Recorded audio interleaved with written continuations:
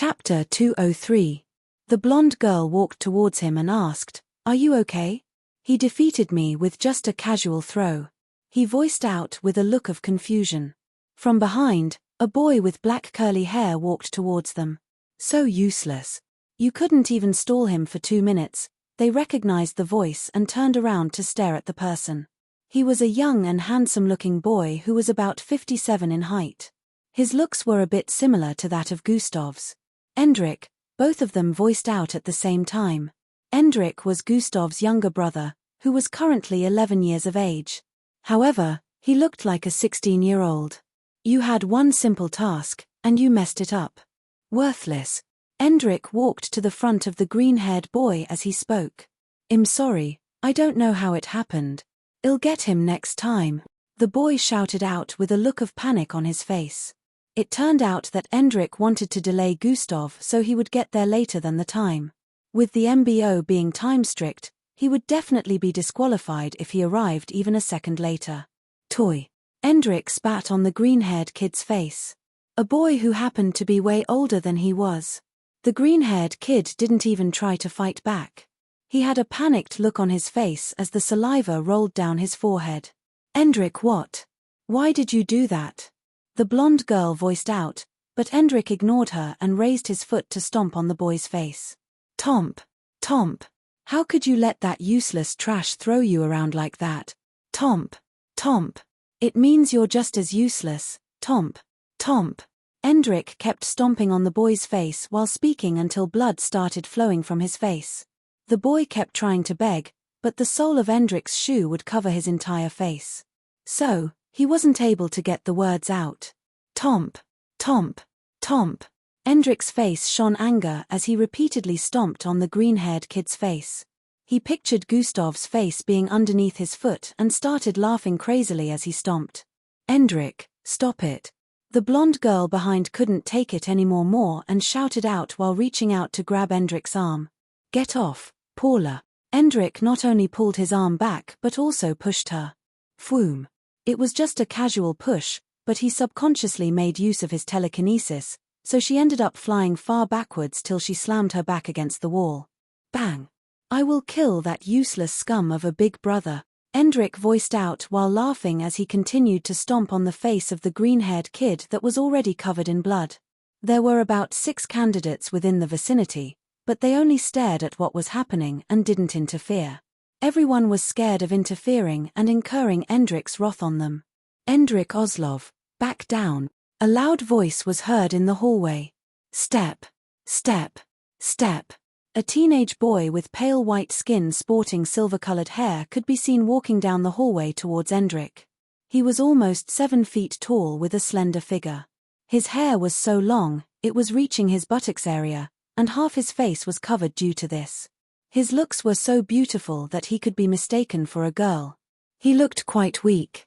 Still, the candidates in the vicinity stared at him with respect and moved to the side to create a path for him to walk through. "Dash, it's Adris. Dash, I can't believe he left his room today. Dash, oh my goodness. Dash, I hope he ends Endrik's bullying.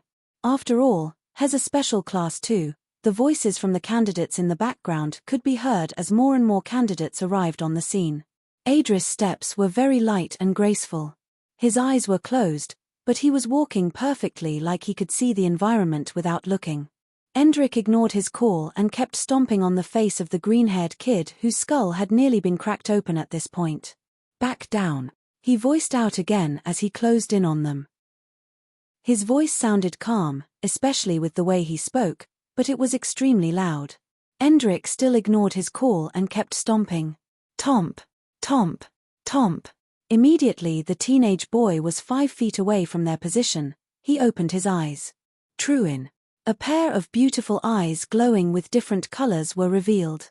Dash, he opened them. Dash, oh, my goodness, I can't believe he opened his eyes. Dash, so pretty. His irises and pupils had so many different colors blended together that they could be mistaken for rainbows. Even rainbows could be said to be lacking in comparison. However, immediately his eyes opened, the surroundings lost color. Druin. It was almost like the color in the surroundings was being absorbed by an invisible force. "I asked you to back down." Adris reached out his hand to grab Endrix as everything in the surroundings turned black and white. Endrix sensed a dangerous force building up around him and jumped backward. Tomb. He landed a few steps backwards and threw Adris a provocative glance. What is it? You wanna go?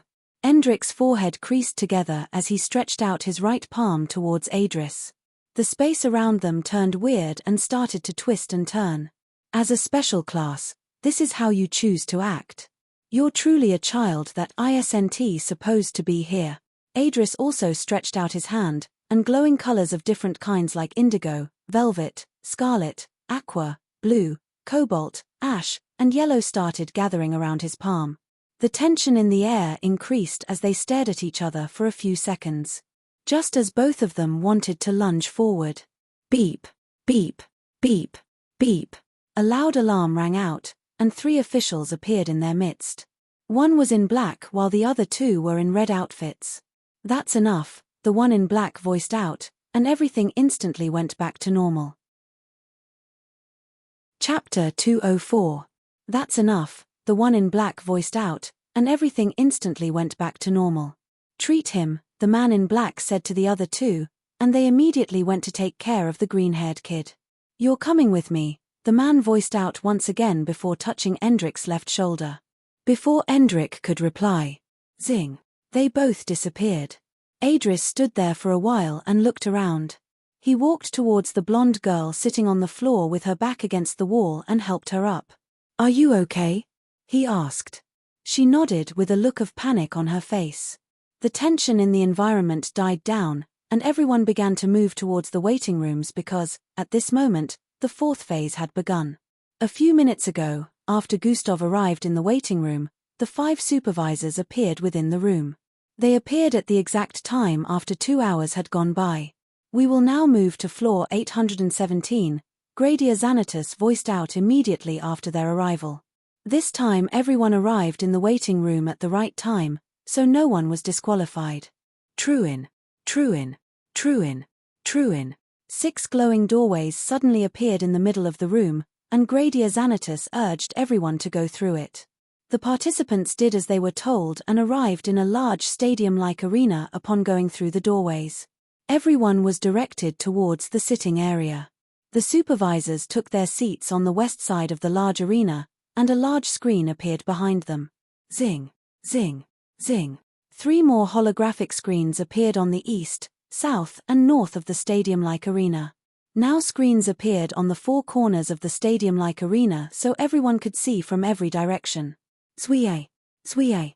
Some orb-like flying objects dived into the arena through the glowing doorways, and the holographic screens instantly lit up. The holographic screens started displaying different parts of the stadium-like arena. The orb-like flying objects disappeared after entry. It was apparent that they were cameras that could turn invisible. At this moment, the location of the 4th phase was being broadcasted all across the city. Every skyscraper and advert screen in every corner of the city displayed the event, and everyone was watching. It had been announced earlier that the MBO entrance test would be eventually broadcasted, so the whole city had been waiting on it. They were informed of the time as well as the phase that was currently ongoing, so everyone was intrigued to see the participants that had made it so far. People watched from all across the city as the participants picked different spots to take a seat. It was like a stadium, but the space in the middle was a black-colored smooth floor. The entire space in the middle was as long as 1,200 feet and wide as 400 feet. The city's citizens watched as some youngsters in white walked through the glowing gateways and found places to sit. Some of them already figured that these were the ones with privileges, while the youngsters in the normal outfits were the ones that would be participating in the current phase. Dash, that's my son, haha, he made it. Dash, oh my goodness, my child is there. The cameras would sometimes zoom in on the spectator seats, and the screen would display the faces of some participants. The parents of these kids recognized their children the instant they were displayed on the screen. Even though they hadn't seen their child home yet, which proved that they probably passed the previous phases, most parents still needed confirmation. About 200 participants made it to the current phase and were about to display their abilities. After the youngsters had stopped streaming in, Gradia Xanatus stood up from his sitting position, and all the cameras focused on him. Now, the fourth phase will begin, he voiced out. Everyone focused on him as he started speaking. According to your badge numbers, you will approach the static floor and display your abilities based on the subcategories, he explained. From this, everyone already deduced that there will be different categories. When your badge number is shown, approach the static floor. Remember your data assessment scores, as well as points, will be based on your performance in this phase. A suit has been designed for this phase to aid in the usage of your bloodline and also ensure that your flow and movement are not restricted in any manner, Gradia Xanatus added before taking his seat. The participants were feeling tensed now more than ever, while some actually hyped up since the eyes of the whole city were on them. Candidates 00139 and 00327 approached the static floor. A robotic voice reverberated across the vicinity. It turned out that this phase was going to be taken in twos. Two participants started approaching the floor from the east and west sides, respectively. One was a male with short black hair and green lines on his neck area, while the other was a female with long purple hair and ram horns. They both looked fierce as they approached the floor. Immediately they got to the middle. A long black glowing wall extended from the floor in front of them both. Place your palm on the change board. The robotic voice resounded again. They placed their palm on the wall, and a bright glow covered them from head to toe. Their clothes were being ripped from their body and slowly replaced by an organic technological suit. Of course, due to the bright light, no one could see their bodies, so they had no idea what was going on within the light. By the time the light disappeared, both participants were now clad in full white organic suits with blue and black stripes. The suits were a bit similar in appearance to full bodysuits but obviously more sophisticated. Both participants felt more relaxed and flexible wearing it. The wall descended back into the floor, and the robotic voice instructed them to stand at the edge of the floor. The boy stood on the far left while the girl stood on the far right. Zruwumum. A long wall suddenly sprouted out of the floor and divided the entire floor into two halves. The boy, of course, was on the left half while the girl was on the right. The wall had separated them, giving each their space. You have a single task right now which comprises of all the subphases. Gradia Xanatus' voice traveled across the place as both participants stare at the wide space ahead. Do everything within your capacity to get to the other end of the static floor. Chapter 205. You have a single task right now which comprises of all the subphases. Gradia Xanatus' voice traveled across the place as both participants stare at the wide space ahead. Do everything within your capacity to get to the other end of the static floor. Immediately after Gradia Xanatus finished saying this, the floor ahead of them suddenly started reshaping. Walls suddenly appeared about 400 feet ahead in front of both participants. Within the space and the walls between them, mini cannons started sprouting out of the edges of the space and the wall that separated them both. About 15 of them could be seen on both sides of the floor. However, that wasn't all. Truin. Openings were formed on different parts of the floor, and AIS jumped out of it. About 7 of them could be seen on both sides. Combat subphase will now begin. Immediately the robotic voice gave the go-ahead. The cannons started firing blasts at both participants as the AIS lunged towards them. A battle began as the participants struggled to dodge the blasts of the cannons while engaging the AIS. Gustav sat on the east side of the stadium-like arena along with Angie, Glade, Rhea, Timi and Maltida. He could already tell that these were level 5 AIS. One level lesser than the ones the participants faced in the first phase. The difference was that they had to face 7 of the level 5 AIS. Even though they were weaker, the participants had to dodge and destroy the cannons before moving forward. The green lines on the neck of the male participant started extending from his neck to his face and arms. His entire body was covered in those lines, and his face morphed into that of a triangular-headed fish-looking creature. Green scales covered his face, and his arms grew some kind of long pectoral fins from their sides. Truak. He shot out an intense stream of water from his mouth, which slammed into 2 of the AIS headed for him. After doing this, he jumped towards the wall to dodge some of the projectiles from the cannons. The girl on the other side transformed into a long grey-colored serpent that was over 100 feet in length.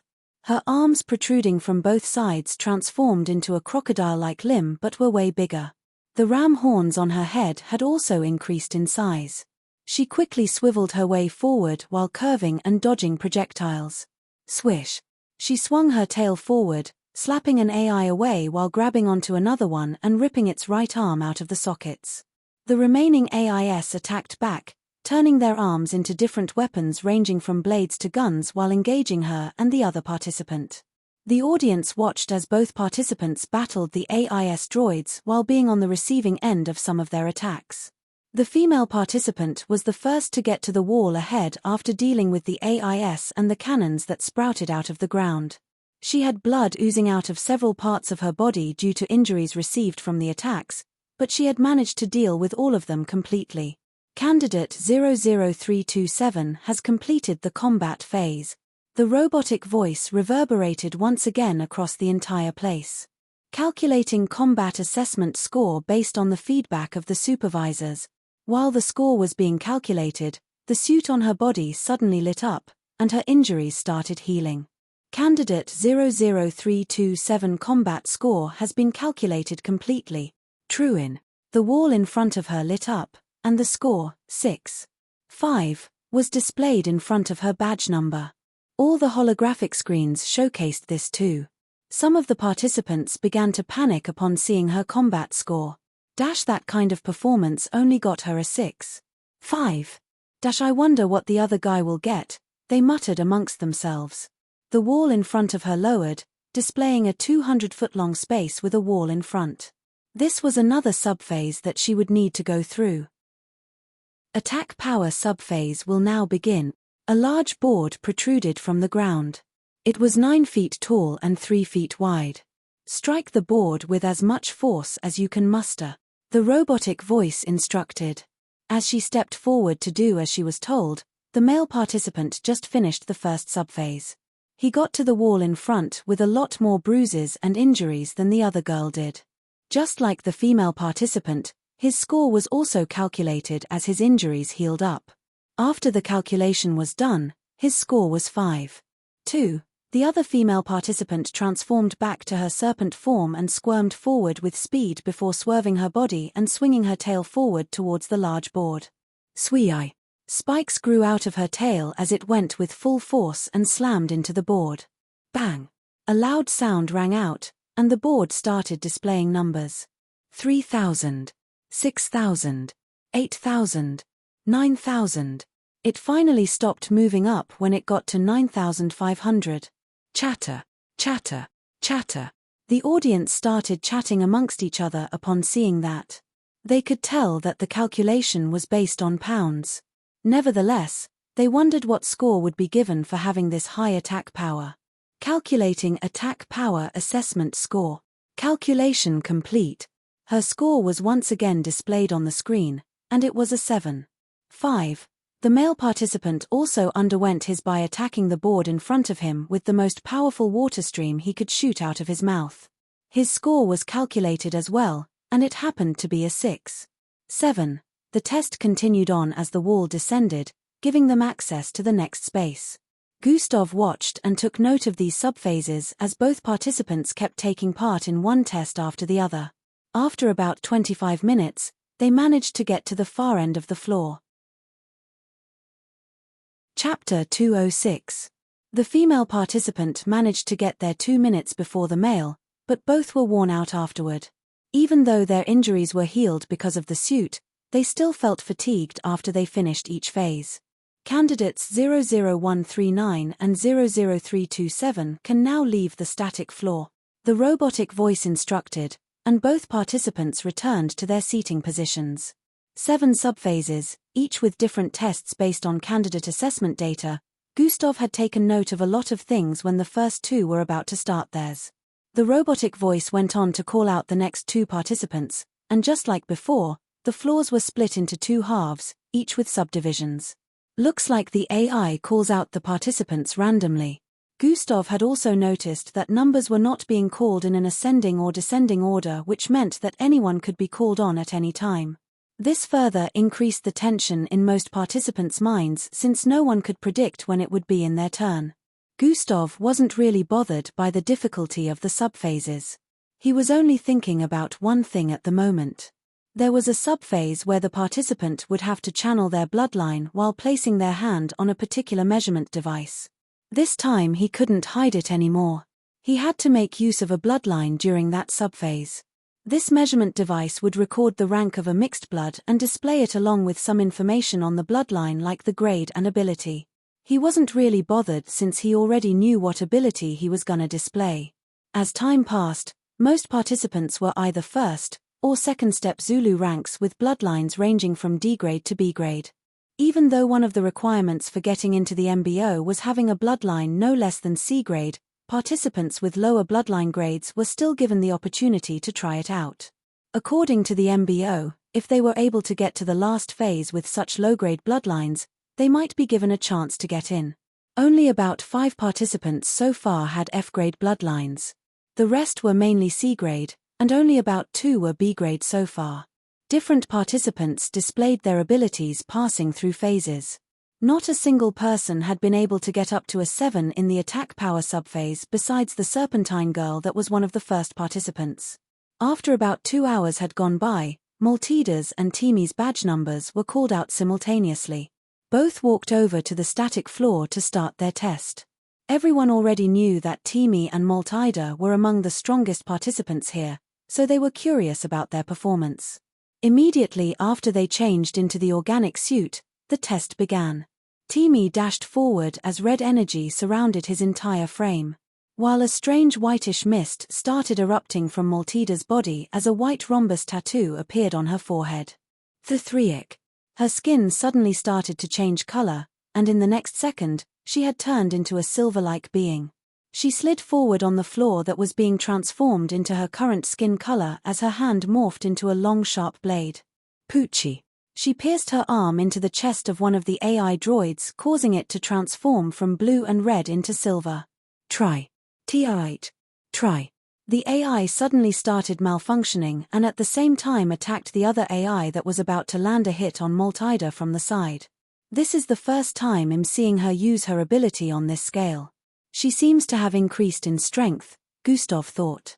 Although he had seen Maltida use her bloodline before, he never really knew what her abilities comprised of. He also turned to stare at Timi's side of the floor. Decomposition? Or something else?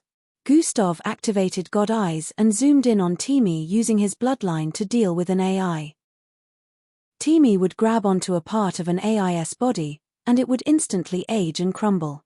Nevertheless, Gustav felt that since this was the ability of his bloodline, he shouldn't be able to have speed. Also, he shouldn't have been able to pass through the gravitational area where the green ball of light was located. It's not decomposition.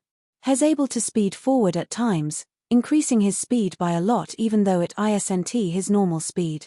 He fired a red beam at one of the AIs earlier, and its movement slowed down. Gustav thought about this deeply and realized that Timi's bloodline was actually a very powerful one. He can accelerate and decelerate the composition of things. That's really powerful. Gustav longed for this ability inwardly.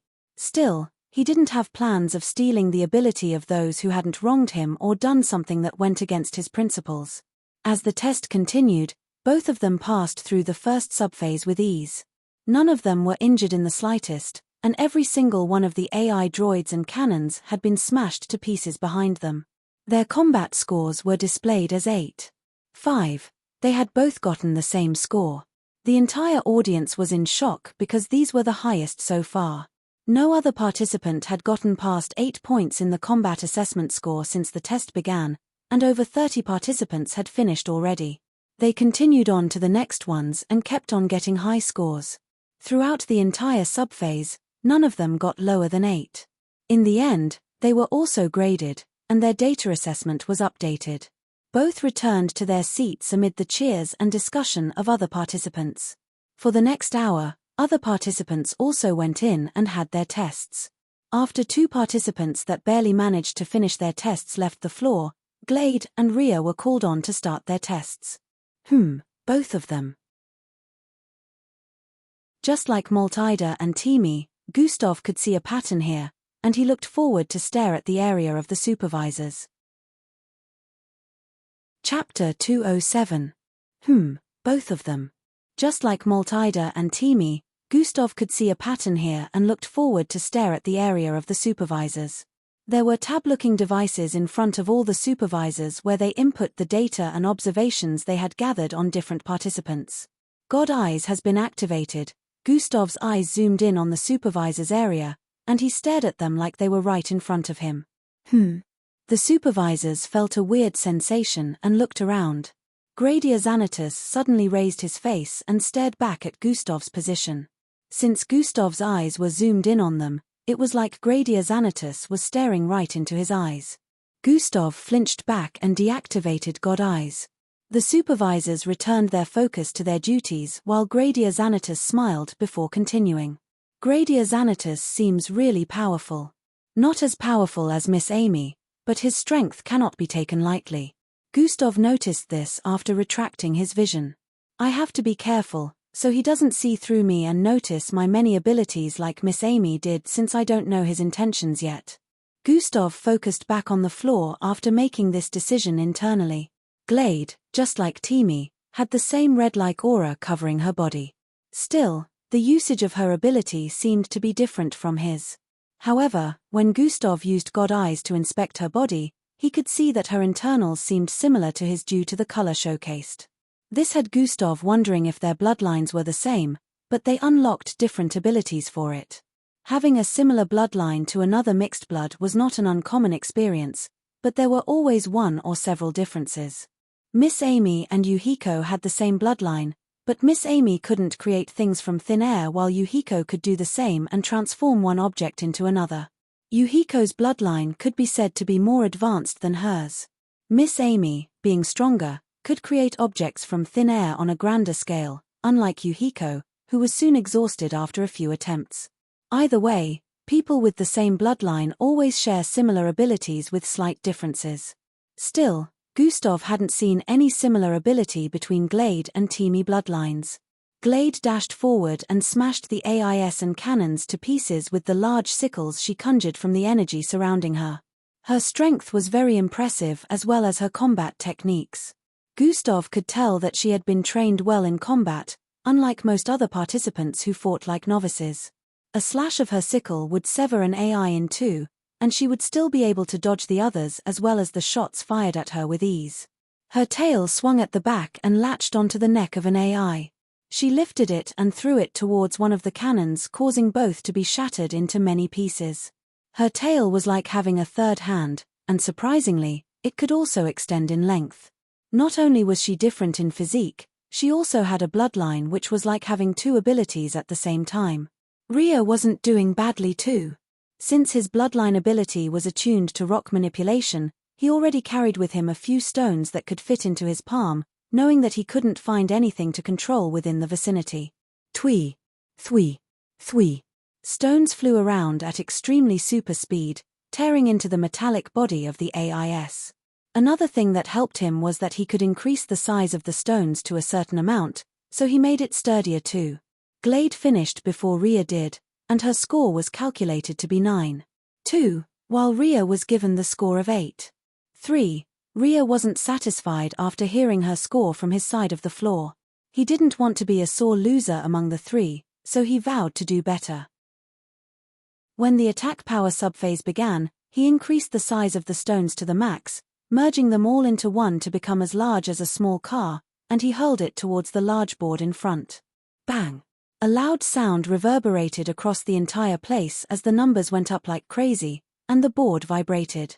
The rock crumbled to little pieces after contact due to the immense force from the collision. 12,000. This was the highest so far. Timi and Maltida got lesser by 1,000 plus. Rhea was satisfied with this input, and since he hadn't heard any sound from the other side, he figured that Glade hadn't done hers yet. Hehe. I'm definitely getting the highest in this subphase. You can kiss my ass, Glade. He shouted out in a loud voice while his score was being calculated. On the other side, Glade was currently closing her eyes as the red energy around her kept increasing in size. She had made the sickles she conjured earlier disappear, and right now, she was conjuring something else. The red ore-like energy kept on climbing to the extent that the entire floor was now shining bright red. Even Rhea saw it and turned to stare at the side. What is she up to? He recognized that it must have been Glade's doing. Above Glade, a large red cylindrical-shaped object was being formed from her red energy. It was currently as large as a small truck. Still, it kept increasing in size till it became as large as a bungalow building. Dash, what in the world? Dash, how can she create something this large? Dash, I can feel immense power coming from that thing, the participants said with looks of bewilderment on their faces as they saw this. At this point, Glade was already starting to look fatigued. She swung her arms that were currently raised up towards the large board in front. Swoohoo VVV. The large cylindrical object descended with force and slammed into the board. Boom. Chapter 208. The large cylindrical object descended with force and slammed into the board. Boom. Rhea's attack sounded like a gunshot, while hers sounded like an explosion. The board vibrated with intensity and was nearly blown off, while the floor, which also took some impact, had a 50-foot wide dent, but it went back to normal in a few seconds. Wara! The entire city, along with the participants within the vicinity, was shocked. They started wondering why a participant as powerful as this wasn't among the candidates that passed the special test. Looking at her strength level, she should be someone who passed. Same with Rhea, Timi, and Maltida. They were all cut out from the normal participants, yet they weren't among those who passed the special test. This was something the other participants couldn't understand. Sweat dripped from Glade's forehead, and she trembled slightly as she grinned. I pulled it off. She stared at the numbers, which were still climbing. 10,000. 12,000. 15,000. The supervisors also stared at the numbers with wide eyes. The lowest so far had been 4,000, while Rhea was the highest with 12,000, and now Glade has surpassed that. It wasn't that an attack power of 6,000 pounds wasn't powerful, but the likes of Glade were stronger than expected. The supervisors had thought that no participants would be able to get past 9,000 since these ones were supposed to be weaker than those who passed the special test. However, it would seem that this wasn't the case. Who knew just how inferior the participants with lower scores were feeling now the score finally stopped at 16,700 and Glade was given a score of 9.5 while Rhea was given 8.8. Rhea was dejected about getting lower, but he cheered up immediately after remembering that there were other phases. They went on to the next subphase, which was aptitude reasoning intelligence. Rhea was able to get higher than Glade in this subphase by solving more issues projected in the space than she did. After some minutes, they finished the entire subphases. Rhea was only able to get higher than Glade in just one subphase. Even in the strength subphase, she still managed to get a score of 9 by lifting up to 7,000 pounds. She was once again the highest in this phase. After both of them left the floor and went back to their seats, everyone couldn't take their eyes off them. Other participants that came next hardly piqued the interest of everyone again after seeing their performances. The participants would occasionally glance in the direction of Glade. They would also notice Gustav, who was seated in the midst of the five with Angie beside him whenever they did that. They remembered that he was also supposed to be strong and started wondering how his performance was going to be. They wondered if he could get as high as she did. Since he hadn't really displayed his bloodline ability, they didn't know what to imagine. Time passed as the participants went one after the other to partake in the subphases. After more than 100 participants had finished their tests, Gustav was finally called upon along with Angie.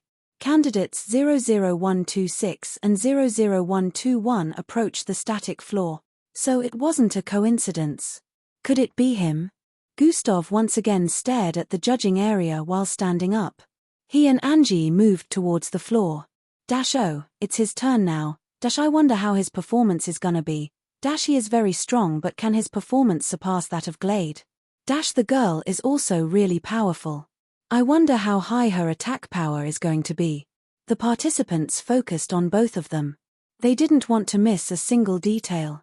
In different parts of the city, the students from Echelon Academy and the teachers all stared at the screens with wide open mouths. Gustav made it to the fourth phase. Was it luck? How did he do it? They couldn't wrap their heads around how Gustav was among the 200-plus participants that managed to get this far. In Gustav's former household, his father and mother stared at the screen in their houses with looks of shock. Is that Gustav? How did he make it there? This must be a mistake. I refuse to believe this. The mother shouted out. Shut up, woman. Stop making unnecessary noises, and let me watch so I can confirm if this is a farce. The father shouted out and focused on the screen displaying Gustav and Angie moving towards the floor. Angie turned to stare at Gustav as they closed in on the floor ahead and smiled. Good luck, Gustav, she voiced out. You too, give it your best, Gustav returned the smile after saying. They arrived on the floor and placed their hand on the wall that extended from the ground. Truin. Bright light engulfed their bodies for about 5 seconds, and after it died down, the technology suit could be seen on their bodies. The wall descended as the AIS and cannons started appearing in front. Angie is sure to pass this subphase with ease, Gustav said internally and decided not to worry about her. Now then, I'll focus on mine. A smirk appeared on his face as he dashed forward. Dash has been activated, swoosh. Gustav moved once and appeared in front of one of the AIS on the side before throwing his fist out. Bang! His fist tore through the chest of the AI, and he instantly shifted to the side, dodging 3 beams which ended up slamming into the AI he just attacked. Dunk! Gustav bent with speed, dodging the sharp blade that was swung towards his neck. By the time he rose up, his fist was also ascending with him. Bam! His fist slammed into the jaw of the AI that attacked him a moment ago, causing its entire head to be uprooted from its neck. Swoosh! He dashed away again and ran across the wall for a few seconds, smashing the cannons on them in the process. Jumping downwards from the wall, he raised his legs and brought it down upon the head of one of the AIS, causing its head to blast open. SKR8. Electricity blasted everywhere as Gustav dealt with the AIS one after the other. On Angie's side of the floor, she was moving at a speed that even the audience couldn't follow. Once her after-image passed through a particular area, the AIS there would be dismantled and broken to pieces in the next moment. Angie moved across the place faster than a phantom, dismantling the cannons as well. Not a single attack was able to touch her.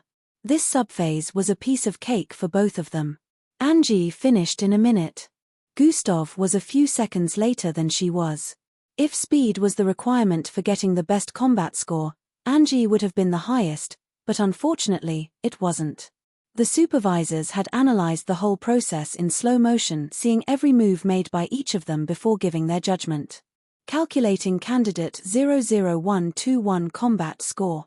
Angie's score was displayed, and it showed a 9.3, but Gustav's score was taking longer than usual to calculate. Angie had already started the second subphase while Gustav was still waiting for his scores. Candidate 00126 combat capabilities has surpassed the level of this subphase. Score cannot be calculated correctly.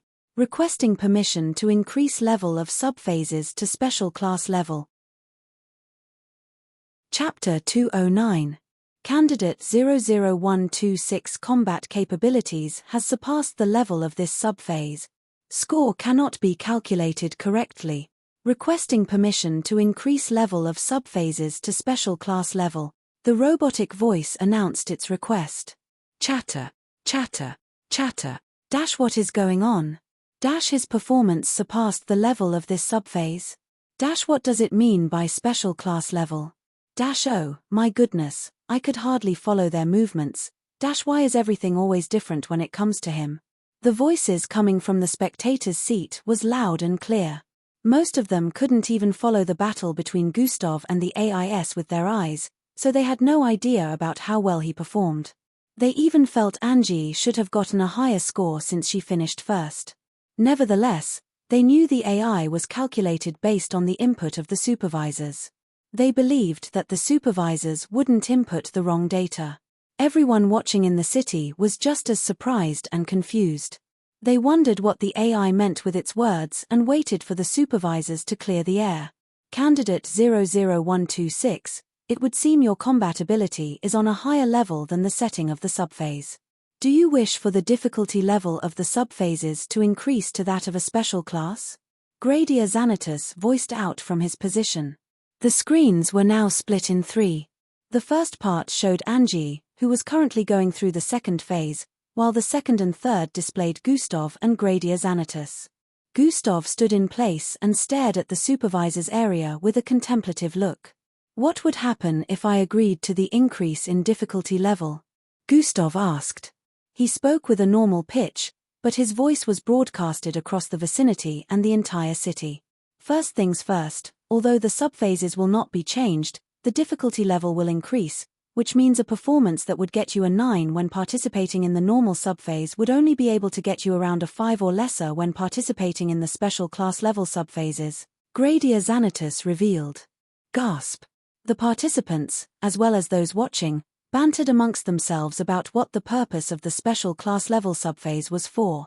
Second, increasing the difficulty level to that of the special class level allows you to get enlisted into the special class squad if you successfully complete it with good scores, Gradia Xanatus added. Within the Oslov household, the parents of Gustav watched with looks of disbelief. Isn't that the same squad our precious son was enlisted for? The father voiced out. How could they be thinking of giving him the opportunity to become a part of it? The mother voiced out in disbelief.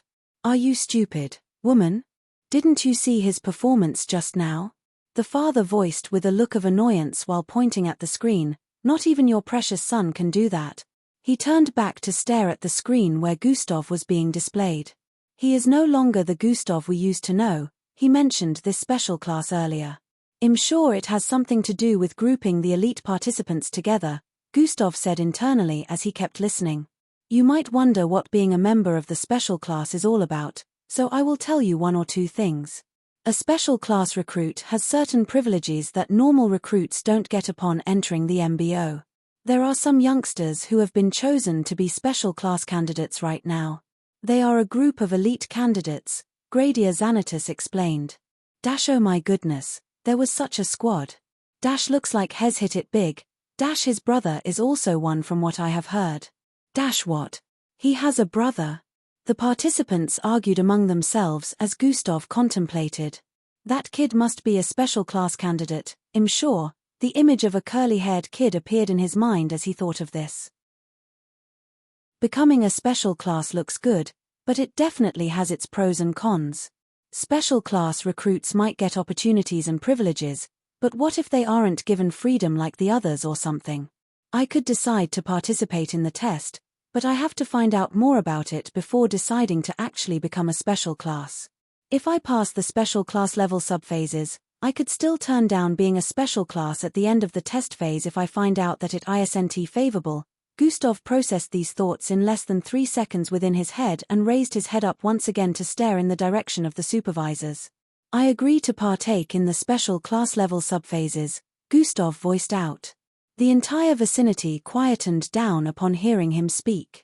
They had all expected that he would agree to it after all. Who wouldn't jump at such an opportunity? However, they had no idea that he almost declined. Are you sure? Gradia Xanatus asked to confirm. Yes, I am, Gustav replied instantly without a shred of hesitation. All right, before I give the permission, you have to understand that getting below a 7.5 score in any of the subphases would result in an automatic fail. Even though a 7 score is higher than a perfect score for a normal assessment test, it is considered too low for a special class. Hence you're not special class material if you don't get at least a 7.5 in all subphases. Gradia Xanatus stated. So this is the case. Gustav smirked. 7.5. If I may ask, what is the highest assessment score a special class candidate has gotten? Gustav said with an inquisitive look. Although Gradia Xanatus wondered why he would ask such a question, he didn't see anything wrong with answering. The highest so far is an 8. 8 in attack power, Gradia Xanatus responded. Now, if you don't have any more questions, I will now grant the permission, he added. Gustav nodded and stared at the front. Since I decide to play it this way, I will have to go beyond. Besides, doing things this way will have more benefits when I make up my mind on deciding whether or not to become part of the special squad. Chapter 210. Gustav nodded and stared at the front. Since I decide to play it this way, I will have to go beyond. Besides, doing things this way will have more benefits when I make up my mind on deciding whether or not to become part of the special squad. Gustav concluded in his mind as Gradia Xanatus gave the go-ahead to the AI to increase the difficulty level of the subphases for Gustav. At this point in time, Angie was already undergoing the third subphase. Candidate 00126 side of the static floor will now undergo a change in difficulty, the robotic voice announced. The black floor started restructuring. Gustav was moved back to the beginning of the large floor. After a few seconds, it was done. It generally still looked the same as before. Still, there were changes like obstacles on the floor along with sharp pointy spears shooting out of the wall occasionally. There were places on the floor that had bumps and different kinds of things. The AIS began to appear once again, along with cannons. This time they were level 6 AIS instead of level 5. These AIS looked sturdier and menacing. There were 7 of them, just like they were in the previous subphases. By contrast, the cannons had increased both in size and in numbers. Each cannon placed on the walls and different parts of the floors were as large as 6 feet and a bit more robust than the previous ones. Gasp! Gasping sounds could be heard coming from the spectators' seats after witnessing the change. The difference in difficulty was very visible. Some of them already knew that they would struggle with finishing the subphase talkless of actually getting scores if they were to undergo this. Candidate 00126 can now restart the combat phase. Immediately after the robotic voice gave the go-ahead, the AIS and cannons came alive and started shooting at Gustav before he took a step forward. Twee. Thwee. Even before Gustav was able to activate dash and evade the beams that had arrived in his front.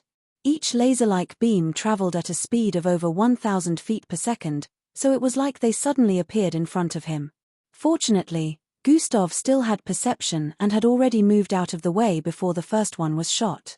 Dash has been activated. He activated dash the moment he swerved to the right to dodge the first.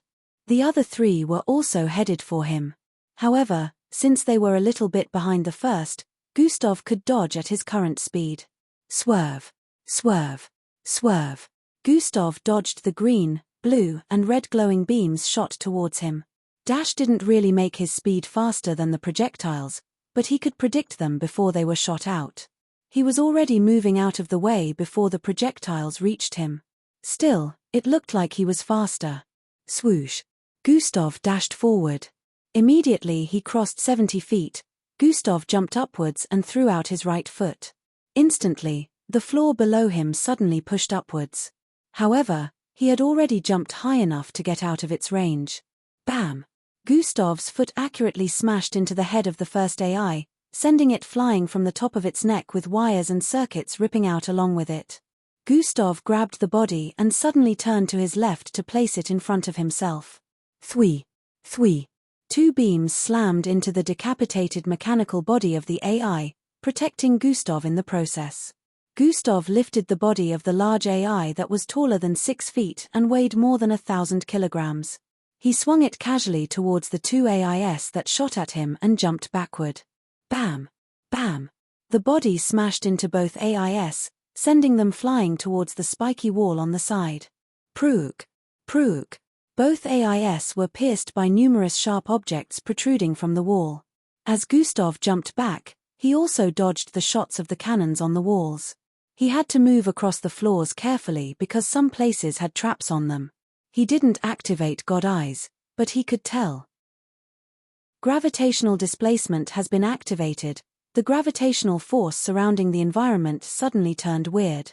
Gustav threw his arms apart and ran forward. It looked like he only did that because he wanted to run. However, the truth was that he was directing the gravitational displacement towards the walls. For a few seconds, the cannons on the walls turned their nozzles down due to the heaviness and ended up missing shots. Gustav made use of this opportunity to dash towards the rest of the AIS and smash them to pieces. Bam! Bam! Bam! Bam! He consecutively threw out his fists towards the last 2, leaving holes in their bodies. Pieces of the AIS parts flew across the place. Both heads smashed into 2 cannons on the left, dismantling them in the process. Gravitational displacement has been deactivated. Gravitational displacement could only be maintained for a few seconds, so it had already served its purpose when Gustav destroyed the last two AIS. The cannons regained their functionality and started shooting at him once again. Swoosh, swoosh, swoov. Gustav dashed across the place, dodging the beams in the process. He counted the number of cannons on each wall and noticed 7 were on the left while only 3 were left on the right. Gustav dashed towards the right and leaped 100 feet upwards. Thoom. He landed directly on the first cannon. He sat on it like it was a chair. Truin, truin, truin. All the cannons turned towards this particular one and started firing at it. Thoon, thoon, thoon, boom. Gustav jumped sideways as the cannon was blasted to pieces and landed on the next. The same scenario played out as Gustav jumped from one cannon to the other, causing their destruction. In a few seconds, the 8 cannons had been smashed to pieces, and he landed on the floor and dashed towards the ones on the left. Toom. He leaped upwards while raising his right kneecap. Bam! His kneecap smashed the cannon's middle as he reached out with both hands to smash the ones on the right and left. Bang!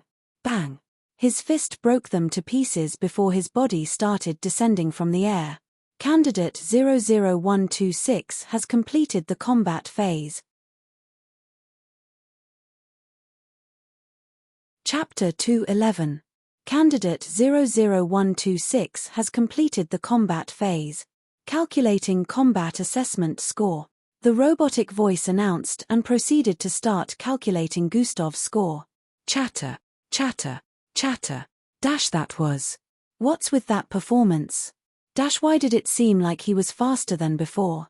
Dash oh my, I couldn't. It only took him about 2 minutes to complete this subphase. The participants' voices could be heard, especially those in white that passed the special class test but weren't chosen to be part of the special class. They had no idea that Gustav would be able to complete this subphase so quickly. They knew he was strong, but they had expected him to have a hard time dealing with them. On the screen, Gustav's performance was being replayed in slow motion as the AI calculated his score. The crowd was once again astounded seeing his outstanding performance. There was no excess movement in the way he moved and dealt destructive blows to the AIS and cannons. They started to wonder how he became so good at fighting and who trained him. On Angie's part of the floor, she was already done with the third subphase, which was based on aptitude intelligence. Angie had gotten a 7 in that, and now she was off to perform the strength subphase. In the middle of the next space, a large cylindrical-shaped black structure extended from the roof of the stadium-like arena. It was very long and wide enough for 6 people placed together. There was space underneath it, which was where Angie was required to stand. The bottom of the large cylindrical-like massive structure was smooth. The AI instructed Angie to stand underneath it and raise her hands and place her palms underneath it. Angie did as instructed, and she was told to prepare herself to lift its weight. The weight of the Travic gondola will be released bit by bit, and your body status will be observed in the process. Once it has been discovered that your body has reached its limit when the mass of the gondola gets to a particular amount, T subphase will end, the robotic voice explained. Total amount of weight, 12,000 pounds. Releasing 2,000 pounds. Immediately after Angie heard that, she felt the massive structure above her pressed down heavily upon her hands. Chinmf. Angie moaned slightly as her face turned determined. She held onto the bottom of the structure and pushed it up slightly. CRRKHHKK. The cylindrical structure moved up slightly, which proved that Angie had enough strength to lift something that weighed 2,000 pounds. Releasing 3,000 pounds. The robotic voice announced. Angie felt the weight increase again, pushing her body downwards slightly. Her legs bent a bit due to the increase in weight. Still, Angie slowly started pushing upwards again. On Gustav's part of the screen, his score was finally displayed. Candidate 00126 combat score has been calculated completely. Gustav stared at his score and nodded slightly. Just what I was aiming for.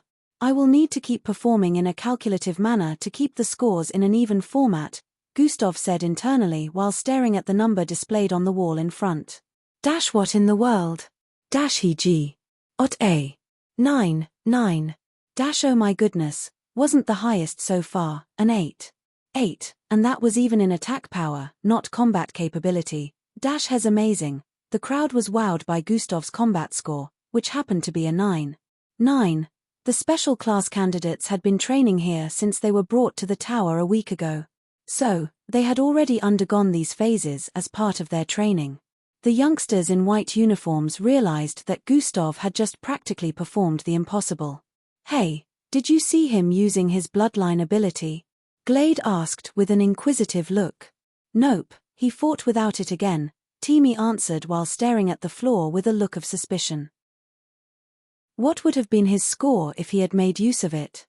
Glade's voice happened to be heard by others surrounding them, and this became the next topic of discussion. What is his bloodline ability? Gustav, on the other hand, was moving on to the next subphase, which was attack power. The floor restructured itself in front again, and a large board protruded out of the ground. It's been a while since I tried to test it. Last time it was 6,000.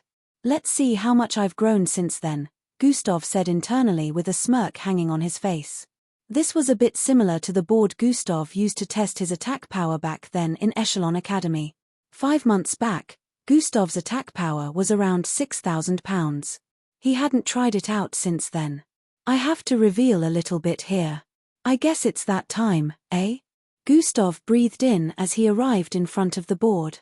Angie and Gustav were going through different subphases. In each subphase, both of them were outstanding in their own right. Nevertheless, at the moment, everyone was more interested in Gustav's current subphase. Gustav stood about 20 feet away from the board. He closed his eyes for a few seconds and felt the world around him. He could sense the entire crowd focusing on him at the moment, giving him a kind of weird feeling. It's time. Immediately after he said this internally, he suddenly opened his eyes, which were glowing red. Combination has been activated, Bloodwolf transformation plus Bull transformation, -1000 EP, his body suddenly started transforming. His body grew broader and taller, almost in an instant bringing him to a height of 7 feet. His arms bulged intensely, becoming muscular as red hair grew out of his right palm, which turned into a paw a moment later with 4 claws that were 7 inches long each. His left palm was still brown. It had no claws, but it was larger than normal, with prominent reddish veins protruding from his skin. Claws appeared on his feet, and long horns similar to the looks of tusks grew out of both his thighs. Chapter 212.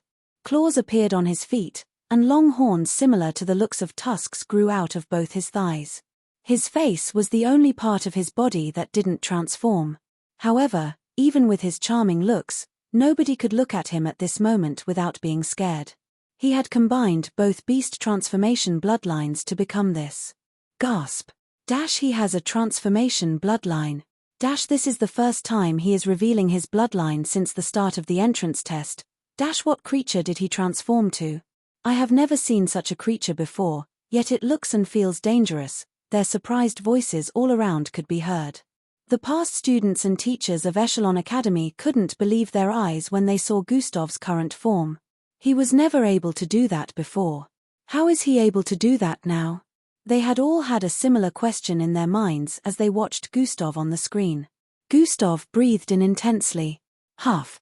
He crouched slightly as he drew his right arm back with force. As he clenched his fist, his muscles bulged so much that his sleeves looked like they were going to rip apart. By my calculations, this might not be enough, so I'll add a little explosion from the energy container to it, Gustav said internally as his right fist suddenly became coated with a circular, milky, and red glow. Phew. The instant Gustav breathed out, he dashed forward with speed and threw out his fist once he arrived in front of the board. His fist tore through the air with speed and force before slamming hard into the large blackboard. Boom. It sounded like a thunderclap as Gustav's fist collided with the board intensely. His feet had already created small pits on the floor due to the intense force. The board vibrated intensely as it bent backward. Numbers appeared on it, changing rapidly. As Gustav redrew his fist, the milky and red glow covering his fist earlier could be seen on the board. Truin. It spread across the board, and in the next instant, boom! Another explosion rocked the board again. KRYYCCH. Cracks appeared all over the board afterward, causing the audience to gasp in shock again. The cracks slowly started to disappear as the board mended itself while calculating Gustav's attack power. I might have overdone it, Gustav figured after redrawing his fist from the board earlier. However, it was too late to stop the explosion. That explosion came from one of the energy orbs he usually formed with the energy container bloodline. He already filled that orb with power. Additionally, he also learned a new skill. With this skill, he could coat any part of his body with that orb. Once he used that part of his body to contact anything, the power absorbed within the orb would flow into the object that would explode in the next instant. Gustav slowly transformed back to normal. Well, even if it goes beyond, it won't hinder the end goal, he said internally while the score was being calculated. 7,000. 9,000. 12,000. 14,000. The crowd just had their mouths wide open as the number kept increasing without showing signs of wanting to stop anytime soon. On the east side, the supervisors seemed to be having a conversation. Sir Xanatus, what type of mixed breed did he just transform into? The supervisor with blue facial hair asked from the left. That transformation is nothing like I've ever seen before. The rhino-horned supervisor added. He doesn't seem to have a normal type of transformation. He has been fighting all this time without making use of it. We can't jump to any conclusions. We have to observe him more, Gradier Xanatus stated. The calculation of the number of pounds his attack weighed finally came to a stop at a number that left everyone gobsmacked. They already expected it to be high, but they still couldn't comprehend how a Zulu ranked could have such immense strength. 33,700. Oi isn't that above a Zulu ranked strength. Is he truly a Zulu ranked?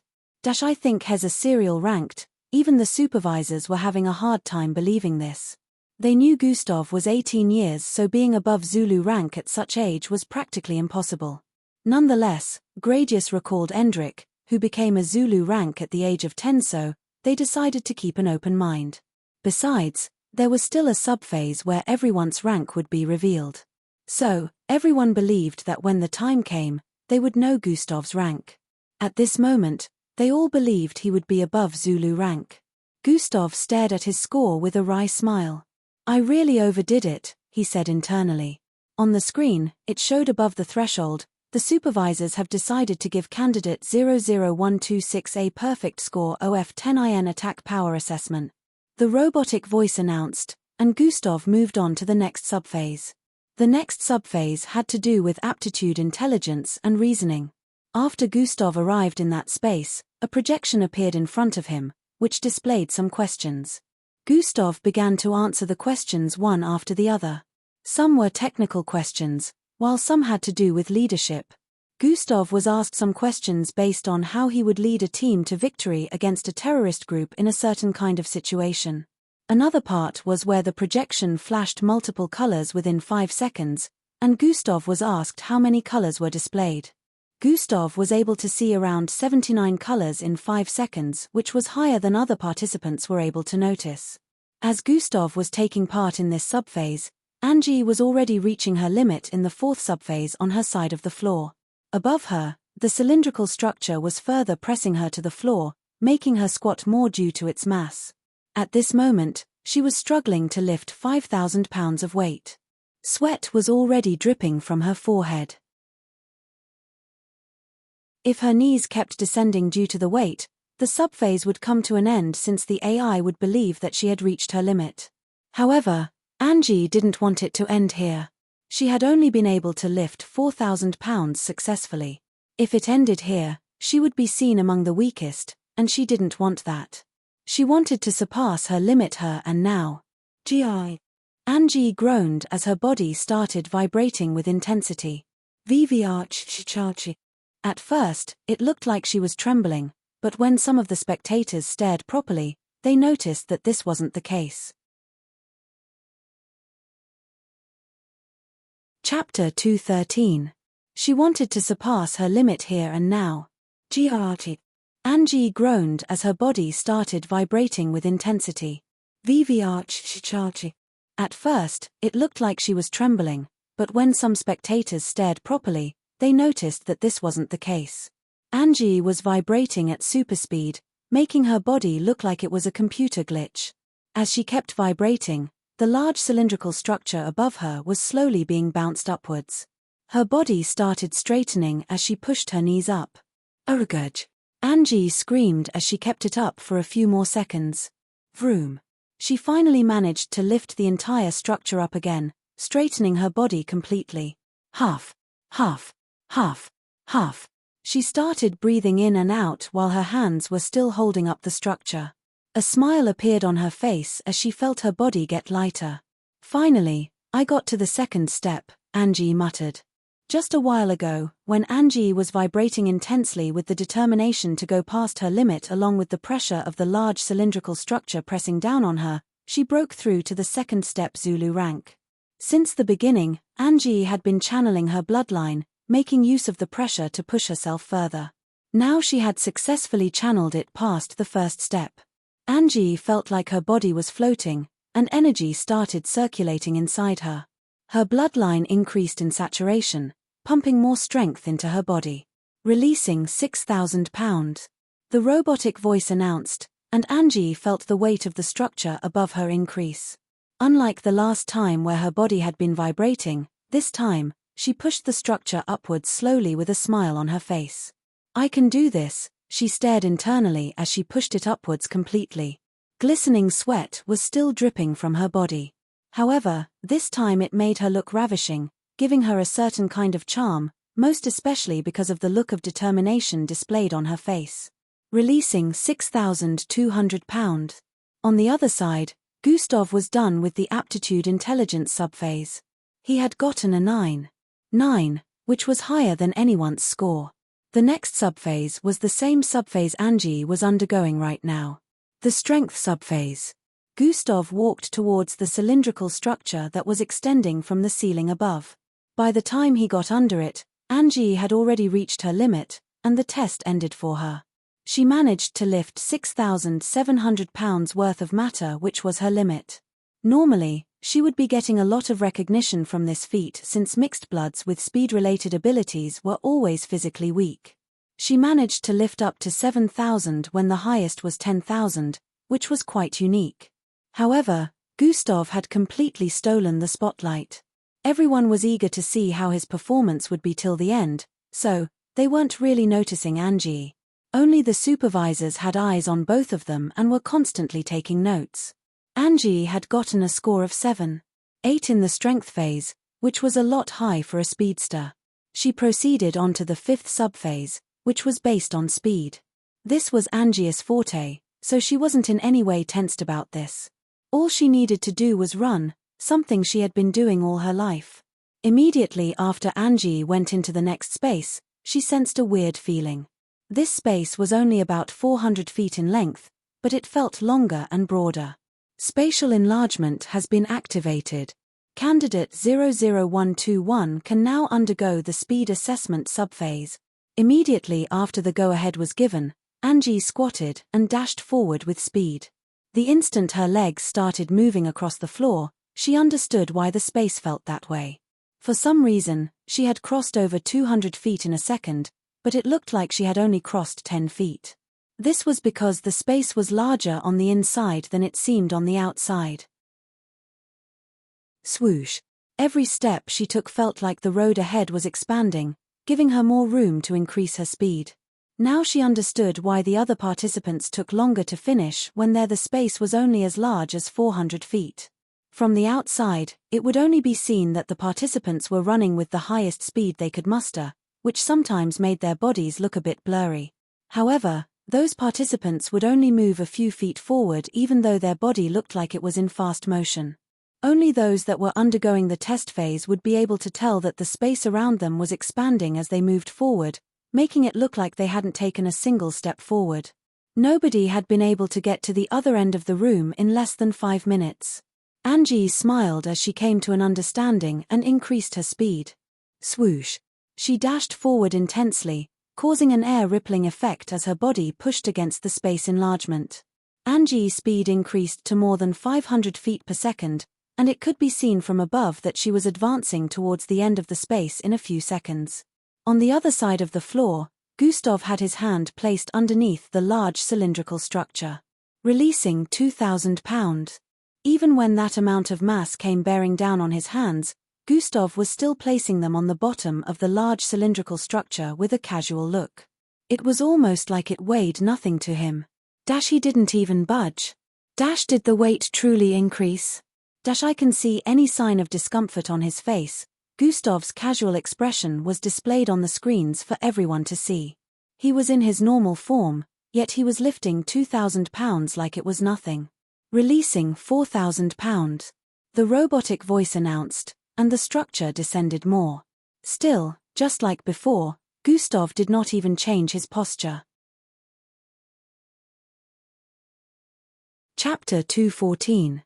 Still, just like before, Gustav did not even change his posture.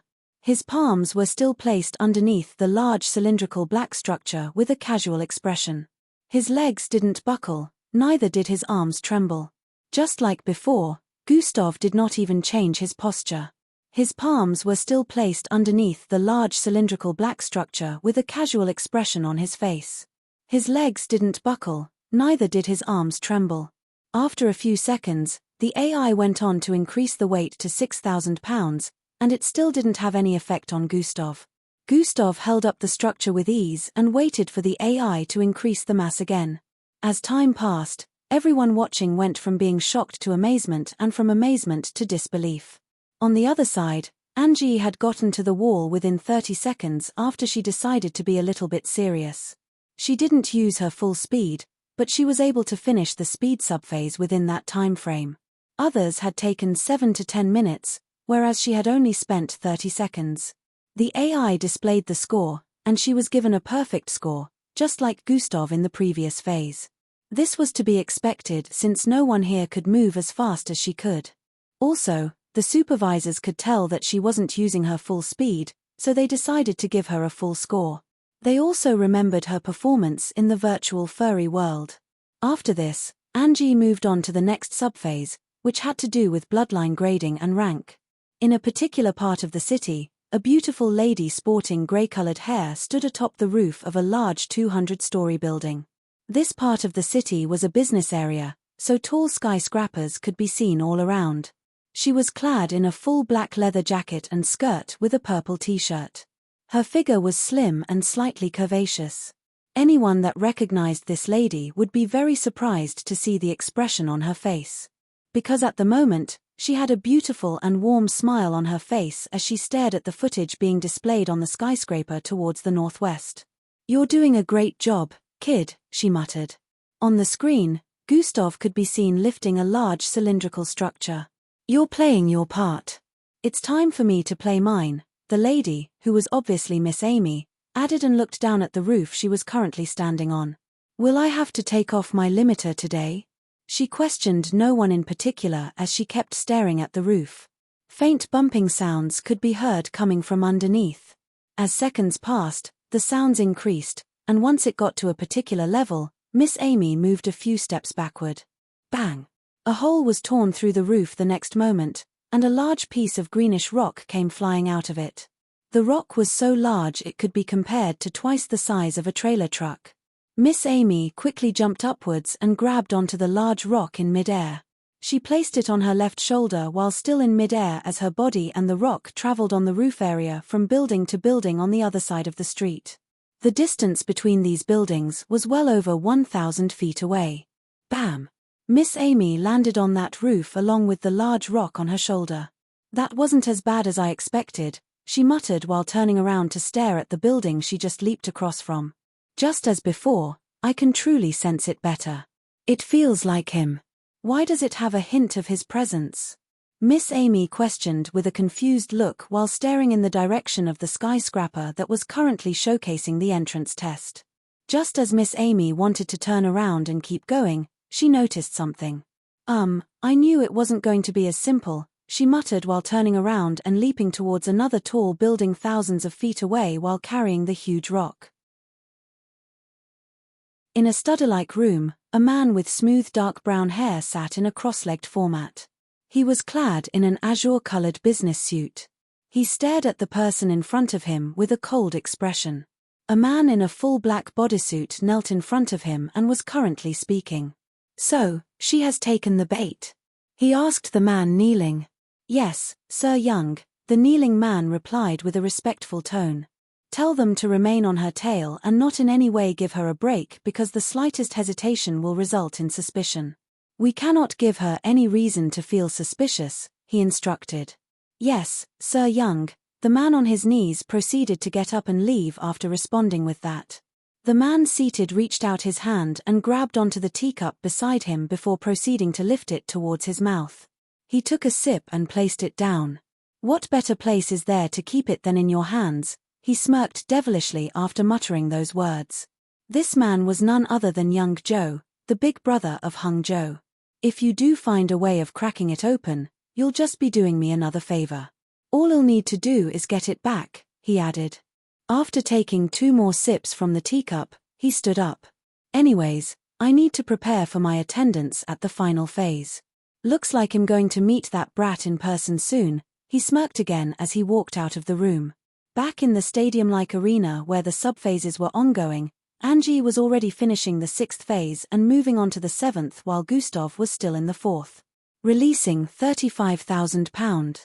The weight of the cylindrical structure increased again, but this time Gustav's body slightly descended. However, in the next instant, he pushed the structure up again. At this point, everyone had been shocked senseless. Releasing £38,000. This was when Gustav finally decided to take the partial form of the mutated bull transformation bloodline. The weight became lighter the instant his arms transformed into that of the mutated bull. He pushed up the structure again, releasing £40,000. This should be enough. Gustav decided that he would stop and let his strength score be calculated after he pushed the structure upwards. Immediately he did that, he was ready to stop lifting. However, the AI made a different announcement from what he was expecting. Candidate 00126 has been awarded a perfect score in the strength subphase. Chapter 215. Immediately after doing that he was ready to stop lifting. However, the AI made a different announcement from what he was expecting. Candidate 00126 has been awarded a perfect score in the strength subphase. After that announcement was made, Gustav stopped feeling the weight of the large cylindrical structure bearing down upon him. He retracted his arms and stared at the score of 10 projected on the wall up ahead. Such inhumane strength. He didn't even transform after lifting up to £30,000. The crowd spoke about Gustav's insane strength as he walked towards the wall up ahead. In the household of the Oslovs, Gustav's birth parents stood in front of the screen with their mouths wide open. His mother's fingers trembled as she pointed at the screen. "Is that the same person I gave birth to?" Gustav moved on to the next subphase amidst the cheers and chatters coming from the spectators' seats. On the southeast side of the stadium-like arena, a youngster with silver-colored long hair sat within the crowd. His eyes were closed, but if they were open, it would look like he was staring in the direction of the screen ahead. "So that is Endrick's brother. Why wasn't he the one chosen for the special class?" the youngster muttered underneath his breath. "His power is immense. Even if I try to steal his glow, I doubt hell dim," he added. "I hope we can be comrades in the future." Gustav was currently taking part in the next phase as Angie was finishing the final phase. Sprint has been activated. Gustav immediately activated Sprint as he dashed forward. Swoosh. Just like the others, he also saw the space in front of him expanding, making it look like he hadn't traveled more than a few steps forward. However, Gustav was currently moving faster than the speed Angie used earlier, so even though this subphase was more difficult than normal, he advanced faster than any other participant had. Unlike Angie, who didn't use her full speed, it was apparent that Gustav was using his.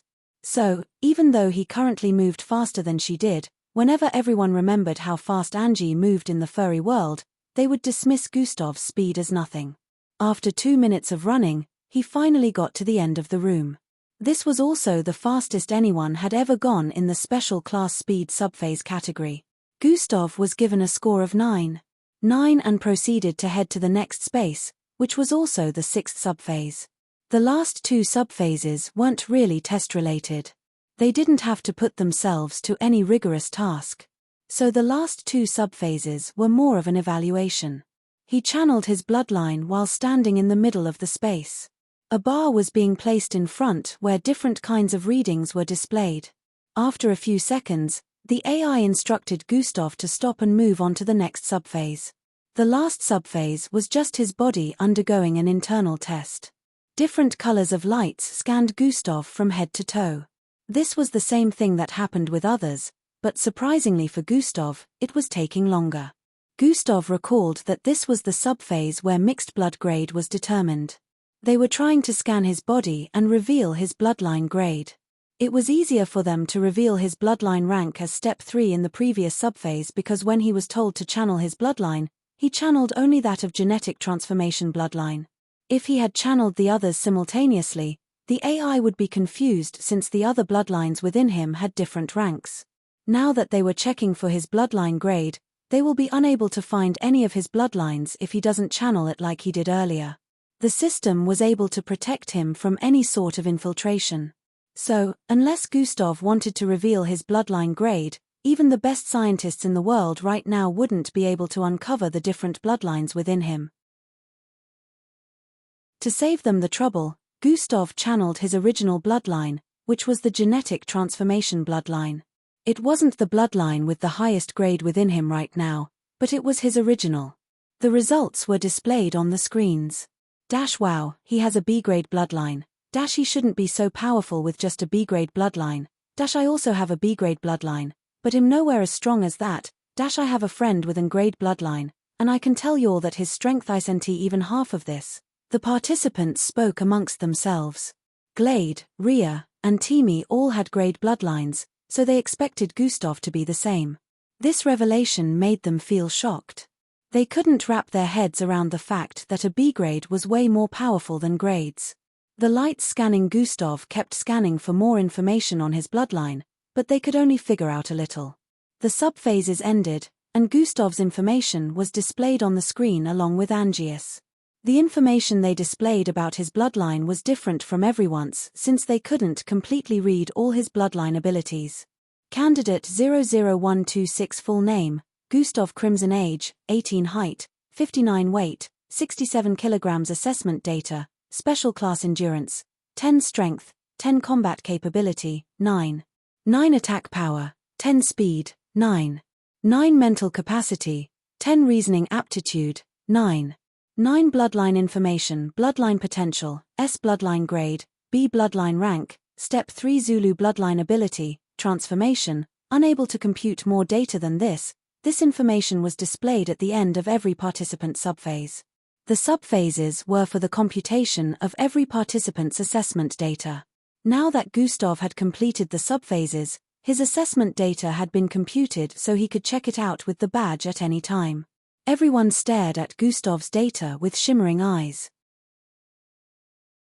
It was astonishing that he could get this high even after the difficulty was increased. However, some parts of his data didn't make sense to them, especially where his bloodline information was displayed.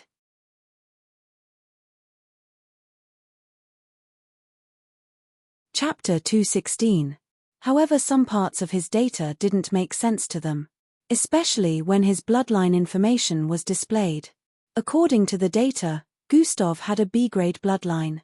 This meant that his bloodline potential shouldn't be above B+ or at most A. Even A was considered rare if you had a B-grade bloodline. However, at this moment, they saw that his bloodline potential was given the grade S. Only mixed bloods with grade bloodlines could have this. Also, it was very rare because only 1 out of 100 mixed bloods with A grades were blessed with this potential. It didn't make sense that a B-grade had an S-grade potential. On a side note, they felt his strength was probably attributed to this, and his bloodline must be a unique one. He's definitely going to become special class. I must make friends with him. How come his abilities cannot be computed completely? This guy is on another level compared to us. Dash has just a Step 3 Zulu rank, but the strength he displayed must have surpassed the serial rank. How? Dash, does this mean he can defeat other special class candidates since he has the highest scores? While everyone was checking out Gustav's information, Gustav was checking out Angius. Candidate 00121, full name, Angie Valandrabadia, age, 17, height, 57, weight 49 kilograms, assessment data, endurance, 9. 5 strength, 7. 8 combat capability, 9. 5 attack power, 9. 8 speed, 10 mental capacity, 8. 8 reasoning aptitude, 8. 5 bloodline information, bloodline potential, A bloodline grade, C bloodline rank, second step Zulu bloodline ability, speed, amplification and discharge kinetic force. She really went at it. Gustav smiled after seeing her assessment score. Although Angie wasn't getting as much recognition as Gustav right now, the participants had to admit that she was among the most powerful here too. The walls around Gustav and Angie descended, and they were asked to return to their seats. The supervisors stared at both of them from their sitting position while having a conversation with each other. Has the score been submitted? Gradia Xanatus inquired. Yes, the higher-ups should be reviewing it by now. Still, I don't think they'll give us feedback till after the last test phase, Supervisor Valgus replied from the left while rubbing her blue facial hairs. Which means he still has to participate in the last phase, Supervisor Chucks stated from the last seat on the left as his worm-like hairs wriggled above his head. But he isn't the only one with the potential to become a special class, Supervisor Gondraga said with a deep tone. He didn't believe that any candidate with the potential to be a special class would come out of this batch. Nonetheless, he now acknowledged the fact that Gustav might be more special than even the rest of the other special class candidates. The others are too, but since the AI didn't react to them like they did him, they will just have to try becoming a special class candidate the usual way, Supervisor Chucks replied. He will still be questioned by the higher-ups later on his sudden improvement. So much potential, they are bound to be attracted to him, Gradia Xanatus said with a small sigh escaping from his lips. Why do I feel like there is still more to uncover about this young man? Supervisor Eri, the second female supervisor, muttered. Gustav and Angie had returned to their seats after completing the subphases. They received attention from everyone around them even though other participants were currently undergoing the test subphases. Glade and the others were intimidated by Gustav's presence, but he wasn't even bothered. He ignored everyone as usual. Maltida, who was seated on his left, was feeling very excited at the moment. I was right to stick by his side. I need to gain his trust, she said internally. With his help in the future. Maybe I can finally change my fate. All around the city, Gustav had suddenly gained popularity and became the topic of discussion everywhere. The people that were shocked the most were the ones that used to know Gustav from school and his parents' neighborhood. Wasn't he F grade?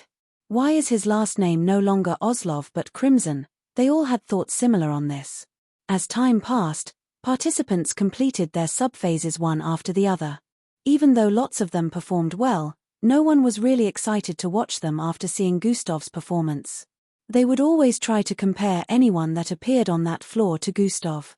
Gustav was receiving both admiration and envy. The same Gustav was currently not even paying attention to anything around him. He stared at the system notification in front of him. Hidden quest completed, goal completed, become a citywide known figure. As Gustav stared at these notifications, his mind went back to a few weeks ago. Bam! Bam! Bam! Bam! The sounds of beating echoed in the vicinity as a full-grown man was being struck down by a 56-tall silhouette repeatedly. Blurg. Why? Oh. You. He vomited blood as he tried crawling backward while pointing at the silhouette. The silhouette reached out his hand and grabbed onto the finger. Ah! Before the man could react, a loud cracking sound echoed in the vicinity, and he noticed his finger had been bent to the back. Arg!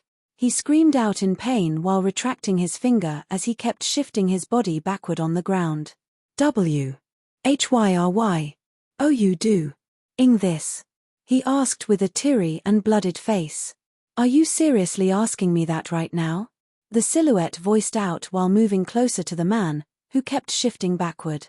FLRWWHH. He got to the edge as his body pushed a stone backward, and it ended up falling from the height they were currently positioned on. Kia! The man screamed out again in fear as he looked behind him. His body was close to falling off a cliff. He could see the bottom of the mountain, which was more than 1,000 feet away. This was when he realized that they were on a mountain top. The setting sun shone its light on this part of the mountain before going down completely. However, in that few seconds, when its bright light dyed the cliff area of this particular mountain, a devilish smile could be seen on the face of the person standing in front of the terrified man.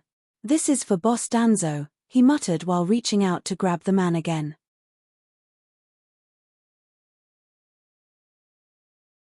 Chapter 217. However, in that few seconds, when its bright light dyed the cliff area of this particular mountain, a devilish smile could be seen on the face of the person standing in front of the terrified man. "This is for Boss Danzo," he muttered while reaching out to grab the man again. Bam! Bam! Bam! Bam! Sounds of beating resounded across the vicinity. The man being beaten up was none other than Abun, the same person who caused the kitchen accident. Few hours ago, Gustav visited the laboratory in the form of the persona he had been making use of. After selling off the corpse of the mixed breeds he killed recently, he sneakily found his way to Eben's office. He assaulted Abun the instant he got in and fed him the sleeping drug he prepared down. Gustav held Abun down till the drug took effect and wrapped him in a cover cloth he prepared. He placed Eben's unconscious body on his shoulder and jumped out of the building through the window. After successfully abducting him, Gustav took Abun to the mountain area he tried committing suicide from in the past. Although the mountain had practically been halved since the incident with the system, it still had a remarkable height. Anyone who fell from the top would definitely have their body turned into meat paste upon making contact with the ground. By the time Abun opened his eyes, Gustav's cold face was what greeted him. Gustav was squatting right in front of him with their faces a few inches from each other. "Did you enjoy the nap?" This was Gustav's first question to him. At. Abun voiced out while moving backwards in fright. "This might be your very last nap depending on how you answer the questions I ask you," Gustav stated while moving close to him again. "What do you mean?" "Wait, it's you," Abun muttered with a look of realization while pointing at Gustav. "Before I start my questions." Gustav ignored Abun's words while saying, "Did you think you could just get away with what you did and there wouldn't be consequences?" Gustav's face suddenly turned colder as he reached out to grab Abun by the neck. "Gruhukel." Abun choked on his words as he felt Gustav's strong grip on his neck. "Basst tard dimss. Teal." His words turned muffled as the tightness of Gustav's grip increased on his neck. He felt he would be stronger and grabbed onto Gustav's hand to remove it from his neck, but no matter how much he tried it was useless. Bomb! Bomb! Bomb! He pummeled Gustav's arm with his fist, but even with that there was no reaction. Tears and snot had already filled his face and his vision was starting to darken. He stared at Gustav's face, which was brimming with coldness. He could sense the murderous intent exuding from his being. "Has truly going to kill me? I'm going to die in the hands of a kid." This thought plagued his mind, and just as his vision was about to darken completely, Gustav released his grip. Cough. Cough.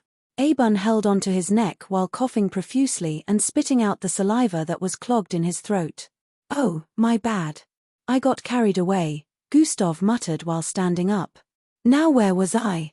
Gustav asked while staring down at Abun. "Yo. You ho. Wry. Oh, you trying to kill a mixed blood? The MBO will come for you." Abun managed to voice this out while raising his head to stare at Gustav. The moment he raised his head to meet Gustav's cold eyes that were staring back at him, he flinched. "Before I start my questions." Gustav clenched his fists, causing his knuckles to make cracking sounds. "This kid, he might be young but I stand no chance against him." Abun's face shone a frightened look and he wanted to get up, but the next thing he knew a leg had appeared in his front. Swoon. Bam. Gustav's right foot accurately slammed into the middle of Eben's face. "Ah!" He screamed out as his body was sent flying a few feet back. He still hadn't gotten a sense of his surroundings when Gustav dashed forward, grabbed him and started raining slaps on his face. Pa. Pa. Pa. Pa. Pa. Aban was like a defenseless little chicken in the hands of Gustav, who kept raining mighty slaps on his cheek, causing it to bloat in a matter of seconds with blood spilling out of them. Ah, see what you did. My hands are all messed up with your filthy blood now, Gustav muttered as he let go of Aban, who fell face flat to the ground. Blood dripped from Eban's mouth and face as he hit the ground. Gustav stared at his right hand, which was currently bloody, and squatted. He rubbed his hand on Eban's previously white laboratory coat, cleaning off the blood before grabbing onto him again. Now let's try another part of your body that wouldn't mess up my hand, Gustav stated before throwing out his fist towards Eban's stomach. Bam! Blurg! Aban spat out a mouthful of blood as his body rolled back. Gustav dashed out again and grabbed him. Bam! Bam! Bam! Bam! He started raining punches on Eban's body. This occurrence led to the current scenario. Aban was unable to run when he figured that they were on a mountain top. He couldn't go backwards since he would fall off, neither could he move sideways or forward since Gustav would catch him. He had no choice but to receive the beating being fed to him by Gustav. Gustav beat Aban up repeatedly and fed him recovery pills just to beat him into a pulp again. It took everything in him not to kill Aban because at the moment he was extremely incensed. He knew killing Aban wouldn't bring him any gains since he still needed for him to confess about everything that had happened.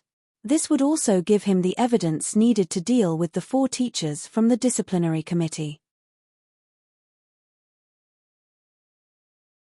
Chapter 218. However, Gustav had something way worse in mind for the 4. He decided that after getting the evidence he needs, he would put that plan into motion. Bam! Bam! Bam! Plee, Asio, you haven't en blurg. As ked any cues. Tie-ins yet. Aban pleaded while vomiting out more blood. I'll ask when I'm ready. For now, take the beating like a champ. It's your reward for doing such a great job of killing innocent people. Gustav smiled like a psycho as he approached Aban again. Da. Mon sp. Army arg. Aban screamed out again as Gustav grabbed his arm and twisted it at an unimaginable angle. Screams kept ringing out, and in a few seconds, all of Aban's limbs had been broken. After several more rounds of beating and suffering for Aban, Gustav stopped. Aban's face, at this time, looked listless. He had almost lost his mind from receiving unimaginable pain. He stared at Gustav with a look of fear and panic. Now, tell me everything, Gustav voiced out while squatting in front of Aban. Aban, who was already traumatized by the pain he received earlier, started spilling everything about how he was approached by Mr. Lon. How everything was planned by them. After spilling out everything, Gustav got a system notification. Goal completed, abduct, torture and successfully break a mixed blood. Back in the stadium-like arena, Gustav decided to check his rewards from completing the hidden quest and goal after taking a trip down memory lane. I hope the goal rewards are as good as back then, Gustav said internally while checking them out. Hidden quest completed, achieve the highest assessment score, rewards, +1 all attribute stats, God Eyes level up, +50 credits, +20,000 EXP. These rewards are not bad, Gustav said internally after checking out that of the hidden quest. He decided to check out the upgrade God Eyes got first. Gustav opened the system interface and proceeded to check out his skills and abilities.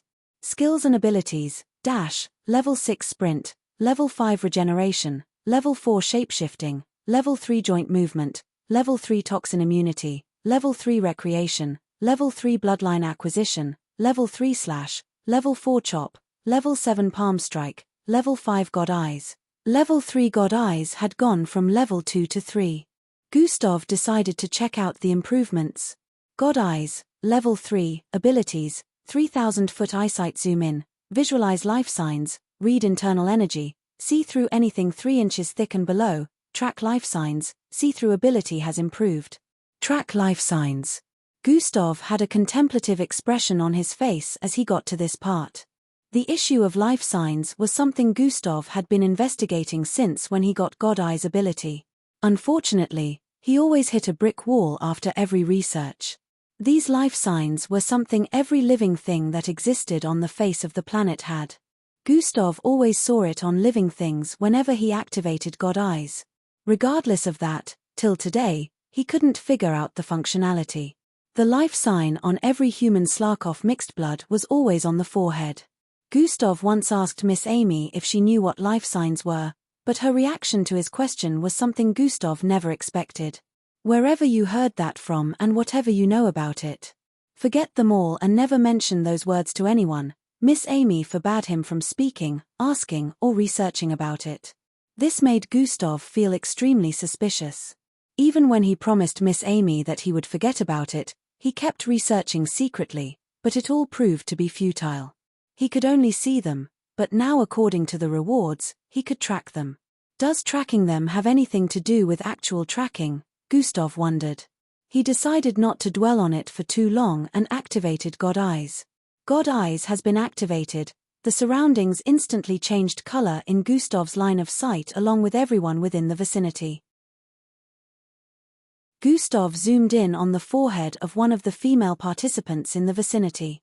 Even though her blue hair covered her forehead, he could still see through it. He could see the sign, caret, on her forehead. Life signs were always different for each person. Gustav had never seen the same life signs twice on two different people's foreheads. Gustav inspected the life sign on her forehead. The instant his sight focused on her forehead for 5 seconds, he received a system notification. The life sign caret has been saved. Gustav didn't expect that. To track life sign, visualize the saved life sign, an explanation appeared afterwards. Gustav deactivated God Eyes after seeing this. If this truly enables me to track them, then I'll have to try this when she is farther from me to confirm it, Gustav decided. He didn't want to get too excited about this since he hadn't confirmed it. However, internally he was hoping it would be what he wanted. If it is what I want, then this just might be God Eye's best feature, Gustav said internally before proceeding to check the next reward. Goal completed, become a citywide known figure, plus 2,000 credits. Host has received a hidden skill that can only be activated when rage has gone beyond a particular level, 2,000 credits. That's a lot. Gustav felt a rush of excitement upon seeing this. He could only get 200 credits after gathering 1,000,000 EXP, so getting 2,000 from completing a single goal was something he didn't expect. There were a lot of goals in the goals panels, and he could check for their rewards. Still, he had never seen this one before, so he guessed this was one of the ones that were at the bottom. This is good. Looks like I can save up for that bloodline once I get about 20 more of this same reward, Gustav thought before proceeding to check the next reward. A hidden skill that can only be activated when I'm enraged. Looks like it might never be activated. A sigh escaped Gustav's mouth as he thought. Chapter 219. A hidden skill that can only be activated when I'm enraged. Looks like it might never be activated. A sigh escaped Gustav's mouth as he thought. Gustav couldn't remember the last time he was enraged about something. Even when beating up Abun, who was the cause of the kitchen accident, he wasn't enraged. He always calmed himself down, which was why he was able to handle the situation the way he did. He could tell that this hidden skill was probably one that would only take effect when he lost his mind to rage. While Gustav was busy contemplating about other things and making plans, the fourth test phase was finally coming to an end. The last two participants dealt with the last subphases simultaneously. The AI calculated their score and in a few seconds their assessment score was displayed. This marked the end of the fourth phase, which had been going on for more than 12 hours. Even though it took up a lot of time, almost the entire city stayed up to watch it. At this time it was already early the next morning. So far lots of participants had shown talent and promise. This was to be expected since the more than 10,000 candidates that participated in the test phase had already been disqualified. Those left were amongst the best of the participants. Gradia Xanatus stood up to address everyone after the last two participants finished their test. I commend you all on a job well done today. Each and every one of you have successfully completed the fourth phase, but what comes next will determine if you get to participate in the last phase or not, he voiced out. As it has been mentioned before, An hidden ranking was prepared since the beginning of the test, where points have been attributed to every candidate based on your performance in each phase. The requirement for participating in the next phase is having at least 50 points, Gradia Xanatus added. Rest assured that even if you're at the bottom of the ranking, so long as you manage to get up to 50 points, you would be granted access to participate in the final phase. Gradia Xanatus had a feeling that some of them might feel this way, so he decided to add this. Now the ranking shall be revealed. Make sure to check for your badge number or name. Immediately after he finished saying this, Gradia Xanatus took his seat. Troying. On the 4 screens placed in different parts of the stadium-like arena, a ranking board suddenly appeared. On this ranking board, names and badge numbers of 233 participants appeared along with scores in front of them. The participants began to check the ranking out for their names and scores. Even though there were up to 200 names on the screens were big enough so everyone was able to check for their scores without having to strain their eyes. All over the city, everyone could also see the ranking board on the screens. Parents prayed while checking for the names of their children, hoping they made the cut. Chatter. The spectators' area became noisy as participants began to see their names and scores. I'm safe, 60 points. 80 points, yes. I really cut it close with 51 points. Sigh. I was really lucky this time. Damn it. I only needed one more point. How could this have happened? Some voices were cries of joy while others were the opposite. Haha, you weaklings, bow before my 150 points, Rhea shouted out and stood while laughing after noticing his score. Oh my, he truly got that high. Damn, my points are nothing compared to his. With points that high, I guess he does have the right to be cocky. Voices of defeat could be heard coming from the participants sitting around them. Hey idiot, check out the number 3 name. Glade folded her arms and closed her eyes as she spoke in a cool manner. Rhea did as he was told and looked for the 3rd name on the ranking board. He noticed Glade's name and checked for her score. His mouth hung wide open immediately after he saw it. TW. 230 points. He stuttered with a look of disbelief after seeing her points. Fool, also check 2 names below yours. Timmy also voiced out while folding his arms on Rhea's left. Rhea did that also and noticed Timmy's score was a solid 200.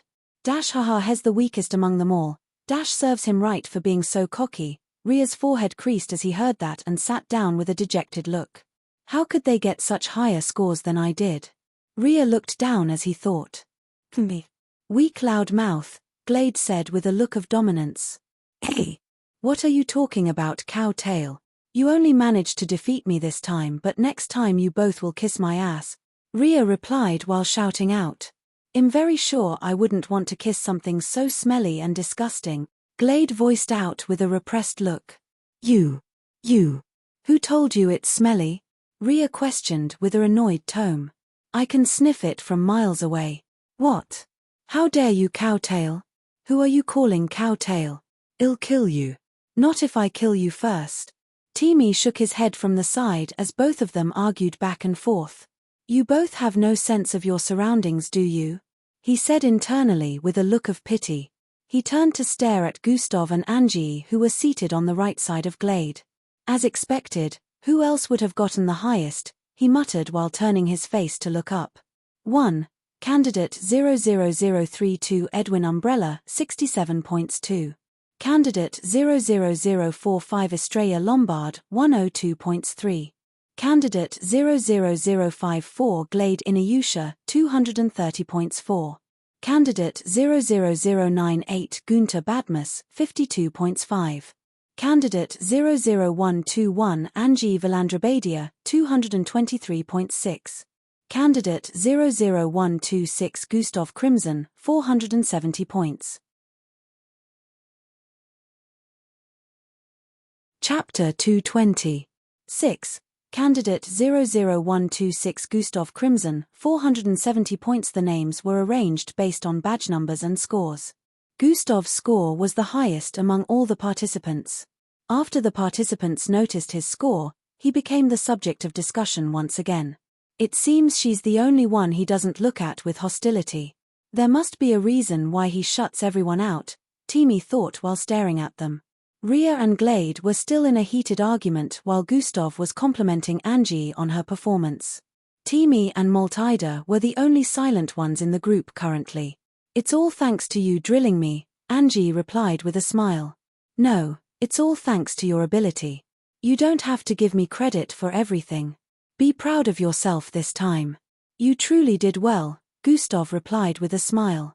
Angie stared at his face, which seemed to glow up in a very attractive format as he smiled. A shade of red appeared on her cheeks as she turned to face the other side. "Ah, but it truly is no." Angie was in the process of speaking when Gradia Xanatus stood to his feet to address everyone again. "Now that the scores have been revealed, candidates below the score of 50 have 10 seconds to leave this place," Gradia Xanatus voiced out with an authoritative tone. A timer started counting down on the screens. Finally, some participants stood up with crestfallen looks before heading towards the glowing doorways behind the spectators area. In about 10 seconds, 30 participants left through the doorways. Right now, the participants left were a little less than 200. All the participants that got below 50 points didn't bother waiting or trying to prove stubborn since they knew how the MBO operates. The MBO wouldn't tolerate nonsense, so they all obeyed and left before the 10 seconds timer was up. "Now, I shall give some explanations regarding the fifth phase," Gradia Xanatus begun speaking. The fifth phase, which as you might have figured is the last phase. It will be situated at a secret location where participants that also passed the fourth phase from cities all around the world will be gathered. Gradia Xanatus paused for a bit to let it sink in after saying this. Chatter, chatter, chatter. Joyous looks could be seen on the faces of the participants after hearing that. Dash if we manage to pass, well be enlisted, dash that is going to be the last step required. Gradia Xanatus started speaking again after a few seconds. The participants that passed the special test 6 months back are also undergoing the last phase. Dash what? We also have to participate? Dash how come we didn't know about this before? Dash how can they place us in the same category as these losers? The youngsters in white uniforms didn't like this piece of information. After passing the special test, they thought they wouldn't have to go through any other test, but it looks like their speculation was wrong. Only the special class candidates will be exempted from undergoing the final phase, Gradia Xanatus added. Everyone had already expected this, so they weren't surprised. Some of them started wondering if Gustav was also going to participate since he passed the special class difficulty. Now, the final phase is different from what you've been undergoing so far. But, it is the real deal because you're going to be facing true danger, Gradia Xanatus said with a serious tone. It won't be an understatement to say that there is the danger of death if you undertake this test, he added. Chatter, chatter, chatter. The place became noisy once again after the participants heard that. The participants were starting to understand why the previous tests were so difficult. It would seem the MBO was trying to eliminate the weaker ones who probably wouldn't handle the final phase. Since the test was so dangerous, it would mean the weaker ones were bound to get hurt and most likely cause a death toll. Participants who made it this far would be strong enough to get through the phase with little or no deaths. Now, mind you, only 100 participants from each city across the world will be enlisted in the end, so the points you have gathered today will be a big help for you, Gradia Xanatus explained. Not to worry, even if you have low points, you only need to do what is required in the next phase to increase your points and get enough to be among the top 100 participants in your city. These words made some of them calm their minds. Everyone was either tense or intrigued about the final phase or both.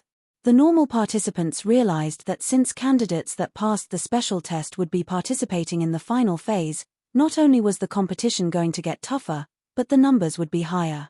This meant there will be over 200 participants, and more than half of that would be unable to make it through. This made them feel even more tensed since the candidates that passed the special test were stronger than normal. You have a 24 hours break to do whatever you want and also think it over if you truly want to participate in the final test phase. More information on the test will be given at the gathering tomorrow before you're transported to the secret location. You're free to visit anywhere on floor 602, and the next 5 floors above floor 602, beyond that, is restricted. Rooms and other facilities needed are available for every participant. Fighting or getting physical amongst each other will result in disqualification. After saying this, Gradia Xanatus and the other 4 supervisors disappeared with a flash of bright light. When the supervisors disappeared, the participants stood up and started leaving through the glowing doorways behind the spectators' seats. They were transported back to floor 602. Immediately they arrived on floor 602, Gustav excused himself from the group and started heading towards the room area. It's time. I only need to channel it a little bit more to get to the 4th step, Gustav said internally as he moved across the corridor.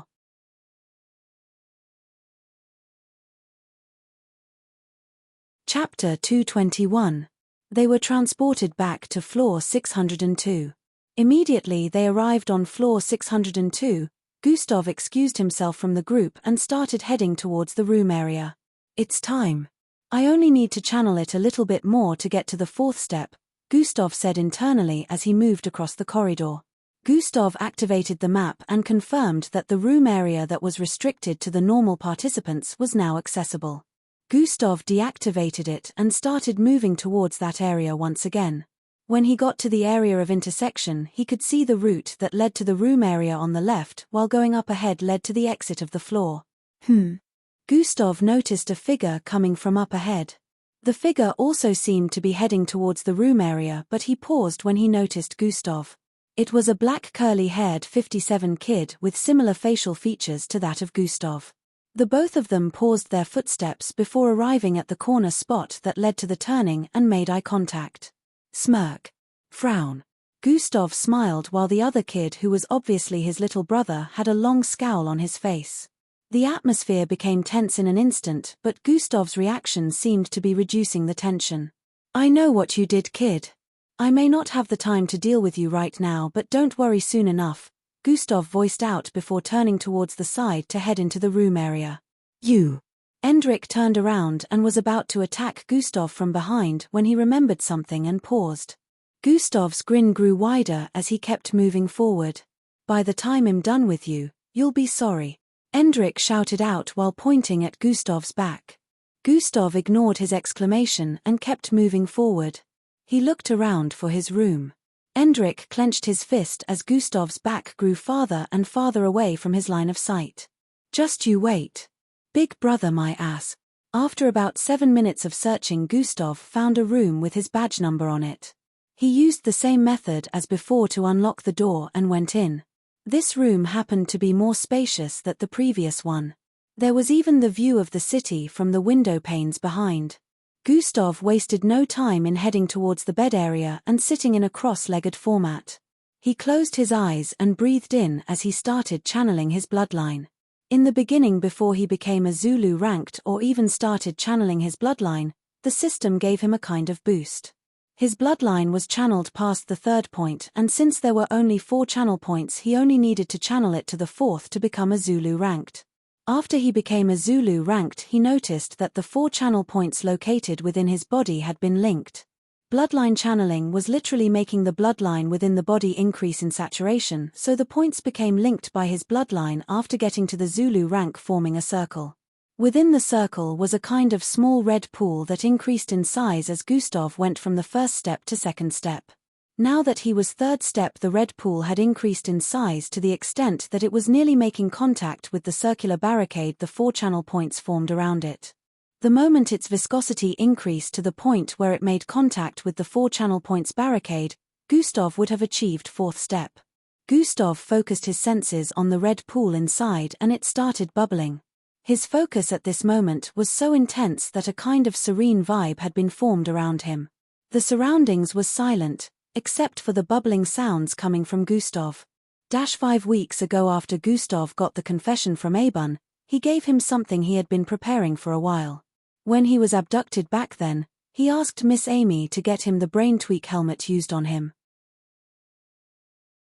Of course she asked why he needed it, and he just claimed that it was for research purposes, and truly Gustav wanted to experiment on the helmet, but he never truly had the time to do that since he was preoccupied with so many things. When he was putting revenge plans into motion, he remembered the helmet which he kept within his 2nd room. He was initially going to wipe Eben's brain with atomic disintegration, but remembering that he couldn't control how it went due to what happened with Hung Jo and Ben the other time, he decided making use of the brain tweak helmet would be a better option.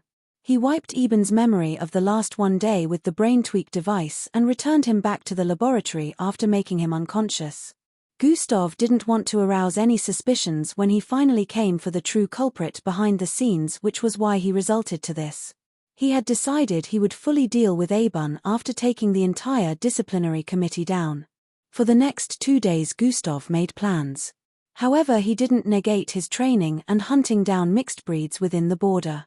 Even though he hadn't really been focusing on killing mixed breeds within the border, he still kept feeling a kind of tingling on his skin whenever he went there. It always felt like there was an invisible eye watching him, and it got stronger each time.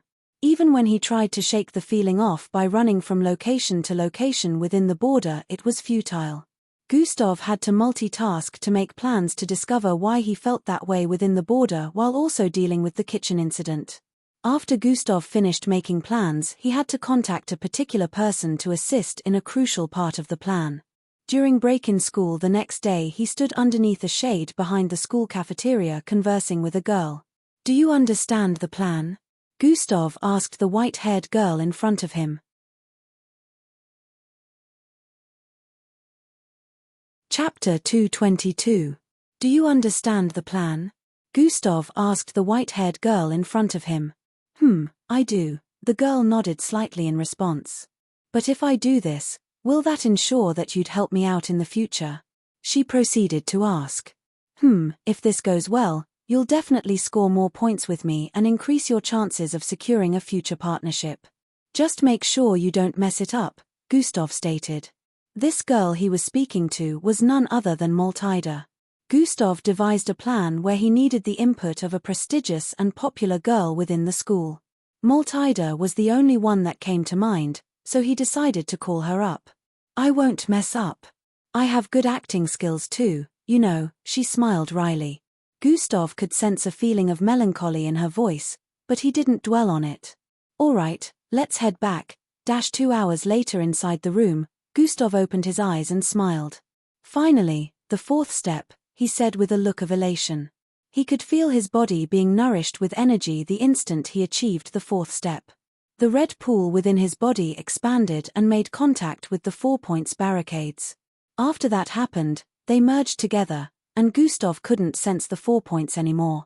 Everything became one large red blob for a few seconds. Red roots started growing out of it. Looks like achieving these roots have something to do with achieving serial rank, Gustav noted while observing it within his body. After a few more seconds, he stood up and moved around the room, trying to feel the changes within his body. I can feel a certain kind of energy oozing out of my body. It's very faint, but I can sense it, Gustav said internally while throwing his arm out like he was fighting an invisible opponent. After a few seconds of jumping from place to place across the room in a bid to test out his body improvement, Gustav decided to head out. "I won't be able to get a handle on my current strength if I don't test it out one way or the other," Gustav said internally while changing his clothes. He was still in the organic suit at this time. It wasn't hard to get out of it since it had a computerized function that made it dismantle independently. After Gustav got out of it, he put on black pants and a hoodie before heading out of his room. He wore the hoodie fully on his head and held his face down as he moved across the corridor. After getting out of the room area, he headed towards the left. "Time to check out the other floors," Gustav said internally as he moved towards the exit area of the current floor. Gustav was sure that the MBO tower didn't just have floors for sleeping and eating. Obviously, the participants were only sent to these floors for accommodation. Now that they were given access to the next 5 floors, he was intrigued about their functionality. He felt that the MBO wouldn't just make 5 floors next to each other just for the purpose of accommodation. Gustav arrived at the end of the corridor in a few and stepped onto the circular glowing panel in front. Immediately after he got on top, a bright glow appeared from above and covered him from head to toe. Truin. His body was pulled up with intense speed. Gustav was unable to make out his surroundings and could only see a white light flashing in his line of sight for about 5 seconds. After the 5 seconds passed, his vision cleared up, and he found himself at the end of a corridor. He could tell that he had already arrived on the next floor. He looked down and noticed that he was standing on a similar glowing panel to the one he used to get here. Gustav started moving forward down the corridor. "Map," he called out. "Troying." The map of the floor was displayed, and Gustav instantly took notice of the change. Upon arriving on this floor, the map had updated itself and changed the layout to that of this floor's own. Oh, a testing floor. Gustav noticed that this was the only word on the map. There were different sections on the map, but they all had numbers representing them. Gustav moved across the corridor and turned towards the second left turning he came across. He even met some MBO officials while moving across the place, but they ignored him since they knew that no one would be able to get to this place without giving authorization first. After moving for a few more minutes and taking several turns, Gustav finally arrived in front of a doorway and walked through it. He arrived in a wide-open space. This space had runways and different kinds of humongous humanoid machines that could be seen moving about in different spots. Lots of officials in black could be seen moving about here. Towards the east, Gustav could see a massive green one. It was so big that its head was only about 100 feet away from making contact with the ceiling. It would only need to raise its arms to make contact since it was more than 1,000 feet tall. It had a wide circular hole in its chest area with blade-like arms and a triangular-shaped head. There was also a purple glow at the tip of its head. About 4,000 feet ahead, there was a square-shaped structure placed opposite it. It looked metallic, but it was expanding in size as seconds passed. Wow, this is the first time I've seen technology like this. How are mixed bloods supposed to fight against this if an enemy makes use of them? Gustav wondered as he stood by the side and watched. Tesla of number 144783 at 100% capacity, initiating charge in 5.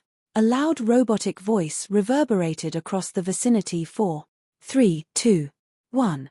The empty hollow space in the chest area of the large humanoid machine had already lit up with dangerous purple-looking energy. Fire. The instant this command was given, a purple beam shot out with intensity from the chest area of the humanoid machine. Zwoo-woon.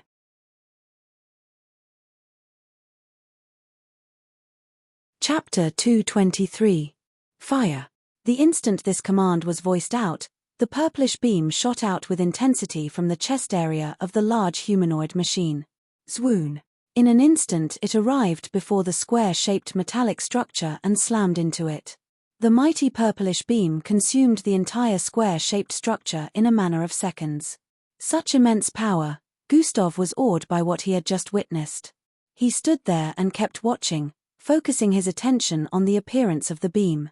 The entire metallic square-shaped structure was as large as a bungalow building, yet the purplish beam was large enough to cover it. After the power of the purplish beam died down, Gustav noticed that there was still something left from the square-shaped metallic structure. Although what was left wasn't very large compared to the initial size, Gustav was still surprised to see that there was something left.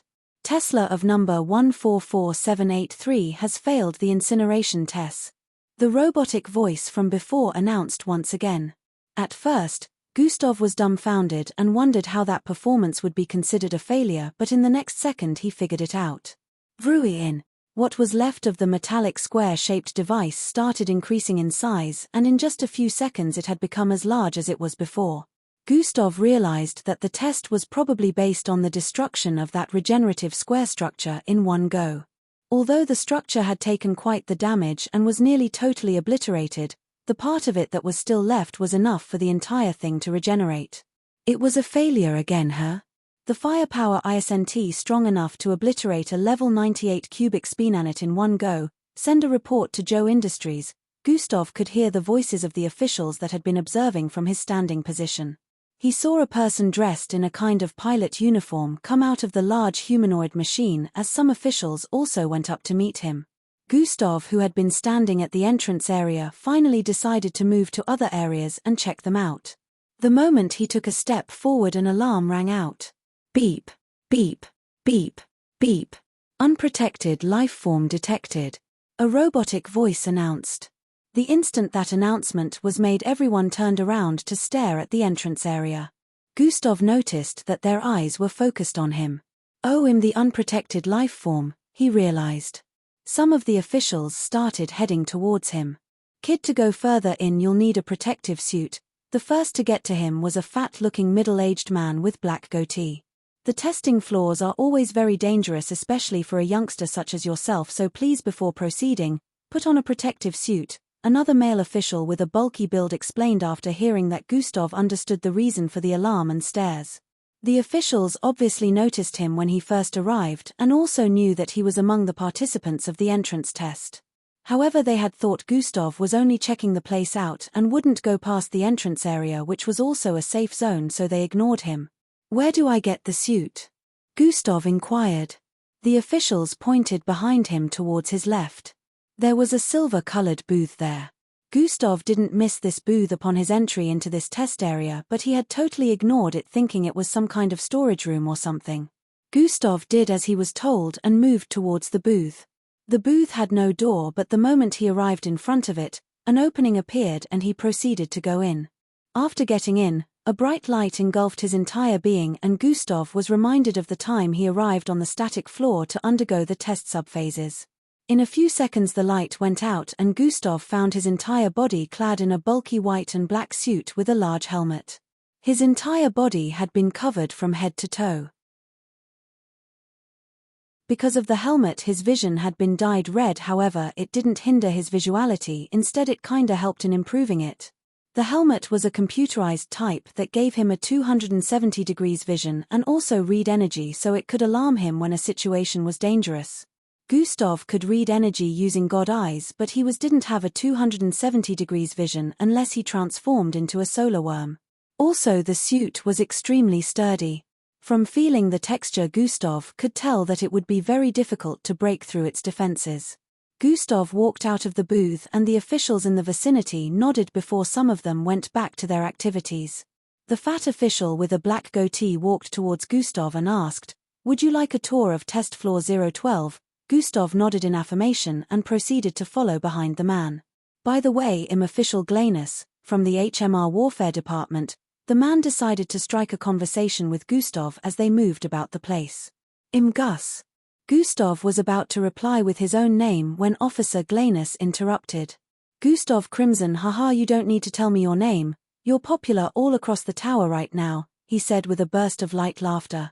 Oh, Gustav muttered with a wry smile. Honestly, we're all proud that we have such a genius in our city. Be sure to represent us well in the global final phase, Officer Glanus stated. Gustav nodded slightly, but within himself he said, I don't really care about representing the city. I'm here for my own reasons, but I will make sure I don't soil the name of the teacher who trained me by performing badly, Officer Glanus. Gustav called out to him as they passed through another area where a large humanoid machine was initiating combat with another towards their southwest. Yes. Officer Glanus responded. You mentioned being from the HMR Warfare Department. What is that all about? Gustav asked.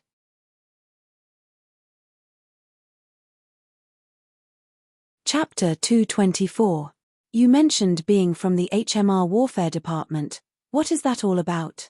Gustav asked. Oh yes, you see. The MBO has different departments tasked in different fields of operation and specialty, Officer Glanus started explaining. He went on to tell Gustav that this department made use of humanoid technology to go on missions issued by the MBO.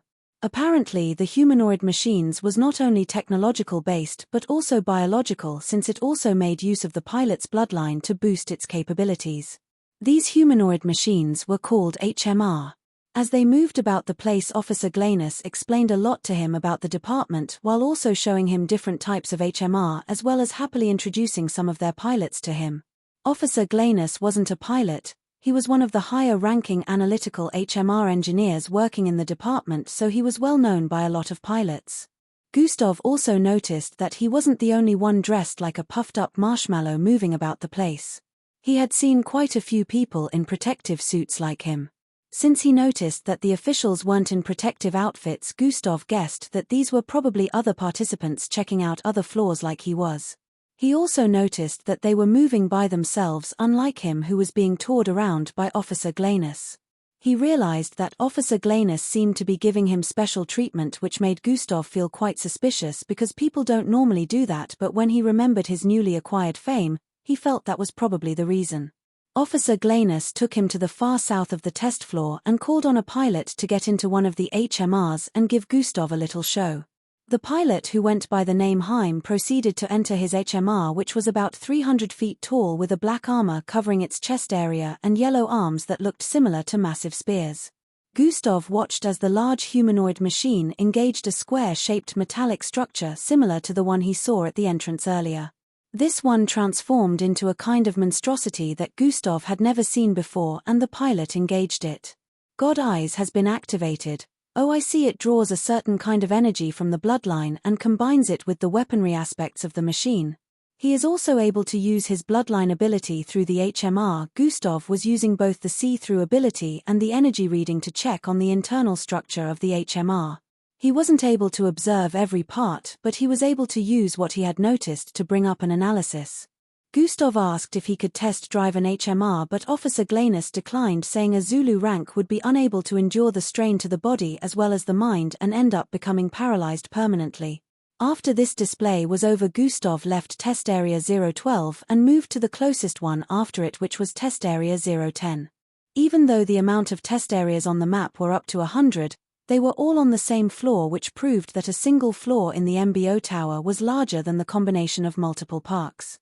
Even though there were up to 100 test areas and 4 more unrestricted floors above, Gustav had decided that he was going to visit every one of the test areas as well as the remaining 4 floors. It was still around 9 in the morning, and since they were given a 24 hours break, about 19 hours were still left. Gustav wanted to make use of half of that time to check on all the floors and use part of the rest to test out his strength in one of the training rooms. Gustav started going from test area to test area, and he was awed by the things he saw. The MBO had diverse number of technologies and wonderful weaponry in their possession. The purpose of the test floor was to try out varieties of new things that hadn't been tested in the battlefield yet. Gadgets, artilleries, transport combat vehicles, enhancement suits, etc. With everything he had seen while moving from place to place within the last 3 hours, Gustav concluded that the MBO was probably the most equipped force in the entire galaxy. He hadn't gone into outer space before, but the fact that he had read about how Earth had made pact with other lifeforms outside of the galaxy on mutual ground without being exploited or invaded proved that the MBO was plenty capable, since they are in charge of keeping the Earth safe from extraterrestrial lifeforms. After another 2 hours had gone by, Gustav was finally visiting the last test area, which was Test Area 104. Immediately he went through the entrance, a loud explosion greeted him. Boom! About 100 feet ahead of his position was a sight of a mighty explosion that was still increasing. Bang! The shockwave slammed into Gustav, sending him flying towards the wall behind. A crack appeared on the wall and Gustav's body became embedded 7 inches in.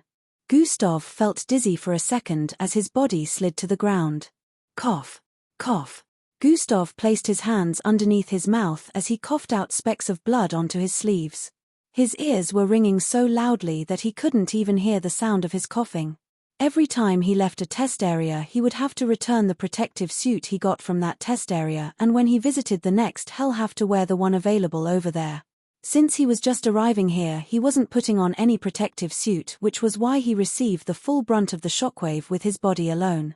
Anti-shockwave matter 02 has been overwhelmed. Anti-shockwave matter 03 has been activated. Shockwave is now being suppressed. Explosion barrier 02 has been overwhelmed. Explosion barrier 03 has been activated. Explosion is now being contained. The voices of different AI reverberated across the place as sirens rang out.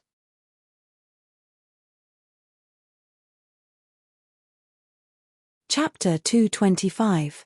Explosion is now being contained. The voices of different AIs reverberated across the place as sirens rang out. Gustav was starting to regain his senses, so he heard bits of the announcements. -520 HP. It's been a while since I last bled. I wonder what caused this explosion. Gustav said internally as he cleaned his blood-stained sleeves while sitting up and leaning his back against the wall. He stared at the front, where he could see the explosion being covered by a blue energy field as it shrunk in size. At the very least, I got something from it, Gustav thought while reaching out to grab something in midair. He grabbed onto something only he could see because right before the shockwave slammed into him, he activated Energy Installment.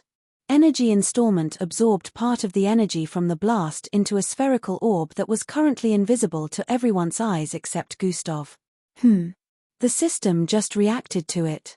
Gustav noticed, but before he could confirm, he noticed the explosion had almost shrunk completely.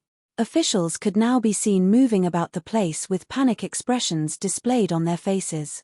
Dash, who knew the upgraded reactor would go haywire because of the experiment and cause such a disaster. The third-layer explosion barrier had to be implemented because it overwhelmed the first and second. The power was too much for the installments to contain. Gustav could hear the voices of the officers from his position. None of them looked injured in the slightest. However, the surrounding was in shambles. Dash, are the kids all right? One of the officers in blue asked. Dash, yes, Captain Mitch. The protective suits functioned well enough to keep them safe from the explosion. Upon hearing that, Gustav understood that other participants were also on this floor. He noticed that the injuries he received from getting blasted backwards by the shockwaves were almost fully healed. Gustav decided to stand, but before he could, one of the officers ahead stared in the direction of the entrance and noticed Gustav. Captain, there's a kid over there. I think he's injured.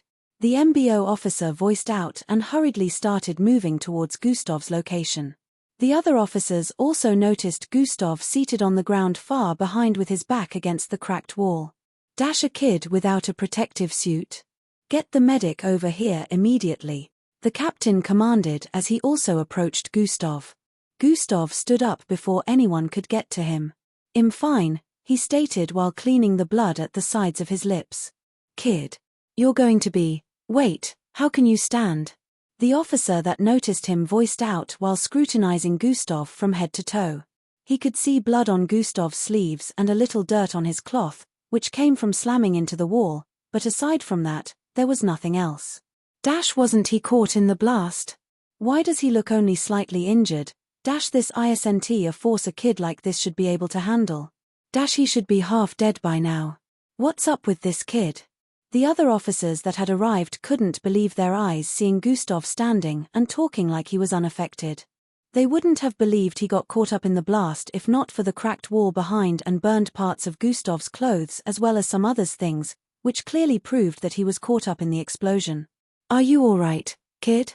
The captain asked while approaching Gustav. He stood opposite Gustav and observed him. I'm fine.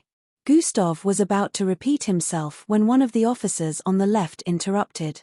This face looks quite familiar. Oh my, aren't you candidate 00126, the rising star? He voiced out.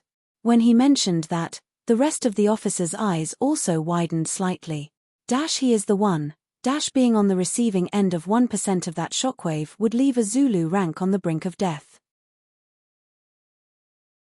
Dash, oh, looks like he truly is more powerful than the rest. Dash, truly a promising young lad this one. Upon hearing them speak about him this way, Gustav was nearly half cringed to death. The rising star, what's that? More like a falling star since that's what made me what I am, Gustav said internally. Although he felt like this on the inside, he didn't let it show in his expression. Instead, he just kept a blank face. The captain proceeded to apologize to Gustav and explain what had caused the disaster. The explosion, of course, was caused by an experiment gone wrong. A new power source meant for backing up a spacecraft's weapon system was being tested. The original power source and the substitute didn't sync well, causing the explosion a few minutes back. Both of them exploded together and overwhelmed the first and second layer security protocols put in place. Originally, incidents that involved explosions occurred a lot since they experimented with spacecraft engines. However, they hadn't expected it to be this bad. Luckily, Gustav was very far away from the core of the explosion, which was why he was only hit by a little bit of the shockwave. If he had been to the explosion's core, his injury would have been way worse than this. It still surprised the officers around that Gustav was okay. However, since they knew he had a unique transformation bloodline, they guessed that the beast he could transform into had regenerative abilities. In order to make it up to Gustav, they decided to give him a tour of the place exclusively, even though there wasn't much to see because the explosion had incinerated half of the equipment and gadgets. Gustav was only able to see a few uninteresting things that were left at the far corners of the test area. After a few more minutes, Gustav left the test area since it was about to go through some kind of rejuvenation. The only thing he saw that piqued his interest was the half-destroyed spacecraft that was half the size of the spacecraft in test site number 47. Gustav had always wanted to enter a functioning spacecraft. Unfortunately, this spacecraft, just like the first one he ever came into contact with, lacked functionality.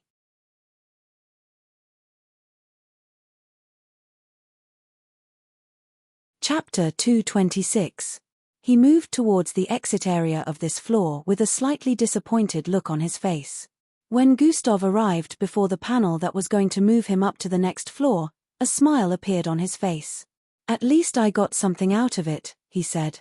"Does host wish to absorb this energy into the system? Yes or no?" Gustav could see the system notification in front of him as he held onto the spherical orb filled with dark blue-colored energy. It turned out that the energy he absorbed from the explosion was compatible with the system. The system couldn't absorb every type of energy to upgrade. It could only absorb specific types of energy.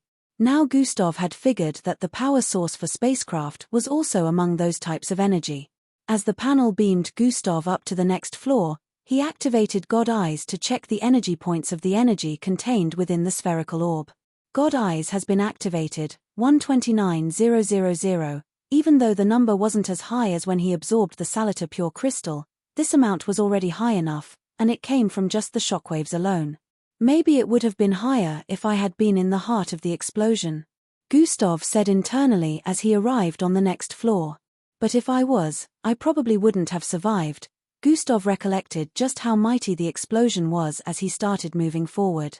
Gustav started touring the second accessible floor also.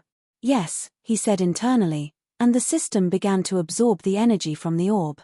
Absorbing energy 100%, on the 602nd floor, where all the participants were accommodated, Angie and Glade stood in front of the room with the number 00126 above it and knocked repeatedly.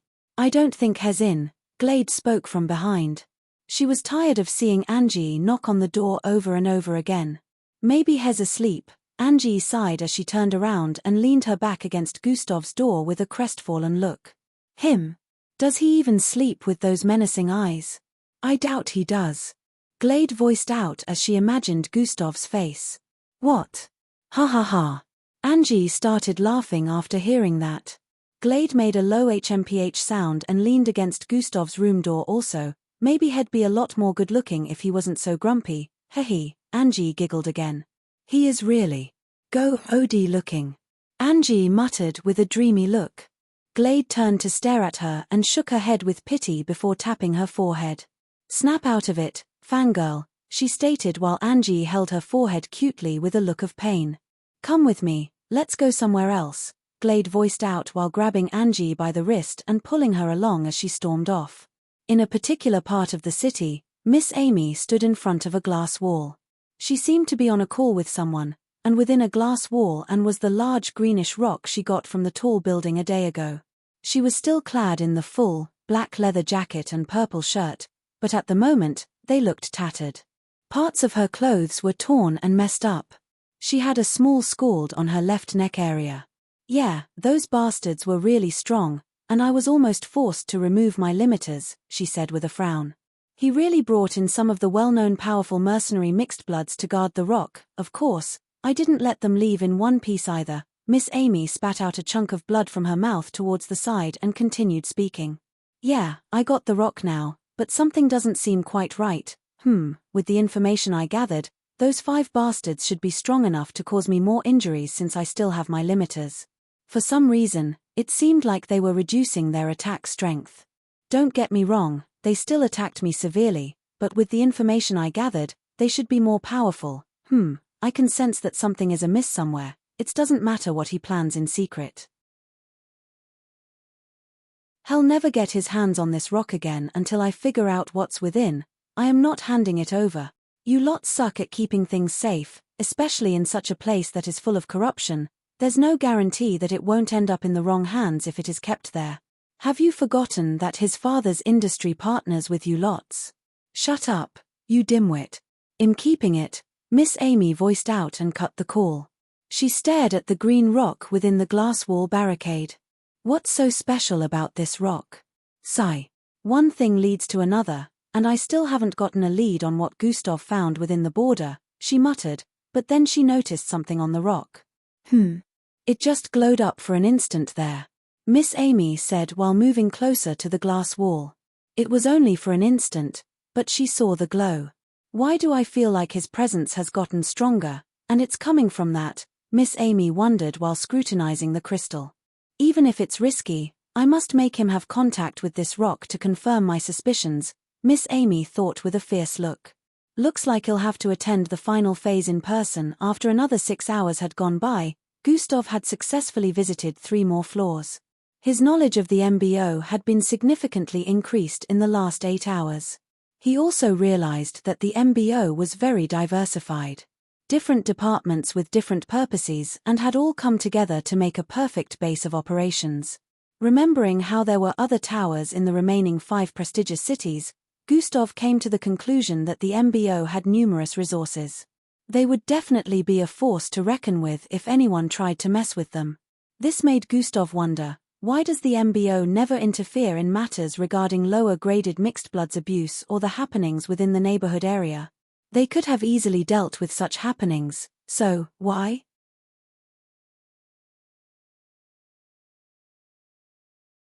Chapter 227.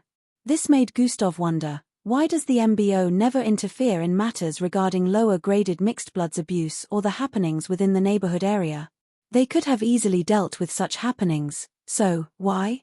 Did they truly feel it was beneath them to handle such tasks? Gustav said internally as he moved across the floor. Thinking about this, he knew the society trampled upon weaklings and made them feel less of themselves. Even though normal humans and Slarkovs weren't treated as bad as weak mixed-bloods, they were still made to feel inferior, which was one reason they lived at the edge of the city. The fact that the MBO had ignored small matters like this made Gustav feel disgusted about joining them because he was also a victim of a similar situation. He would have died if not for the system, so he believed others would have successfully committed suicide since not everyone could be as lucky as him. He wasn't feeling like a hero or anything. He just felt the MBO should at the very least live up to the name they built for themselves. Since they called themselves the Mixed Blood Organization and were supposed to deal with every situation concerning mixed bloods on the planet, they shouldn't ignore even small things like that. If Gustav was still feeling petty, the MBO would be among the places he would have decided to take revenge on since, in one way or the other, they were kind of involved. However, his end goal in joining the MBO was to make use of them and build his strength till he reached a level where not even a single person would be able to dictate whether he lives or dies. This place needs to undergo some serious changes. Time to start making plans. Gustav's expression turned fierce as he came to an internal conclusion. After another 2 hours had gone by, Gustav had finished touring all the 5 unrestricted floors. At this time, it was already late in the evening, but 12 hours were still left till the start of the 5th phase. Gustav was not content with everything he had seen, he was still interested in climbing higher and seeing more floors. He approached the exit of the 607th floor and moved towards the panel that would lead him to the next floor. As expected, a red barrier prevented him from going through. Gustav placed his hand on the barrier once again. Should I just absorb enough energy to let me break through? Gustav thought internally with a serious look while checking his surroundings. Smirk. Gustav smirked and turned around. Hidden cameras are almost everywhere. With my rising popularity, there's a chance that in being observed, Gustav decided to head towards the closest restroom. He held his right hand up and stared at his badge number. God Eyes has been activated. Gustav used the see-through ability to check out his palm. Even though the badge liquefied and merged my palm, I can still tell that a tracker was inputted. Gustav noticed the small green dot hiding in the middle of the blood vessels underneath the number on his palm. He instantly figured out that it was the tracker. Atomic disintegration has been activated. Gustav was about to make use of atomic disintegration to get rid of it, but then he thought of something. What if they get alerted if one of the trackers gets destroyed or loses connection? Gustav wondered. Thinking up to this point, Gustav decided to try another approach. Gravitational energy container has been activated. Gustav conjured a spherical container and made it float in front of him. He concentrated atomic disintegration around his left fingertips, causing them to be coated in silver light. He raised his left hand above his right palm and pointed his index finger that was coated in the silver light towards it. Slash has been activated. Gustav stabbed his left index finger down with intensity. Poochie. His finger pierced into his right palm and came out of the other side. Blood was spilled, but he wasn't done yet. Swee. Swee. Swee. Swee. He cut a square hole on his palm with his fingers, causing blood and meat to fall from underneath. Gustav could see through the hole on his palm, but surprisingly, no expression of pain could be seen on his face. 20 HP, 20 HP, 20 HP, underneath his right palm, the chunk of flesh he cut out fell into the orb he conjured a while ago. It was currently filling up with his blood. Regeneration has been activated. In a few seconds, his palm stopped bleeding and slowly began to close up. With the way it mixed with my cells, I'm sure the tracker also makes use of blood to function properly. So, this amount of blood along with my energy should keep it functioning for the next 30 to 35 minutes, Gustav analyzed. That's how much time I'll have to check out more floors, Gustav concluded. He stared at the mirror in front.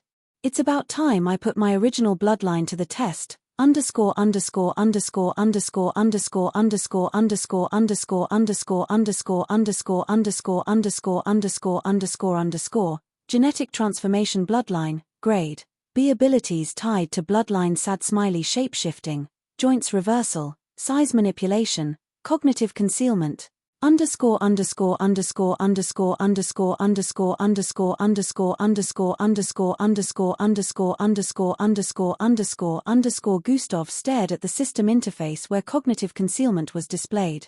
This was a new ability that was added to shapeshifting after his bloodline got upgraded to B. Gustav had tested out this ability before and noticed that it could hide his presence. He would still be visible, but he could sneak up on almost anyone with his presence erased. It was similar to silent advancement but better because silent advancement only masked his feet, making his movement silent. Now Gustav had decided he was going to shapeshift and also make use of cognitive concealment to hide from the cameras that could see through his change in appearance. The only downside was cognitive concealment could only be activated for about 10 minutes. With the amount of energy it consumed, Gustav could only activate it about 3 times if he didn't want his energy to run out. Frahurum. Gustav's appearance transformed into a 5-foot-tall middle-aged-looking man with short brown hair and a full mustache. After changing his clothes, he walked out of the bathroom and left the spherical orb with the tracker floating inside one of the toilets.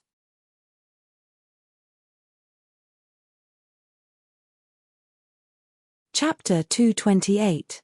After changing his clothes, he walked out of the bathroom, leaving the spherical orb with the tracker floating inside one of the toilets. Gustav had already activated cognitive concealment as he moved towards the exit area of the floor. Energy installment has been activated. Even before he arrived in front of the red barrier, he had already activated the energy installment. The energy from the red barrier was being sucked away. It weakened due to that, and Gustav only created a small entrance for himself to go in. He passed through it and deactivated energy installment as he stood on the panel. Just as he expected, the moment he deactivated energy installment, the barrier started regaining power and went back to normal. Since I only have 30 minutes, I should make it count. The floors where spacecraft are kept. It starts from floor 1903. The instant Gustav thought of that floor, the panel activated. Sheruwuyuam. Swahines. He was instantly moved up and started traveling through the floors. In just 3 seconds, the beam had taken him past 100 floors. After a minute had gone by, Gustav arrived on floor 1903. The instant he moved past the entry point, his sight was greeted with a large bluish space. Wow, Gustav couldn't help but exclaim as he walked into this place. The place was vast, but Gustav could see the walls behind were transparent. So, this is how space looks like. Gustav couldn't help but admire how beautiful space was looking from this height. The walls were transparent so he could see the endless darkness of space staring back at him. However, the shiny round lights in the far distance and even close by made everything look marvelous. He could see a side of the blue earth floating and glowing. This part of the floor was already in outer space. However, it wasn't really far since the earth still looked quite large. However, it had already stabbed through the stratosphere. Gustav could see the moon. It still looked a bit far, but it was way larger than he expected. He looked around his surroundings on this floor.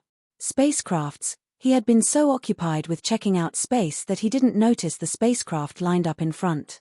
Truin. Troying. Truin. The Jelly 127 is ready to take flight. ASROC squad is ready to go back up the Falcon reconnaissance on planet Heidi. Announcements from AIS could be heard as some of the spacecraft in the distance lit up. Some spacecraft that he could see were as large as the size of an entire football stadium. Officers in bright blue-colored uniforms could be seen moving from place to place. Gustav also decided to stealthily check the place out while acting as a cleaner. After about 4 hours had gone by, Gustav was heading back towards his room since it was late in the night already. Even though he only spent about 30 minutes up there, he was glad about finally entering space. Well, even though he wasn't really in it, he saw it as adding more knowledge to what he already had. He wasn't able to enter any of the spacecraft, but seeing functioning ones from a closer angle also brought him some kind of insight. After leaving the 1903rd floor, Gustav headed for the training room on floor 602.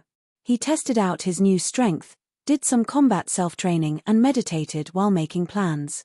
He was now going back to his room to get an early rest for tomorrow's final phase. Unlike the fourth phase, which was broadcasted all across the city, the final phase wouldn't be broadcasted. However, the final phase was like a world stage since it was so dangerous to the point that death was a possibility. So, the MBO didn't want it to be showcased to the public. The only time a broadcast would be displayed was when the participants that passed the phase were being enlisted into the MBO. This was also the time when the 5 great commanders would show themselves. These 5 great commanders were said to be the legends of MBO. They were the 5 most powerful leading figures in the MBO. There were other very powerful top legendary well-known officers in the MBO. However, the 5 commanders made decisions regarding things that went on in the MBO. They were not just powerful in strength but also powerful in command.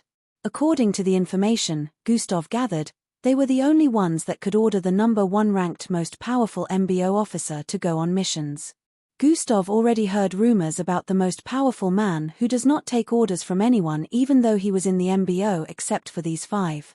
He was said to be the most powerful MBO officer and the most powerful mixed blood on the entire planet. The MBO called him the Champion of Earth. That title sounded a little cheesy to Gustav, but when he started hearing of his feats, Gustav began to rethink the title. Gustav guessed the 5 great commanders had quite the power and influence for them to be able to pull off sending him on missions. Although he didn't know much about the most powerful MBO officer, however, since he was hearing about him from a lot of people, Gustav was sure his strength wasn't just superficial. Miss Amy did say she wasn't the most powerful.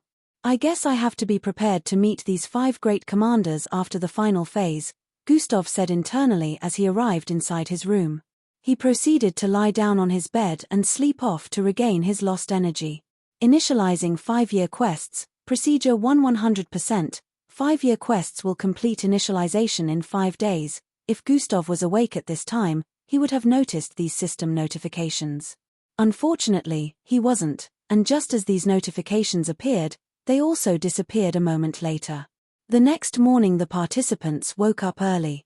The moment 24 hours went by, an alarm rang out, and the participants were told to hurry towards the waiting room. We shall now head out to the Kaskia ruins. Gradia Xanatus stated after all the participants had been gathered in the hall.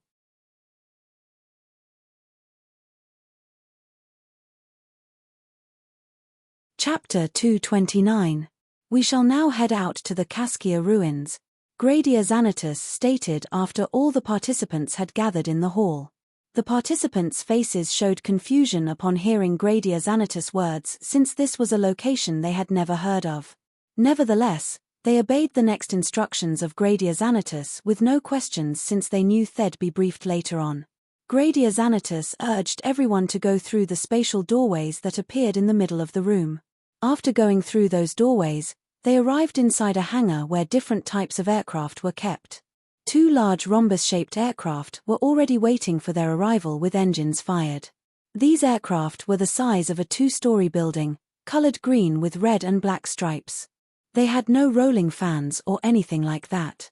They had been built in such a way that only powering the engines up were enough to make it lift off. Over 200 participants split into 2 and boarded the aircraft.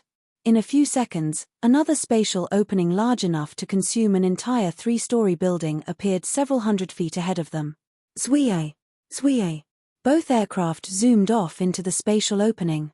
After passing through, they appeared tens of thousands of feet above Plankton City. Lots of participants now understood why the tower didn't have an entrance or exit.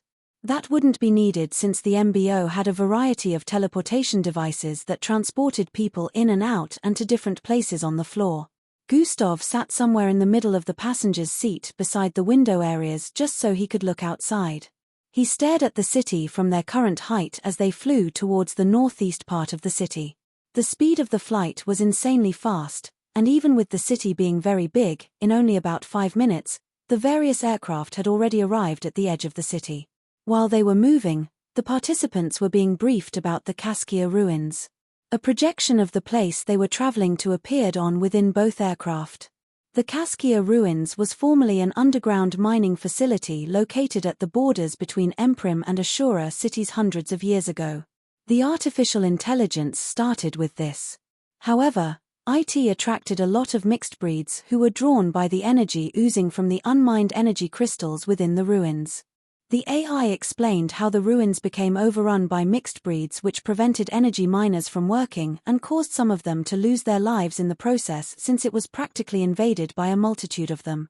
The MBO was tasked with cleansing the place and wiping out the mixed breeds that had gathered there. Although the mission was a success, almost all the energy crystals had been consumed by the mixed breeds. The place still attracted a few mixed breeds after the cleansing because they sensed the remnant of energy left. Nevertheless, since the government couldn't find anything left there, they practically abandoned the facility. About 50 years later, it was turned into a low-level maximum security prison for mixed bloods and aliens. A barricade was built around it to fence the mixed breeds inside along with the rogue mixed bloods and aliens. Once sentenced to imprisonment in the Kaskia ruins, the emixid blood or alien will be nearly stripped of their powers before being thrown into the place. They would have to survive for however long their sentence is within the Kaskia ruins with whatever amount of strength they were left with. The mixed breeds within were also left there, so presently, it was a habitat for rogue mixed bloods, mixed breeds, and aliens. It was one of the secluded locations in the world that could be called a mixed blood prison. The mixed bloods within were unable to escape the barricade that surrounded the ruins since they had been weakened. After listening to the information the AI passed across, the participants could more or less understand what the final phase was going to be about. It terrified some of them when they thought about it, but they put up a brave face. In about 20 minutes, the aircraft was already flying above a wasteland area. Nothing but plains and sands could be seen out here. It was like they were in the middle of nowhere.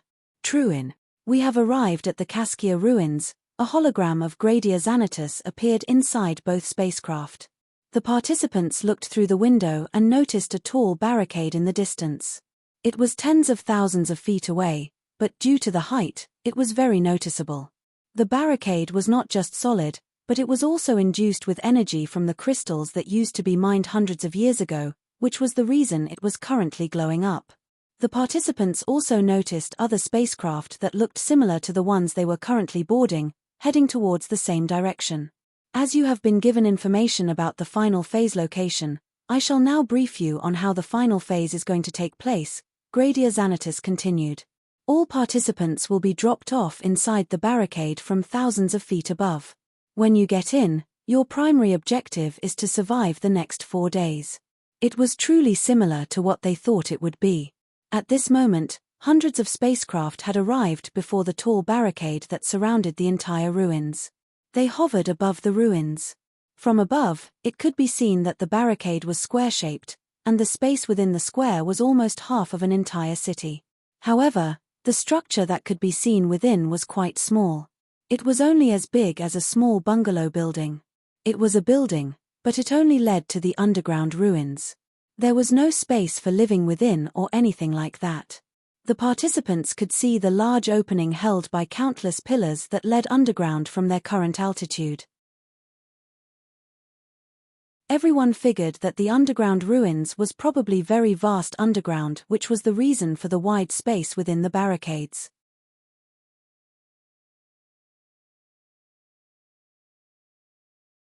Chapter 230.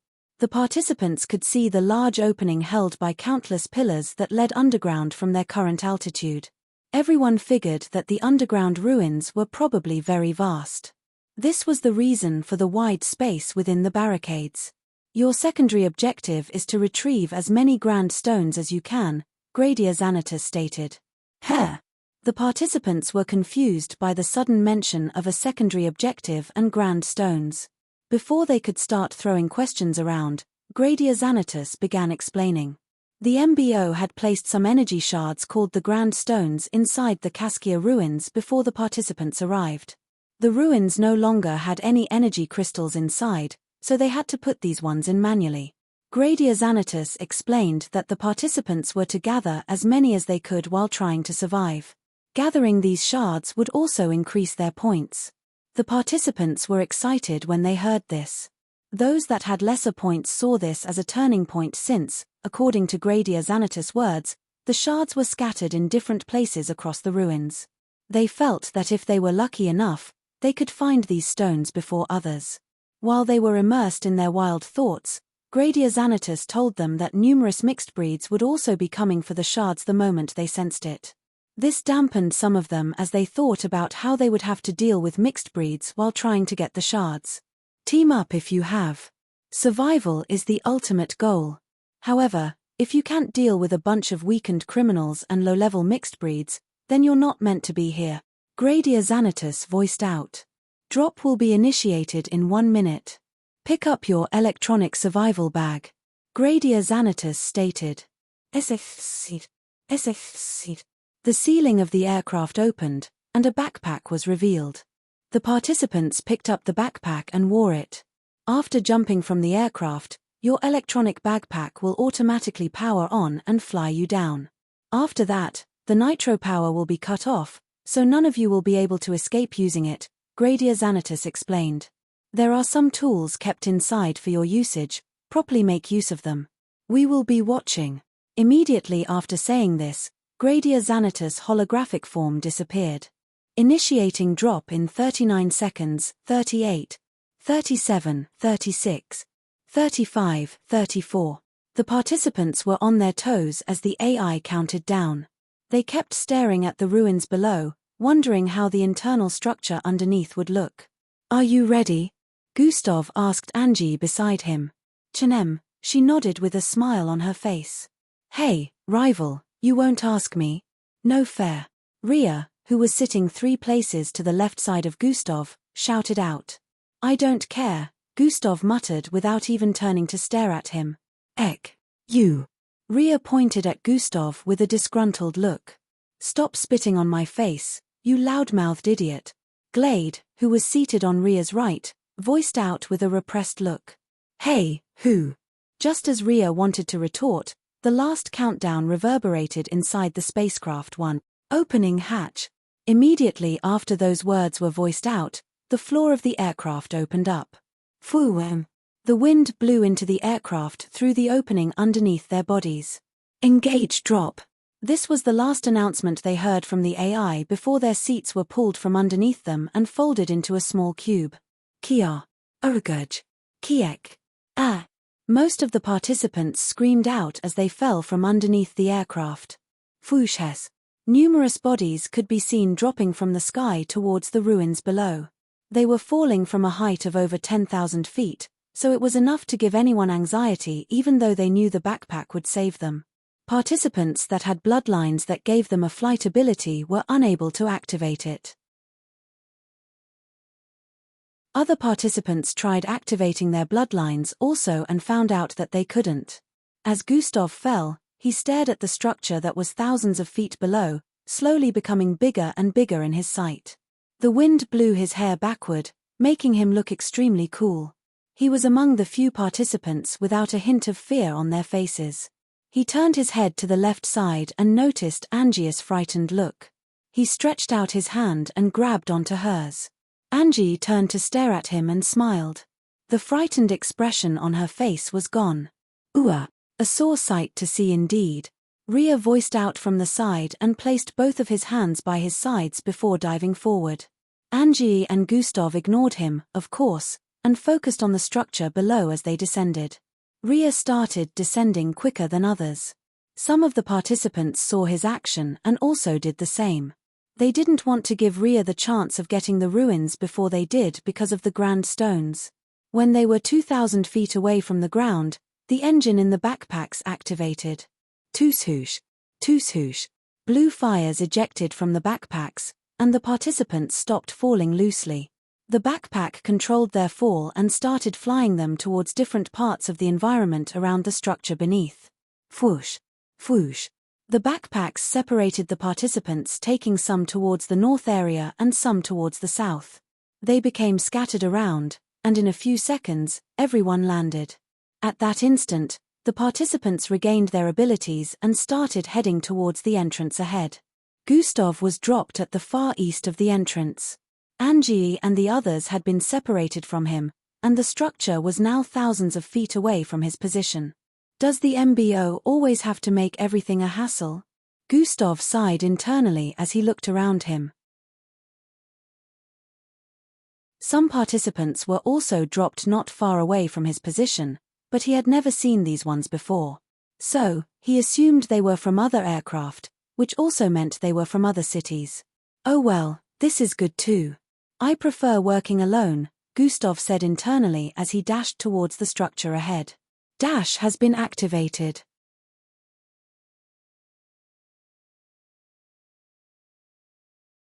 Chapter 231. "Oh well, this is good too. I prefer working alone," Gustav said internally as he dashed towards the structure ahead. Dash has been activated. Fwoosh. Gustav moved forward quickly, surpassing some participants in a matter of seconds. Some participants that were dropped closer to the entrance of the underground ruins had almost gotten there. From above, it looked like a swarm of ants was coming from every direction, towards the same location, which was the structure that housed the entrance. There were thousands of participants heading towards the entrance, which was a large crowd. Even the entrance was quite big. Fortunately for them, the electronic backpack they carried had been spaced and separated so the participants wouldn't struggle to pass through the entrance at the same time. After running for 30 seconds, Gustav was finally a few feet away from getting to the structure that housed the entrance. At this time, some participants had gone in, while some were also arriving at the entrance the same time he did. Swoosh. Being the fastest among the ones that were just arriving, Gustav dashed past them and went into the structure. The place was dimly lit with pillars that resembled rocks connecting the ground to the ceiling. The passageway that led underground had stairs constructed within and lamp-like lights that could be seen on the side of both walls as the participants climbed down. The passageway was so big and wide that it could contain up to 50 people moving side by side. Gustav looked around as he moved through the passageway, trying to see if he could identify a familiar person. However, since there was none, he kept moving. Angie knew him all too well to understand that there was no way he'd wait at the entrance or expect her to do something like that. They both knew that they were to continue with the test since that took priority unless they somehow found each other during it. Participants were running down the stairs with as much speed as they could muster since everyone wanted to be the first to find grand stones. Fwoosh. Gustav dashed past lots of them with ease, causing them to push their speeds to the limit in order to try and gain ground. Just how deep does this thing go? Even after crossing more down 1,000 stairs, Gustav still hadn't gotten to the bottom. At the moment, He had surpassed lots of participants that had arrived before him and was only behind about 80 participants. Still, a multitude of them was swarming in from behind. Bam! Bam! Bang! Boom! Gustav could hear sounds of fighting coming from down ahead on the stairs. Dash, I will cut down anyone that tries to hinder me from going in first. Dash, you bastard. I'll blast you down. Dash, out of my way, mongrels. Dash, why don't we just work together instead? Loud voices could be heard coming from up ahead. As Gustav approached, he could see some participants ahead slowing down due to the disturbance. Dash, get the fuck out of the way, you retard. Dash, such vulgar manner of speech for a young girl like yourself. I'll cut off your tongue. Dash, you wench. Even before arriving at the source of the main disturbance, another one had been created a few steps in front of Gustav. A small-sized cute-looking girl around 411 with indigo-colored hair was engaging a 65-tall slim teenage boy with 7 slithery tongues shooting out of his mouth. A crowd was already forming here due to this. Swee. 2 tongues shot towards the girl with speed as the tip expanded. Sheik. Thorns grew out of the tongues, and with the speed at which they were moving, it looked like they'd pierced through the small girl before she was able to dodge. Grab. The girl grabbed hold of both tongues with a look of anguish, stopping them from moving any further. Let's see whose tongues are gonna be cut off, she voiced out as her long hair floated upwards. Swaying. Both tongues were mysteriously sliced into multiple parts. Kia. The boy screamed out as blood spurted out of the cuts. Just as the girl was about to throw the disconnected parts of the tongues away, she noticed a figure jumping over her head. Everyone turned to stare up after noticing the figure, who happened to be Gustav. Swee. He traveled more than 100 steps in the air, crossing over 30 participants at once. Hold it right there, you.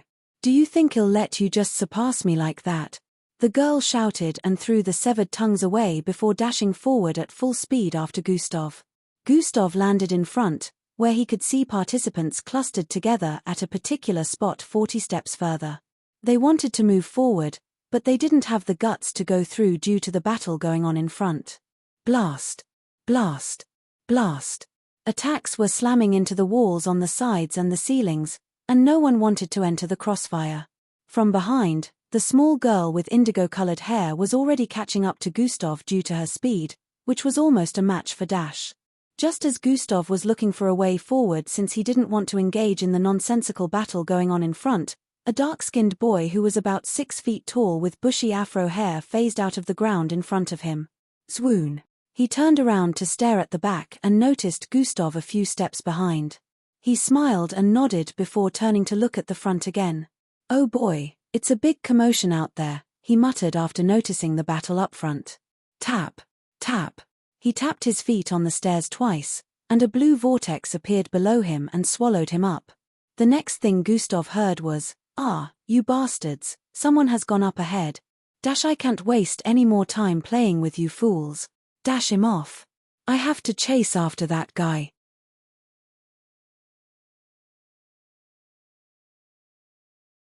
Chapter 232. The crowd ahead dispersed, and everyone started running down the stairs again. What an amazing bloodline. So convenient, this would be the perfect place for doing that. Gustav could already guess that the boy he had just seen phase through the ground must have been responsible for stopping the battle. Did you think you could be faster than me? Gustav heard a thin, feminine voice behind him. The small-sized girl had caught up, but just as she was about to reach Gustav's left, Dash has been activated, swoosha.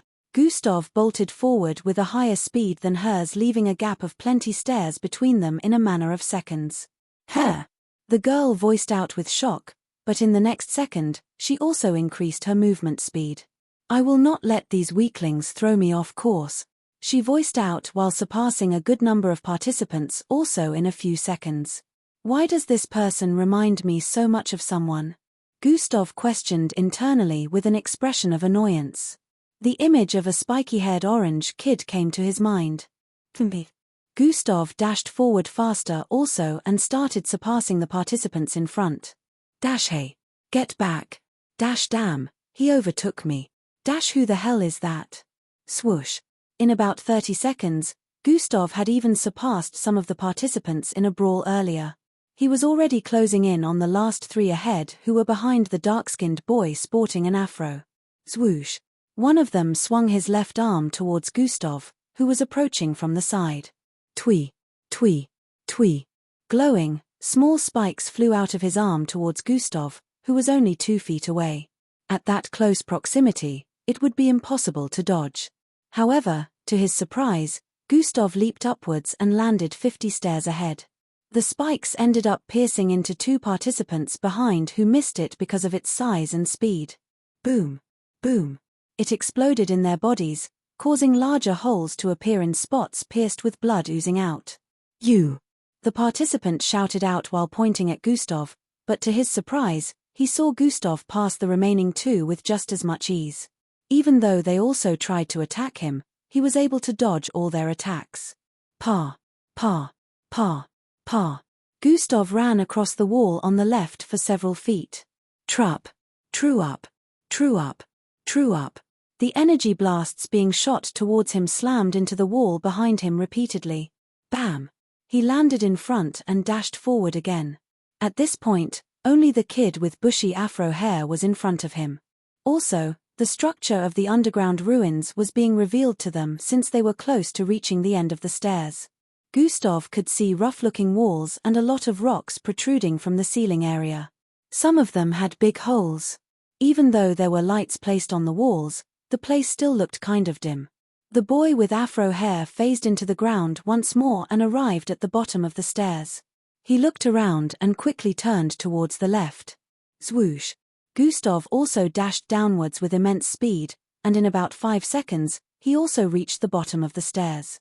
Gustav could see that these walls separated the routes. There were many routes that led to where no one knows. Even behind them, towards the left and right, some routes led to different places. Pointy yellowish rocks were almost everywhere, protruding from the walls, grounds, and even the ceiling, which was thousands of feet high. Gustav felt strange energy around the place the instant he got to the bottom of the stairs. This must be it.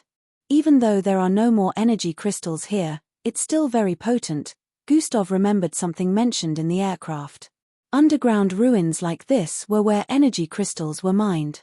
These crystals emitted a certain kind of energy that is harmful to normal people, except they were mixed bloods or powerful beings.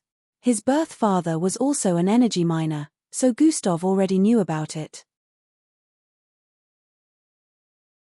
Still, he had never been to an underground energy mining facility before, so he had no idea how powerful the energy was. Now that he was sensing it, he realized that he wouldn't withstand this harmful energy if he wasn't a Zulu-ranked mixed blood. He now understood the reason for the MBO Zulu ranked requirement for participating in the test. Gustav also realized something. This must be the reason why even though a person is a brilliant scientist, they would still need to have a good bloodline. His reason for thinking this way was that experimentation of different kinds was done with energy crystals in this age. Breakthroughs in different research areas also came from using the crystals. If a person wanted to experiment with an energy crystal without being at least a Zulu-ranked mixed blood would be harmed upon coming into close proximity to the crystal. This was why Gustav couldn't even become a scientist, even if he wanted to back then when his bloodline was still weak. G-arch-charch. Getrutru. 2 loud roars brought Gustav out of his reverie. The other participants closing in behind on the stairs also heard that and paused their footsteps abruptly. Gustav turned towards the right. He noticed the silhouette of a large creature on 4s walking out of the 3rd passageways. The second roar came from the left, so Gustav turned to look at that side too and noticed the afro-haired kid several hundred feet away standing in front of a creature on 4s. Looks like they already sensed our presence, Gustav said internally as he braced himself for a fight. Only mixed breeds that are level 7 and beyond can sense the presence of living things. These mixed breeds are more powerful than a Step 1 serial ranked. Gustav analyzed this information with speed. The one on the right or the one on the left? Gustav contemplated. The one on the left is farther, and since there's someone standing before it, it would still take some time for it to get here. The one on the right is not being delayed by anyone, so it will get here soon. and the participants will have to engage it. If I fight with others, I can't get what I want, but if it's just with him. In less than a second, Gustav had already thought about this. He made his decision almost instantly and dashed towards the left. Swoosh! When the mixed breeds coming from the right saw him running, it also dashed forward. Gustav had already gone several hundred feet away from his initial position in a few seconds, so when the mixed breed arrived at where he was previously, it noticed the participants coming down from the stairs. Charge! It growled again, causing furious winds to blow across the place. The participants stared at the creature. It was a 13-foot-tall fox-looking mixed breed with green fur and a massive black horn on its forehead. Its claws were golden in color and looked so sharp that the participants started imagining how it would easily slice through flesh. As the mixed breed noticed them, it raised its body up and stood on its two hind legs while widening its mouth and running towards them. The participants, knowing that they had no choice but to face it, braced themselves and also dashed forward while activating their bloodlines. Gustav arrived before the afro-haired kid and the mixed breed, who had already started engaging each other. It was a black-scaled mammoth-looking mixed breed with 4 heads and 8 tusks. It was even larger than the mixed breeds the participants behind were currently facing. Its heads were positioned so that they formed a circle with a hole in the middle. Surprisingly, this type of mixed breed mammoth had a neck. Swee-eye! The boy dodged a wave-like attack by phasing through the ground and coming out of the wall on the right. Sprint has been activated. Zwoosh! Gustav's speed increased exponentially as he dashed head-on into the mixed breed and threw out his fist towards the side of its belly. Bang! Gustav landed a clean hit on the mixed breed, which was distracted due to the other kid. Swoo! Bam! The creature was catapulted from its position by the force of the punch and slammed into the wall on the left about 50 feet away. One of its tusks brushed against the wall intensely due to this and cracked at the tip. Charge! The creature roared with anger as it picked itself up like it was unaffected and dashed towards Gustav with animosity.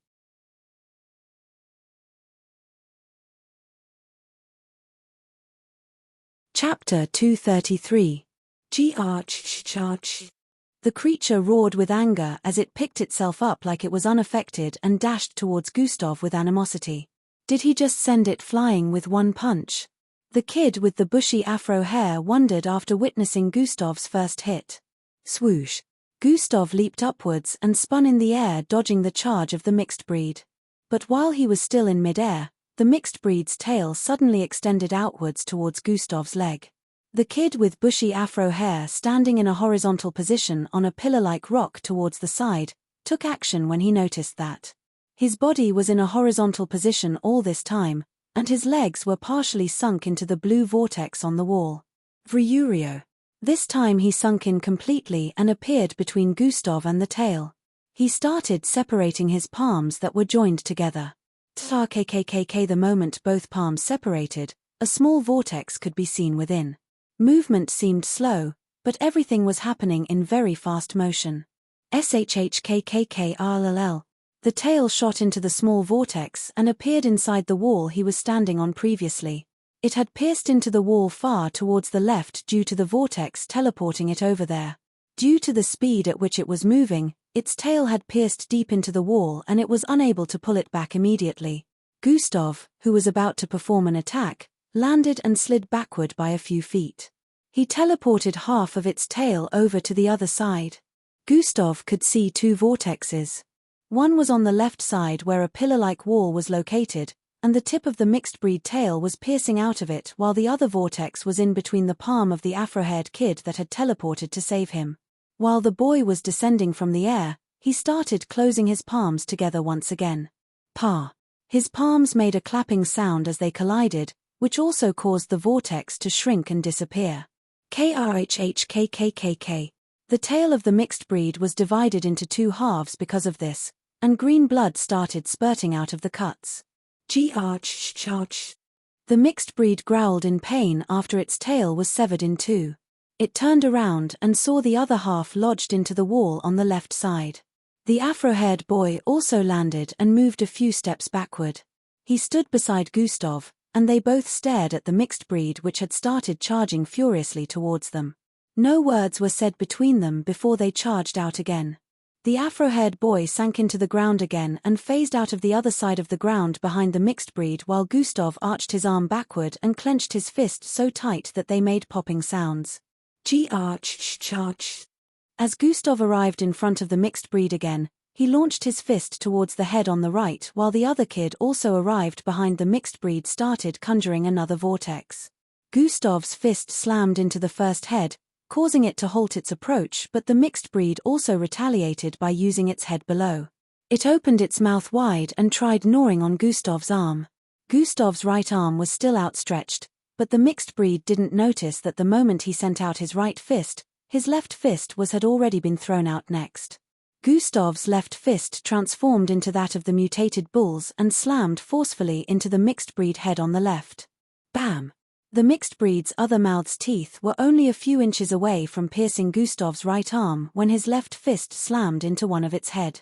It got catapulted backward as a loud cracking sound rang out. Swee-eye! Blood ran down its head on the left. The boy behind had already opened up a large vortex. Swoom! The mixed breed was sent flying into the vortex. However, only half of its body was able to fit through because of the size. Shroom! The boy started joining his palms together again, trying to close the vortex with half of the mixed breed's body still in it. Gustav watched from the front and already understood what he was trying to do. That's one powerful ability. Gustav could see the mixed breed struggling to move out of the vortex, but it was proving difficult. However, it would seem that closing this vortex just as he had closed the other was easier said than done. Sweat started appearing on the forehead of the afro-haired kid as he pushed his palms closer to one another. Charge. The mixed breed growled in pain as cracking sounds started ringing out since the vortex was shrinking. Its bones were slowly getting crushed. All of a sudden, its 6 eyes glowed red, and it started increasing in size. Ah! What's happening? The afro-haired kid could feel his vortex being forcefully enlarged. It growled again and suddenly pulled itself out of the shrinking vortex. The moment it pulled its body out of it, it turned around with immense speed and dashed towards the afro-haired kid. The kid who hadn't wrapped his head around the current development was taken by surprise and couldn't react in time when the mixed breed arrived in front of him.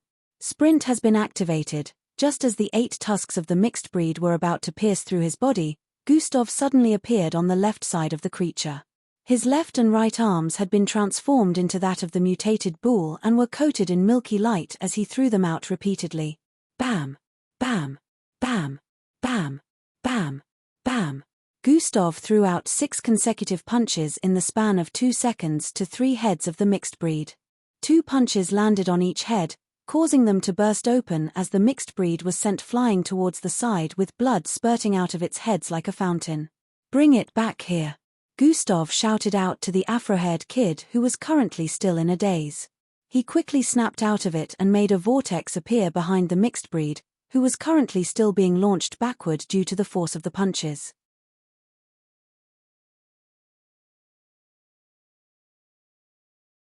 Chapter 234. Trehik. The mixed breed got sucked in and appeared right in front of Gustav again. Bang! Bang! Bang! Bang! Bang! Bang! Gustav threw out punches consecutively towards the body of the mixed breed again. Different parts of its body got blasted open as Gustav's punches sent it flying again. Gustav turned to stare at the afro-haired kid and nodded. The kid understood and did the same thing again. Trehik. Swoom.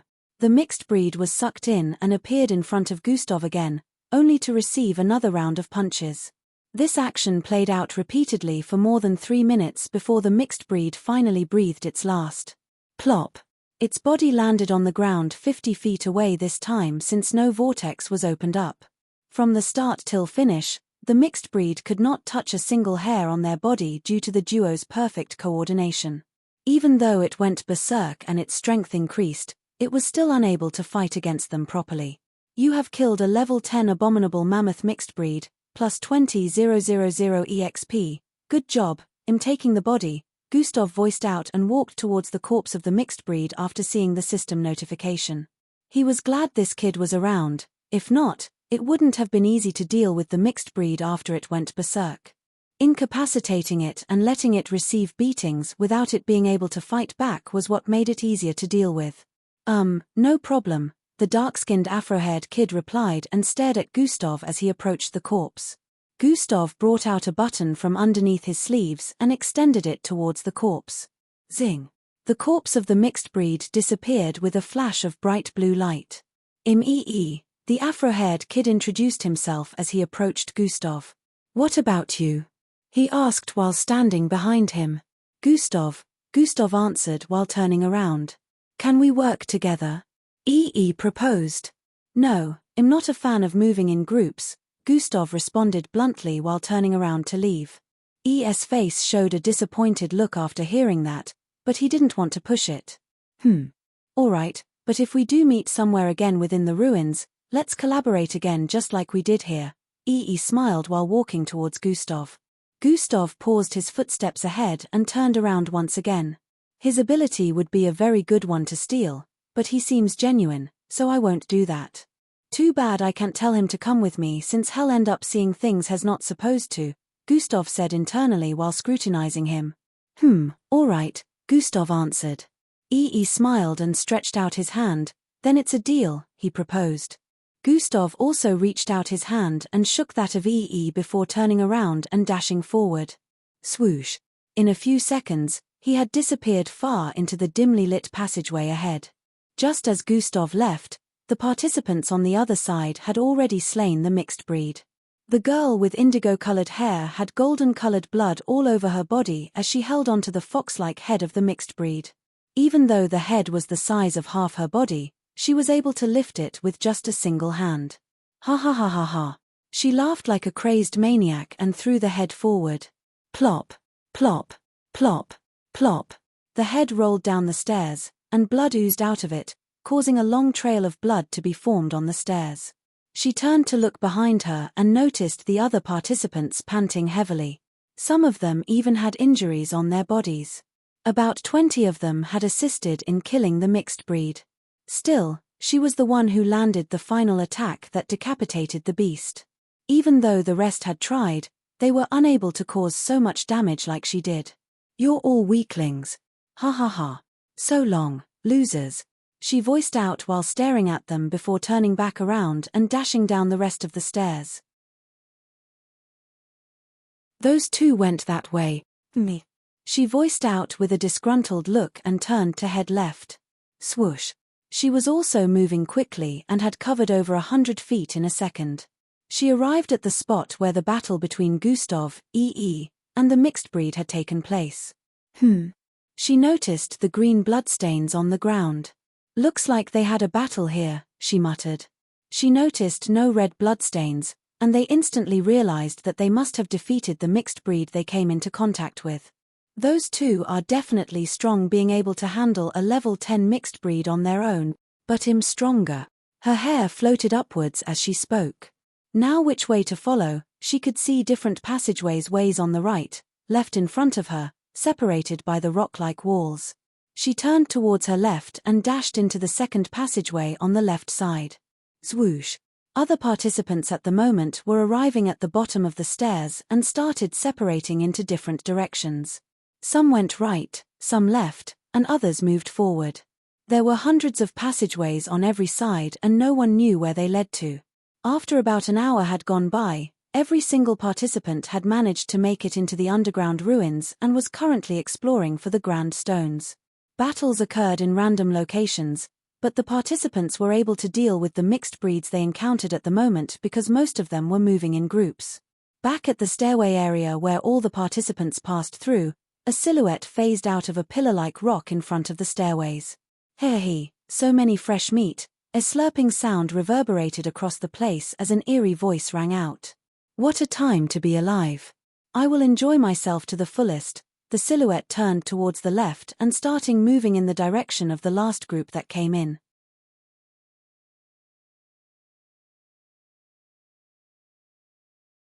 Chapter 235. What a time to be alive. I will enjoy myself to the fullest. The silhouette turned towards the left and starting moving in the direction of the last group that came in. In an unknown part of the ruins, several weird-looking creatures that didn't look like mixed breeds started appearing out of the woodworks after sensing the presence of intruders in their domain. Some looked humanoid while others were nothing like humans. SKK Archie. A loud, sharp sound echoed in a dark place where a rock was positioned within a large hole on a massive wall. This may finally be my chance to get out of this place. A voice responded from the circular rock. In another part of the ruins, Gustav arrived at a place where small housing structures constructed from rocks could be seen. This was an open area where walls and passageways could not be seen. Only the ceiling area had pointy rocks protruding from them and some pillar-like rocks that extended from the top to bottom. Apart from that, the area was pretty cleared up, unlike the places he had been passing through. Overall, the area was still dimly lit. However, due to the spaciousness, it was a little bit brighter than other areas. Step, step, step, step. 7 small houses built from the rock fragments were underneath the ruins. As Gustav moved forward slowly, he noticed that some of 3 small houses were built on the wall surface at the far edges of the area. It was as if the usual many pointy rocks that extended from the ceiling to the ground had been cleared up to build these structures. Gustav sensed movement thousands of feet away from where the first small house could be seen. God eyes have been activated. Just as expected, the houses belong to convicts. Gustav instantly became on the alert moment he saw through the house in front. Higher, one of them has arrived. A loud masculine voice was heard coming from the house in front. Step, step, step, step. Gustav had already paused his footsteps after noticing this figure, so the sound of footsteps was coming from this particular figure. It sounded heavier than Gustav's footsteps. Swedish. The leaves covering the entrance shifted, and a large humanoid figure came through it. This person was so large that he was as tall as the house he stayed in. He had a triangular-shaped green head with one large black eye. He had no mouth, neither did he have a nose. His body resembled that of an ape with whitish furs. Gustav's current height was approximately half of his. Not only was he tall, but his figure was huge. Step, step, step, step. His steps were extremely loud and got louder as he approached Gustav. He isnt a mixed blood. Gustav could see the difference between his energy and that of mixed blood since God eyes were still activated. Since he also isnt a mixed breed, that means he's an alien. Gustav instantly came to a realization as his guard was raised up once again. Host has made contact with Arcanade species. Language translation isnt needed since species is currently using a language that host can understand. The system notifications that popped up in his line of sight further confirmed his speculation. I have no idea how the power levels of aliens are. I literally have no knowledge of them, and I don't know what to expect. I should prepare to use all my strength just in case. Just as Gustav was preparing himself for a fight, he sensed movement from up ahead again. Step, step, step, step, step, step. Creatures similar to the one walking towards Gustav walked out of other similar houses. They were shorter than the one closest to Gustav and also had different body proportions. However, they literally looked the same. They moved towards the largest and stood on his sides and behind him. 7 of them were now walking towards Gustav. This doesn't look good. Once I trade blows with them, I'll know if I can win. If I can't, I'll have to combine dash and sprint to get out of here. Gustav's body started transforming as he made this decision in his mind. In the process of channeling his genetic transformation, energy container, and atomic disintegration bloodlines, the 7 creatures in front of him paused in their tracks. Did you guys sense that? The largest creature in their midst spoke. Lord Guara, are you talking about the energy coming from that kid? One of them asked for the side. What else do you think him talking about, idiot? He answered with a slightly annoyed tone. Gustav, who was still channeling his bloodlines, wondered why they had stopped moving. Nevertheless, he still kept channeling his bloodlines. His body had bloated, becoming more than 7 feet in height. 3 inches tusks grew out of his thighs as they became very muscular. Long, sharp claws and tusks grew out of his toes and his right arm. His left arm became red in color with long sharp claws coated in silver-colored energy. But even with his current height, He was still shorter than they were. Oh, wait, great sub-parallel being. We do not wish to go against you. The largest creature in their midst voiced out before Gustav could charge into them. Wait, what? The instant that statement was mentioned, Gustav's mind went back to what he always saw on the system panel. Sub-parallel being. My class. Gustav instantly remembered this as the words in front of the class when the system displayed his stats. What do you mean? Gustav asked while slowly transforming back into his usual self. He could sense that their hostility instantly disappeared after witnessing his transformation. We do not wish to fight against you, the creature replied again. Why? What made you change your minds, and why did you mention the words? Sub-parallel being. Gustav asked in quick succession. Because you're a sub-parallel being, and we can't go against you, the large creature answered again.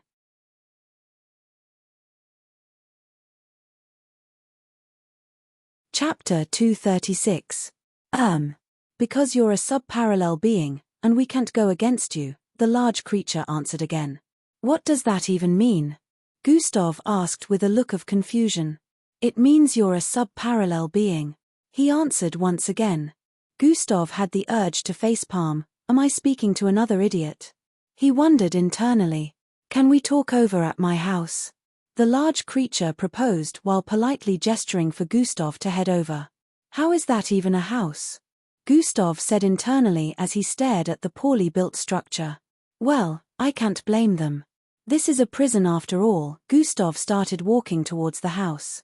The others also turned around to walk towards there as Gustav reached their position. Gustav still had his guard up just in case. As he entered the house with 3 of these creatures, the rest remained outside. The interior of the house wasn't bad, but it also wasn't anything special. Some clothes were spread on the ground. There were no seats except for a small round rock placed in the center of the place. The largest amongst them walked towards the rock, lifted it, and dropped it in front of Gustav. Please, sit, he requested. Gustav proceeded to sit on the rock while the rest of them sat on the ground in front of him. I am known as Guara, and these are my subordinates. Guara first introduced himself. Gustav nodded in response but didn't tell them his name. Oh, great sub-parallel being, what brings you here? How are you among the little ones that were sent here? He asked. First, tell me what a sub-parallel being is. Gustav asked while raising one eyebrow up. The 3 seated in front of him stared at each other with looks of confusion on their faces. As you wish, great one, he replied. Gustav felt he was going to get a headache from the way they turned respectful. He felt really uncomfortable hearing their manner of speaking. Still, he decided to perk his ears up and listen for the time being. All across galaxies, there are 5 stages that are known as cosmic superiority. Guara started with this.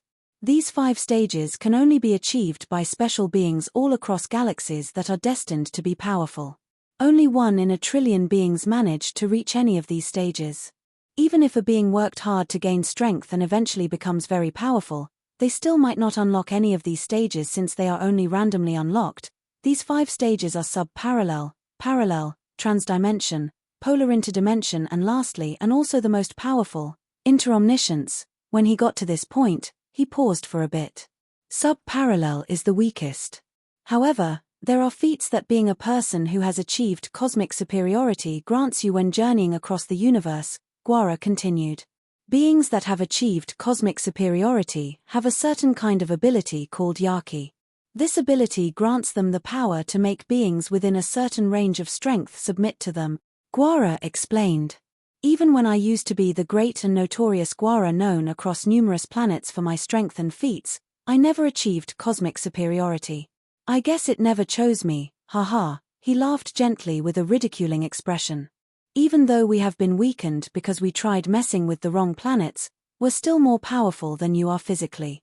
However, if you were to use your Yaki, we will be unable to touch a single hair on your head. Guara stopped explaining at this point. Gustav had a look of contemplation as he digested everything Guara had said. So, it turns out that this was the case. Cosmic superiority. But how do I make use of this Yaki he mentioned? The system never gave me a hint. The class was only unlocked once I reached level 20. Also, I need to know what level of power will be affected by sub-parallel beings Yaki. However, I'm sure their power level system is different from that of mixed bloods, so how do I compare them? Gustav's mind was plagued with these thoughts. This Yaki, how do I activate it? Gustav asked. No idea. I have not achieved cosmic superiority, so there's no way for me to know. Wait, how come you don't know how to activate your own power? Guara asked. Maybe you're mistaken, and I have not achieved cosmic superiority. Gustav decided to say this and observe the way Thed react. Impossible. I can never mistake the energy of one. Because I once fell in battle to a sub-parallel being like you. Guara's face shone pain as he voiced out. Even though he didn't have a mouth nor a nose, Gustav could still figure out that there was pain in his voice when he mentioned that a while ago. The other two beside him also had their head down when he mentioned this. Since I don't know how to make use of the power, why aren't you attacking me? Gustav asked while raising one eyebrow again. Haha, because we know better than to piss off a being that has achieved cosmic superiority. At such a young age, you have already achieved this, which is unheard of. The possibility of your cosmic stage increasing in the future is very high. Only a stupid person wouldn't want to make connections with you, Guara mouthed off while making the face of an ass kisser. By the way, we never intended to kill you. According to those enforcers in your planets who came the other day, we were just to ruffle up anyone who approached this place to stop them from getting their hands on the stones placed in different spots around here. If we did that, our sentences would be reduced. However, we don't care about that anymore after meeting someone like you, Guara added. Enforcers. Stones. Gustav instantly came to a realization. Hes referring to the MBO. Looks like they made deals with the inmates. Where are these stones that you mentioned? Gustav asked with a look of interest. Oh, follow me. I'll show you, Guara replied while standing up.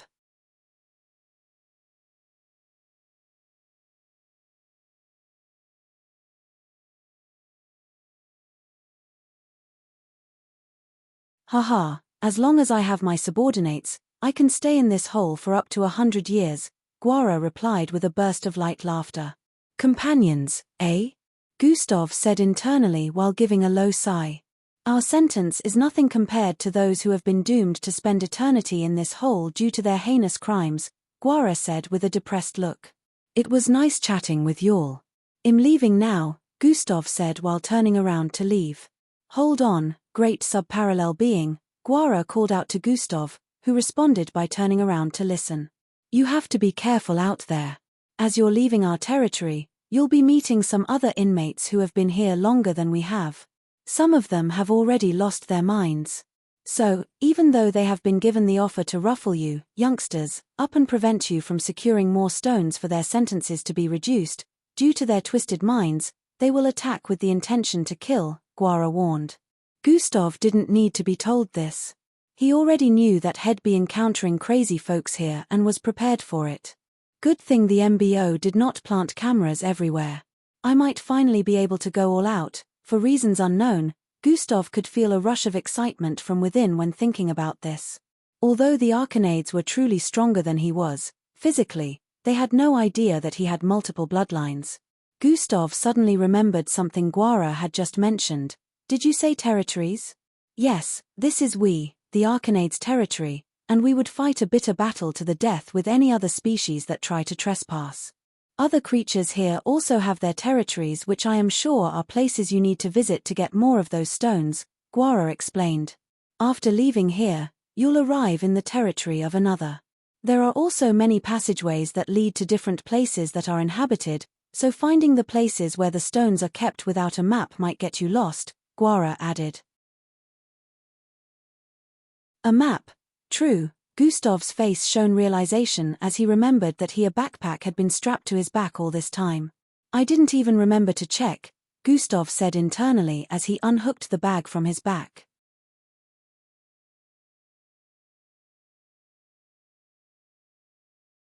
Chapter 238. A map.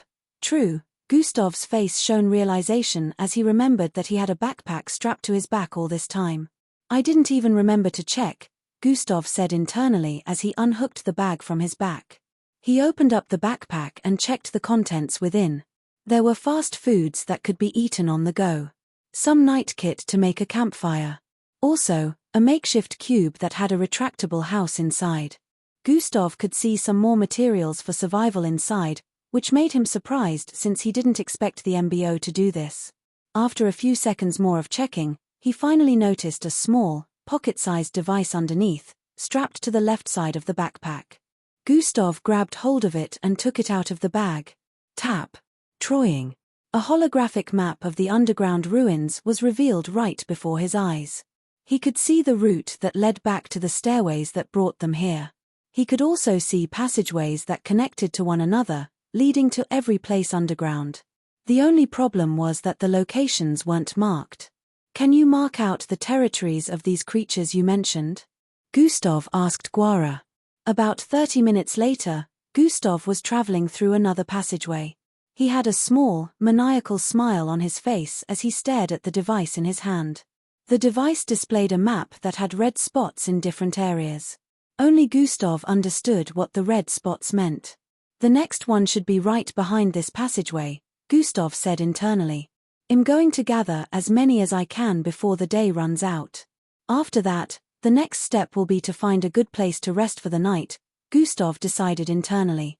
Arcanades had told him they would have come with him if not for the fact that their sentences might be increased if they assist him. Even if their sentences were not increased, Gustav would still have preferred that they didn't follow him all around. But he did promise that when they were out, he would find a way to repay their help. So, this might not be the last time that they will be meeting. Gustav was still surprised that these inmates had made territories for themselves underneath the Kaskia ruins. The participants were mostly put in a tight spot because they had to look out for mixed breeds, aliens, and mixed bloods. The likes of which might no longer be sane. Swoosh. Gustav dashed out of the passageway and arrived in an area with hundreds of icicle-like rocks buried into the ground. The icicle-like rocks were pointing towards the ceiling, but they weren't tall enough to reach there.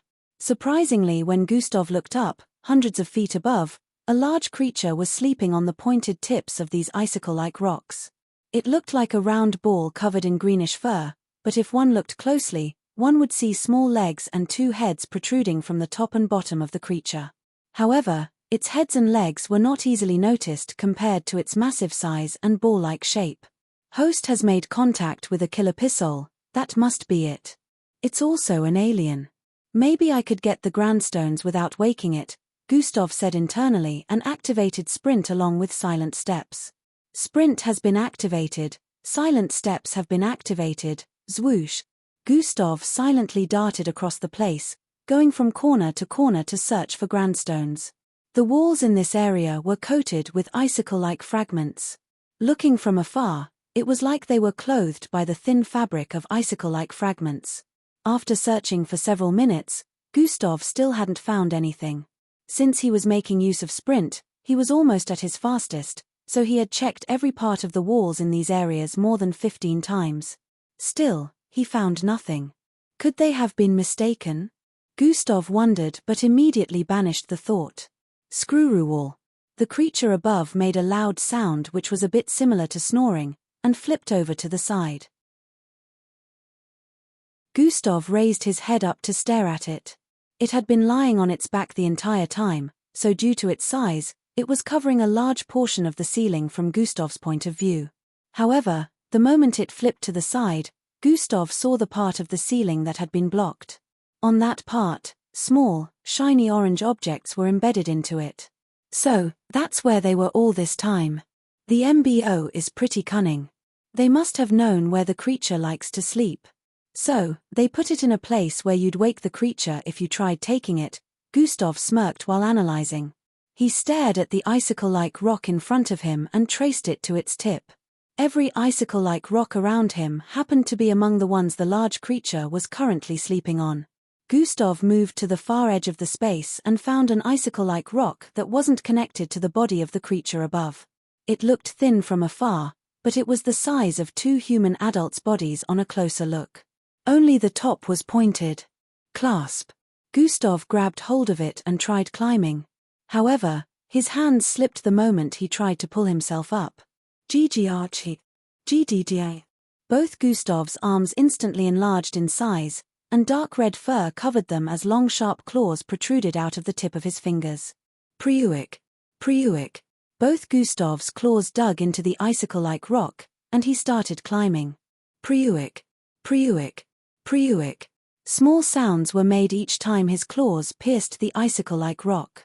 This made him move slower than normal because he didn't want to wake the creature. After about a minute, Gustav was finally close to reaching the tip of the icicle-like rock. From his position, he could see the body of the large creature, which happened to be facing Gustav's direction. It was only about 15 feet away because its body covered a large portion of the tip of the icicle-like rocks.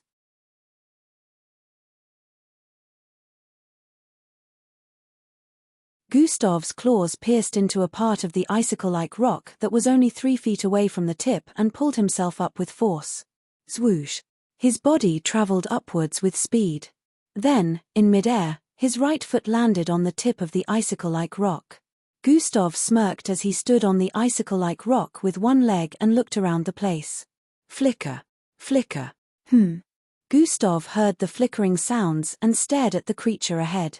Swoon. The creature opened its 4 small green eyes and stared in the direction of Gustav with animosity. Sigh.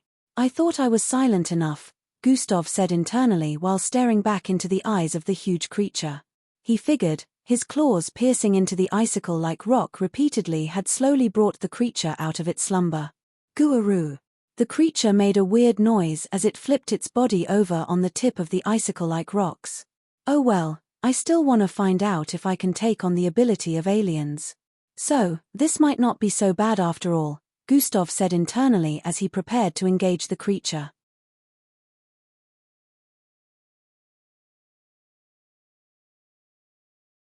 Chapter 239. He figured that his claws piercing into the icicle-like rock repeatedly had slowly brought the creature out of its slumber. Guaroo. The creature made a weird noise as it flipped its body over on the tip of the icicle-like rocks. Oh well, I still want to find out if I can take on the ability of aliens. So, this might not be so bad after all, Gustav said internally as he prepared to engage the creature. Guuru. Guheb. It's been long since I tasted flesh. So, you're finished, Earthling. Although the creature was still making that weird sound, Gustav could understand it clearly. Looks like the system will interpret every alien language to me no matter where they come from, Gustav thought. Phoom. The massive circular creature suddenly leaped up and curled itself into a perfect circle where its head and legs couldn't be seen. It suddenly descended upon Gustav's location with speed. Obviously, it was trying to crush him with its body. Gustav practically had nowhere to run to since they were in midair, and he was currently standing on the top of a pointy rock with just 1 foot. The next rock in front was a few feet away, and so were the rest.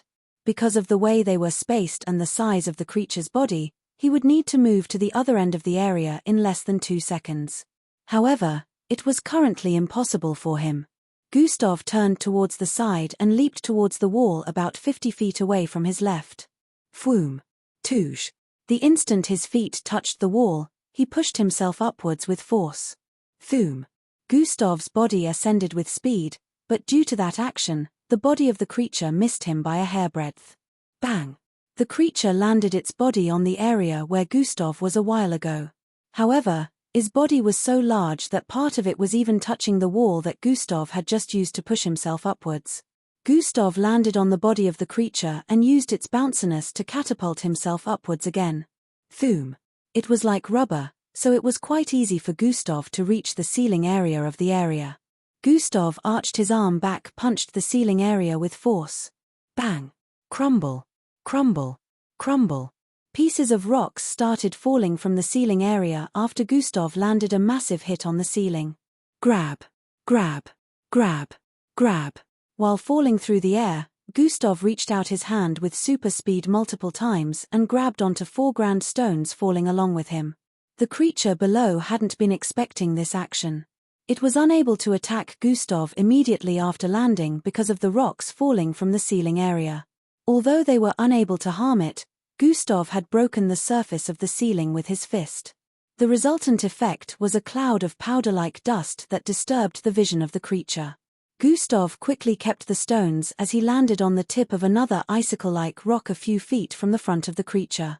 6 more to go. Gustav stared at the ceiling area on the east and could see some more grandstones embedded into its surface.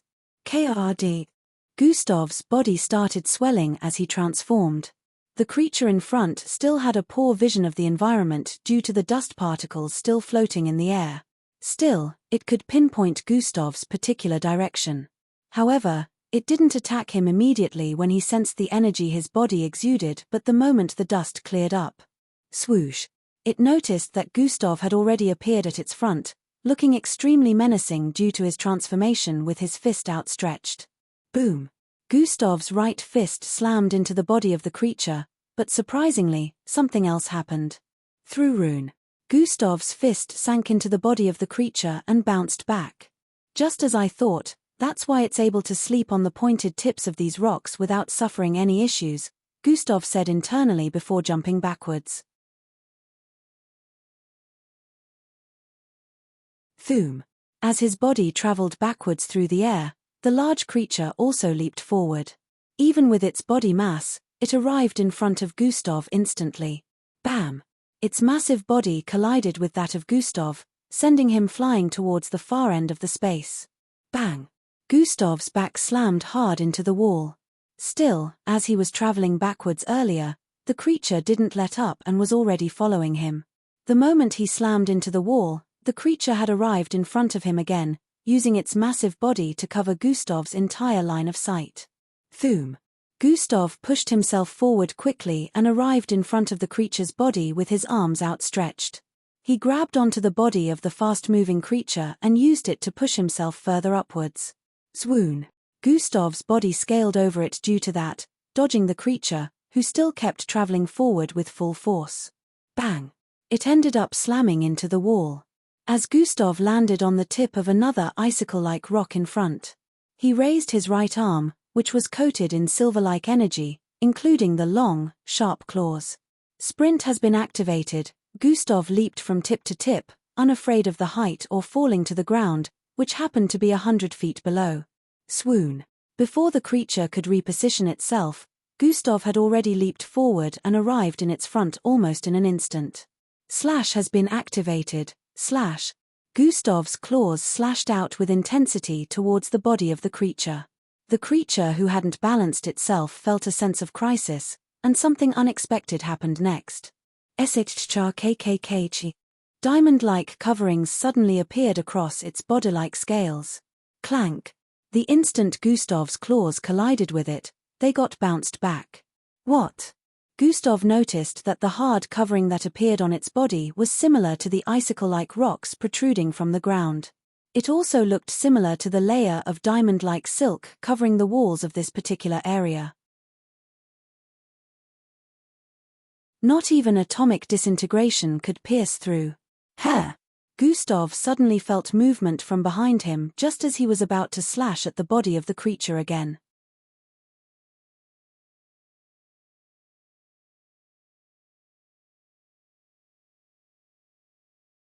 Chapter 240.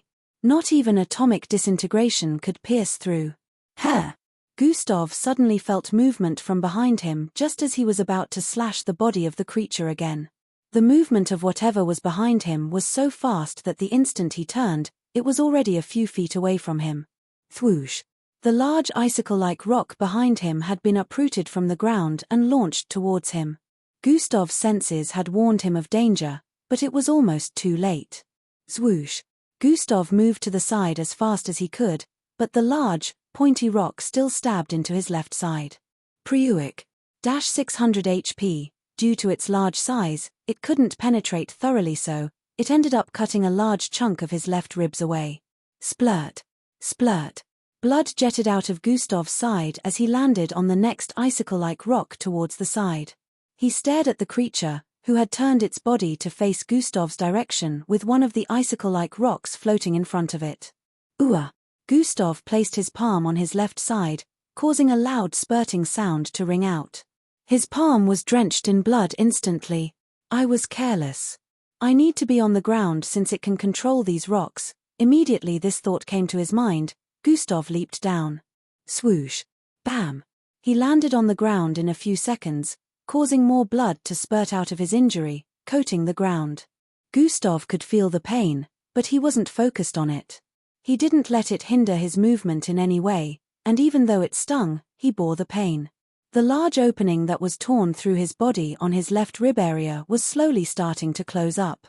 Gustav stared at the creature who happened to be staring at him back from up. The large icicle-like rock was still floating in front of it and pointing towards Gustav's direction from above. Swoon. Swoon. Swoon. Swoon. Swoon. Suddenly the icicle-like rocks all around the vicinity started being uprooted from the ground by an invisible force. While that was happening, Gustav's entire body was also transforming.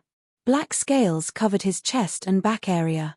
This was a feature he got from the serpentine mixed breed. The tusks that had grown out of his thighs suddenly wrapped around his legs, transforming into some kind of protective covering. His skin turned sizzling hot, affecting the temperature around him. 10 invisible energy orbs filled with energy had merged into the space around him without the awareness of the creature. He looked extremely menacing right now. As the icicle-like rocks in the area arose from the ground and pointed towards him in mid-air, a purplish beam was also gathering in his mouth, which was wide open. Thweish. Thoom. He shot out the purplish beam at the same time the icicle-like rocks were hurled towards him. Swoon. The beam traveled with faster speed than the hurling rocks and slammed into the body of the creature. Bang. It got pushed back and slammed into the ceiling. Swoosh. At the same time it made contact, Gustav was already dashing across the ground, dodging the descent of the icicle-like rocks. Bam. Bam. Bam. Bam. They started slamming into the ground, missing Gustav's figure as he dashed across the place. Swerve. Swerve. Swerve. Gustav perfectly dodged every icicle-like rock. He dodged up to 20 of the icicle-like rocks, which had a length of over 1,000 feet. Combination has been activated. Dash plus sprint. Swoosh. Gustav's speed suddenly increased immensely as he dashed towards the icicle-like rocks that had protruded into the ground. Bang. Bang. Bang. Bang. He clawed and punched at them, repeatedly shattering them in the process. Bang. Bang. Bang. Atomic corrosion has been activated. Gustav activated one of the new skills he got when atomic disintegration got to Zulu rank. Any rock his fist encountered will slowly start to disintegrate into powder-like particles. Even though he wasn't able to blast them to pieces after punching them, they would later be disintegrated into nothing since he had made contact with them. The creature reorganized itself after slamming into the ceiling due to Gustav's beam. Even though it wasn't injured, it was still shaken up because the force was immense. It quickly controlled another pair of icicle-like rocks and sent them hurtling towards Gustav again. It couldn't go down to meet Gustav due to its massive body since the icicles were in the way. Gustav calculated the trajectory of the falling icicle-like rocks and squatted lightly. The muscles in his legs and thighs bulged immensely, and the ground below cracked a little from the way his feet pressed against the ground. Super jump has been activated. Thoom. Gustav leaped upwards in a diagonal format and kicked the first icicle-like rock he came into contact with. Zweish. Zweish. Zweish. Using that force, he traveled from rock to rock in a zigzag-like format while moving upwards. Thoom. Due to the extremely fast speed, the creature was taken by surprise when it saw Gustav appear in its line of sight. There it is, Gustav said internally as his body ascended towards the head area of the creature that was slightly buried into its large body. The creature was unable to react in time before Gustav landed on its head area. Clench. Gustav grabbed onto the head and pulled it out of the body forcefully before throwing his leg at the closed-up mouth of the creature. Bam! The creature made a loud painful noise as its mouth opened up and started calling back the icicle-like rocks. However, Gustav's next action surprised it. Troying. Troying. Troying. Troying. About 10 blue, glowing spherical orbs appeared around Gustav. Before the creature could understand what was going on, the orbs flew into its wide-open mouth. Swoon. Gustav jumped back down the instant the orbs went in. He nicely dodged the icicle-like rocks that were flying back up as he said a word in his mind. Detonate.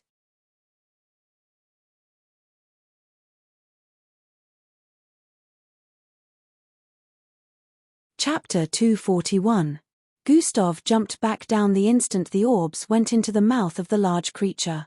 He effortlessly dodged the icicle-like rocks that were sent flying back as a certain word formed in his mind. Detonate. Immediately after the thought came to his mind, the energy inside the orbs within the creature's body went haywire. Instantly, it was accompanied by the sound of a compressed but loud blast. Boom! The creature's body bloated immensely, and its skin cracked as light rays escaped from different parts of its body before it blasted apart. Plush! Plush!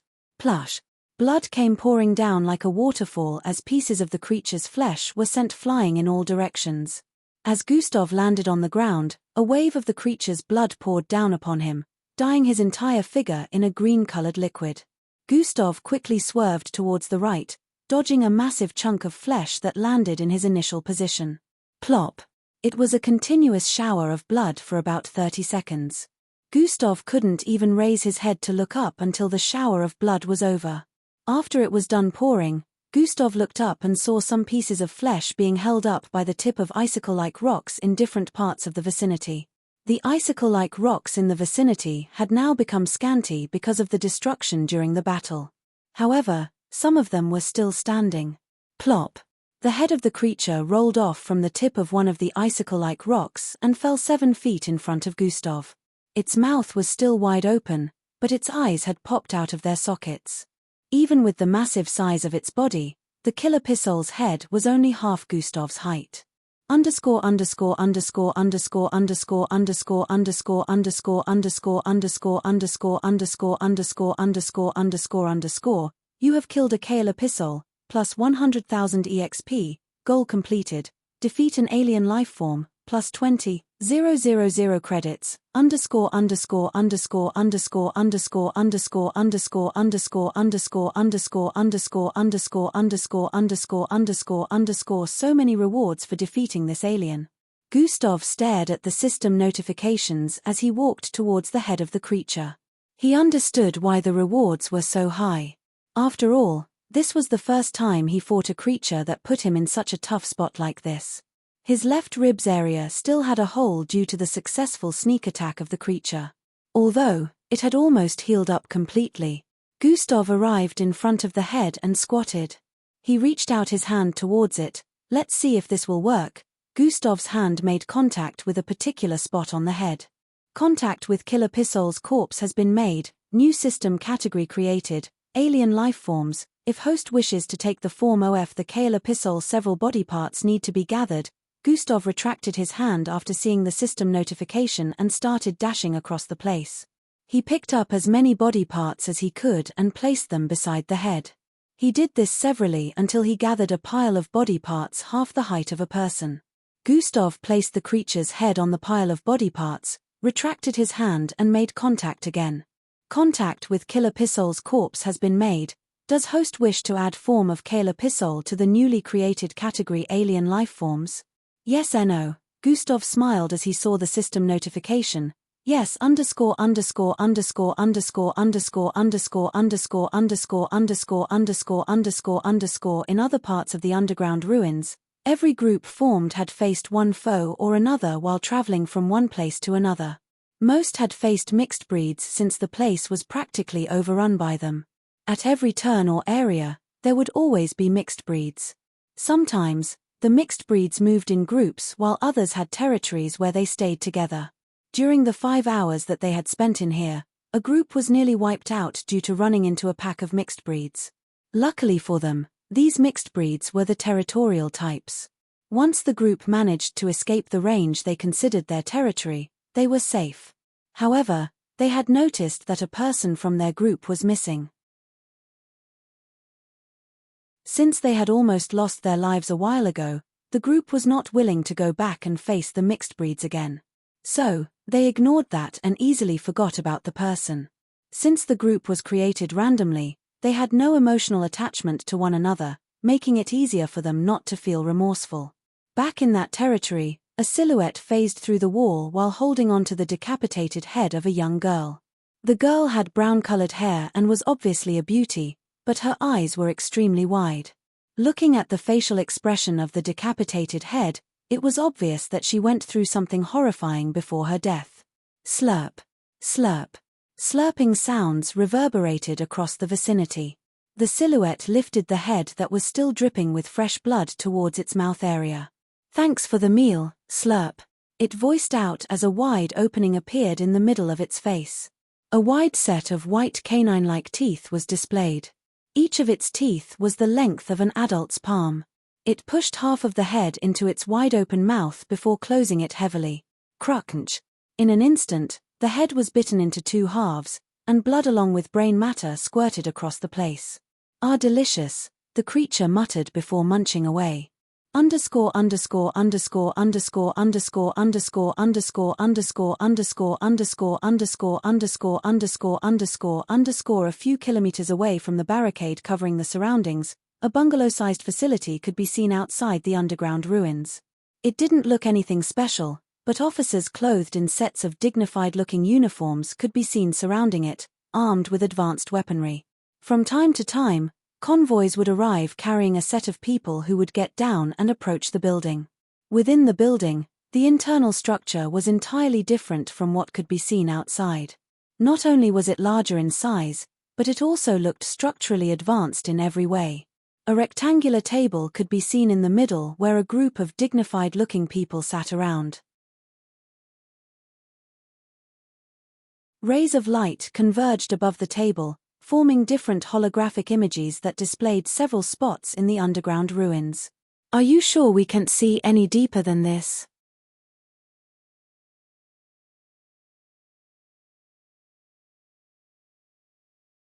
Chapter 242. Rays of light converged above the table, forming different holographic images that displayed several spots in the underground ruins.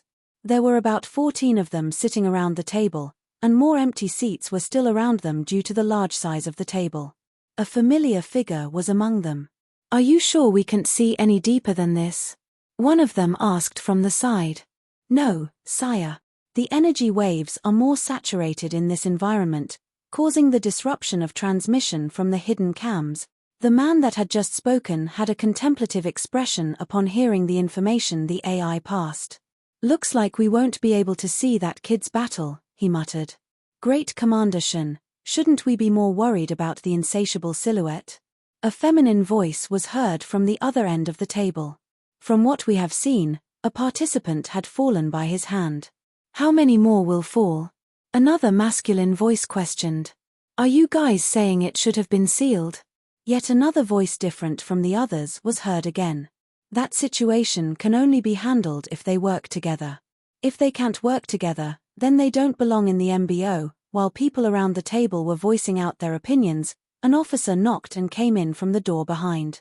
"Sir Young Joe has arrived," he announced, and behind him, a young man in a purple business suit walked in. Within the underground ruins, almost 10 hours had gone by. It was already evening time, and the participants knew they'd have to turn in for the night. So, they began to look for places where they would be safe for the night. At this point in time, several groups had noticed that one or two of their teammates went missing when they were battling some mixed breeds. This became alarming when several groups met up and found out that they went through something similar. Several groups started sticking together due to this. However, this occurrence was only taking place in the southeastern part of the ruins. Groups in other parts hadn't faced this situation. Some had come in contact with inmates that they had to battle. In contrast, some had come into contact with inmates that didn't initialize violence upon noticing them. All in all, no one had lost their lives according to what the groups had seen. However, no one knew the fate of the missing participants. In a particular place in the southeastern part of the ruins, a girl with silver and pink-colored hair, with an innocent and beautiful look leading a group. Her athletic figure, along with her tight clothing highlighted her hips and front busts, made her look especially attractive. Among the rest of the group here, she seemed to stand out than others. "Angie, which passageway should we pick?" A short boy with long white dreadlocks covering his face asked from the side. Obviously, The girl was Angie. She happened to have formed a group of 7 with these participants after arriving in the ruins. The rest listened to her and practically saw her as the leader of the group because her opinions had brought them this far. Also, the way she used her ability when dealing with the mixed breeds they came into contact with garnered their respect. They were currently in a wide space filled with short 2-foot-long pointy rocks protruding from the ground. Right in front of them were 4 large passageways. By now, the participants knew about the map. However, since there were no marked spots that gave them a clue on what to expect from different locations, they were only using the map so they could find their way back in case anything happened. Angie checked the map and looked for the passageway that led to the northwest area of the ruins. She stared at the 3rd passageway, which happened to be the one, and gestured for everyone to go in. The rest nodded and followed her into the 3rd passageway. So far, we have each gotten 2 stones. We should move to another part to find more stones. This was Angie's thought and reason for picking this passageway. When the group had disappeared into the dimly lit passageway, a slurping sound reverberated across the area they had just left. Slurp, slurp, slurp. A silhouette phased out of one of the rocks and stared in the direction of the 3rd passageway. He, more fresh and delicious meat, it muttered while moving towards the 3rd passageway. In the eastern part of the ruins, within a large passageway, a bloodbath was ongoing. Slash, slash, Priuic, Priuic. Sounds of battle and blood being sprayed could be heard within. Gustav was currently engaging a group of mixed breeds with spider-like features but human-looking heads. Plop. Another of the creature's legs was severed, causing it to fall as Gustav spun around and slammed his right foot into the creature's face with the spinning force. Bang! His feet were currently massive due to him transforming them to that of a bloodwolf's. His legs slammed into the head of the creature, causing it to dislodge. It was sent flying and slammed into the wall on the other side before bursting apart. Gustav didn't wait for a second more. He had already dashed towards another one and was currently pulling its head from its body. You have killed a level 5 Orslira arachnids mixed breed, 10,000 EXP. You have killed a level 5 Orslira arachnids mixed breed, 10,000 EXP. System notifications kept ringing in Gustav's head as he massacred the mixed breeds attacking him. After about 5 minutes more, the entire passageway was littered with piles of mixed breed corpses. Gustav walked forward, stepping on a pile of corpses and a river of blood that he spilled. Crunch! He stepped on a corpse's head as he walked forward, which burst into pieces. Even though the environment was nauseating and was filled with a stench of death, his unbothered expression didn't change. He came out of the passageway and arrived in another vicinity where small structures made from stones could be seen. Finally, a place to rest for the night, Gustav thought as he walked further forward.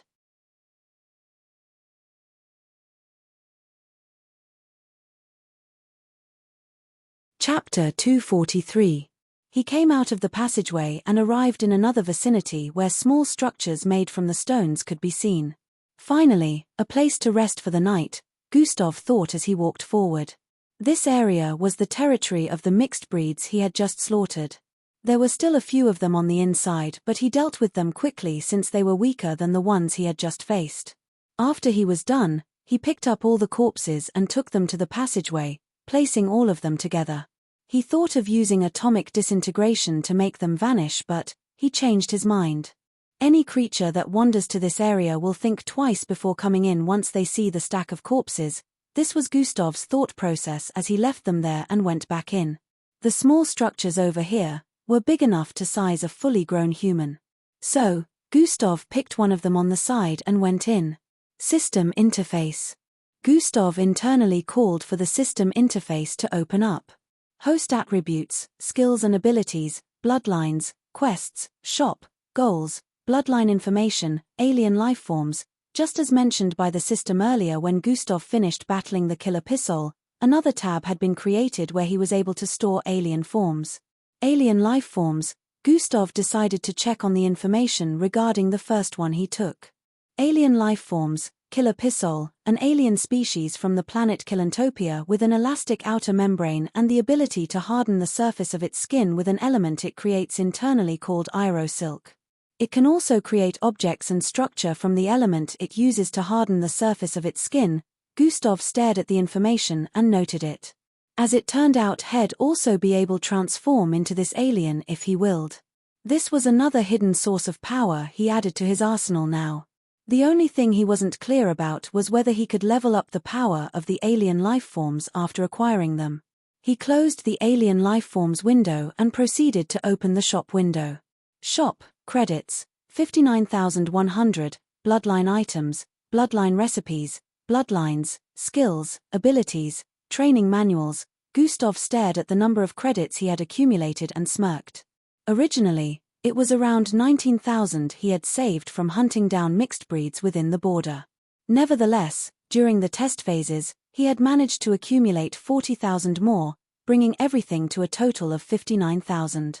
I can finally buy a bloodline from the system now. A surge of excitement ran through Gustav's body as he thought of this. He had only gotten techniques from the system since he had been accumulating credits, since the number of credits needed for getting a bloodline was quite exorbitant. Gustav recalled when the second time he got a technique was around 6 weeks ago. 6 weeks back after the closing periods, Maltida found her way to the disciplinary committee's block and headed for Mr. Lowen's office. "Com. She knocked softly and a masculine voice responded from within. "Come in, SS." The door slid towards the side and she proceeded to walk in. Right in front was an office table with a middle-aged looking man sitting behind it. Files were stacked on the table and a holographic monitor along with a keyboard was positioned in front of him. He was initially busy with typing something, but he took a pause when Maltida stepped in. "Good day, Mr. Lowen. You called for me," Maltida said respectfully. "Called for you?" Mr. Lowen stared at her with a confused expression. "I didn't," he denied. "Mr. Lowen, the student who was sent to deliver the message specifically said you wanted me to see you in your office." "What? I didn't send any student on such an errand," Mr. Lowen exclaimed. "Then how come, Mr. Lowen? Or you don't want to admit that you called for me in your secluded office?" Maltida voiced out once again. "Girl, I did not." Mr. Lowen was about to voice out again when he sniffed something. "What's that smell?" he questioned with a repressed look. "What smell, Mr. Lowen?" Maltida asked with a confused expression. "Smells like." Before Mr. Lowen could complete his sentence, Maltida interrupted. "Is this your way of getting out of your current predicament, Mr. Lowen? Why did you call me here?" Maltida asked again with a suspicious look on her face. "What are you talking about? There's a strange SME." Mr. Lowen couldn't complete his statement because suddenly felt a wave of drowsiness. Mr. Lowen was trying to hold his breath so as not to inhale whatever was in the air since he sensed that it was the reason for his drowsiness. However, Maltida kept engaging him, throwing accusations back and forth which made him keep talking. "Mr. Lowen, are you trying to do something to me?" Maltida voiced out with a look of fright after noticing that Mr. Lowen stood up. "No, it's the smell." Mr. Lowen had to answer again, causing him to inhale more of the strange smell in the office. "Just H.I." Mr. Lowen's eyes rolled to the back as he fell and slammed his head on the table before sliding to the floor. Maltida's expression that was initially that of fear changed to normal as she walked towards Mr. Lowen's table. "TCHWW." She sneezed and 2 small circular objects fell out of her nose. The smell in the air was already disappearing. You can come in now, he's unconscious," Maltida voiced out. The door slid to the side and a youngster with dirty blonde hair walked with an unbothered expression. He looked around while walking forward. Maltida was already holding Mr. Lowen's unconscious body up. Such foul air." The youngster, who was obviously Gustav, muttered. "But it's already cleared," Maltida responded with a contemplative expression. "Yeah, but so long as I remain in the same room with that creature, the air will keep on being soiled," Gustav voiced out before spitting out to one side. "Oh, I'll have to clean that up. I shouldn't be contaminating the crime scene," Gustav said internally while staring at his saliva a few feet away. Let's begin, Gustav said to Maltida, who nodded in reply before bringing out a flying camera from her storage device. Remember, whatever happens here is between you and I. If it ever gets leaked out, you're done, and you know what I mean by that, Gustav said with a cold expression. Maltida gulped down saliva and nodded. Gustav transformed into Mr. Lon after wearing his current clothing and tying him up by the side.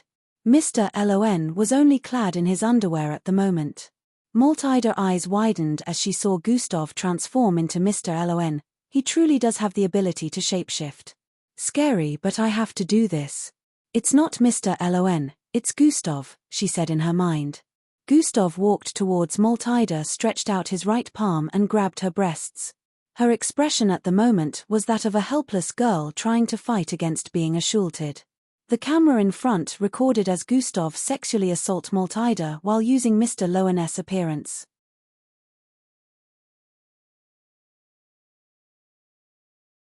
Chapter 244. The camera in front recorded as Gustav sexually assaulted Maltida while using Mr. Loan's face. Inside the structure, Gustav laid on a mattress he brought out from his backpack. Now which bloodline to get, Gustav wondered as he scrolled through the list of bloodlines in his line of sight. Shop, Bloodlines, Aqua Adaptation, Grade C, 30000C, Adapt to Aqua Life and use Acculated Abilities, Mutated Lizard Transmutation, Grade B, 20000C, Release Venomous Gas while in the form of a mighty lizard, Wind Body, Grade B, 25000C, to become the wind and also manipulate it, Rock Manipulation, Grade D, 5000C, manipulate any form of rock, Ephelis, Grade A, 50000C, take on the alien form Ephelis and use their abilities, Fiery Constitution, Grade C, 33000C, having the internal structure of fire and the ability to manipulate and resist fire, Radioactive Distribution, Grade A, 45000C, manipulation of radiation, mass inflation, Grade C, 20,000C, ability to increase the mass of things. A few of them look pretty useless, but Gustav remembered something. I don't have a fire-based ability, so I might as well get one now just in case, Gustav thought. He started looking at the bloodlines again for one that could grant him a good fire-based ability. Isn't there any way to filter out fire-based bloodline abilities? Gustav wondered. The instant he had this thought, the interface started changing. Some current characters and words started disappearing, being replaced with new ones. In a few seconds, the list of bloodlines had almost been completely replaced with new ones. Now all the bloodlines in Gustav's line of sight had fire-based abilities.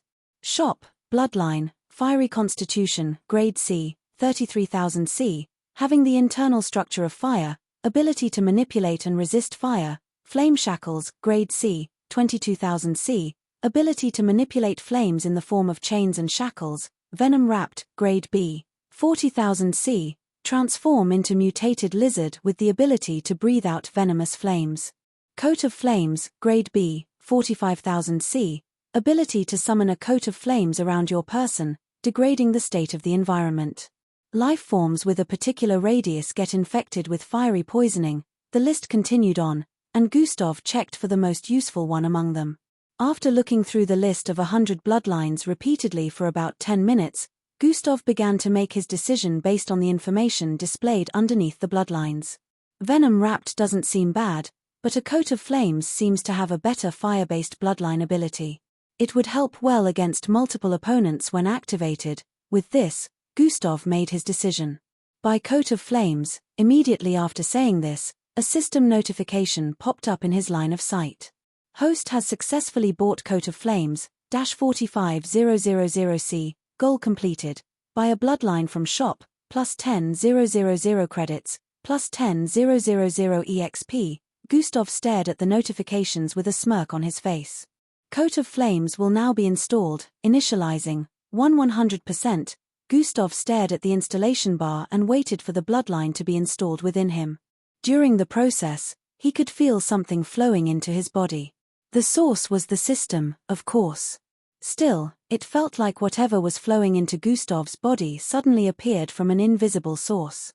While the installation process was ongoing, Gustav decided to distribute the attribute points he got from today's task. Host attributes: name, Gustav Crimson level, 21 class, subparallel being EXP, 525 203 360 000 HP, 95 90 9600 energy, 3100 4250, attributes: strength, 65 perception, 62 mental fortitude, 62 agility, 62 speed, 64 bravery, 62 intelligence, 63 charm, 62 defense, 62 vitality, 64 endurance, 67, attributes points, 35. He spent around 22 points in other to add 2 points to each stat. By the time he was done, he had checked the notification bar for Bloodline installment and noticed that it was almost done. If I get enough credits, would it be possible to buy every Bloodline in the system? If that's possible, where exactly does the system, itself, get the Bloodlines from? This question plagued Gustav's mind. He wished more than anything to know more about the system, but the system was not the talkative or friendly type. The history of their conversations was proof of that. Hey system, at least answer me, tell me something about how you came into existence. Gustav asked internally.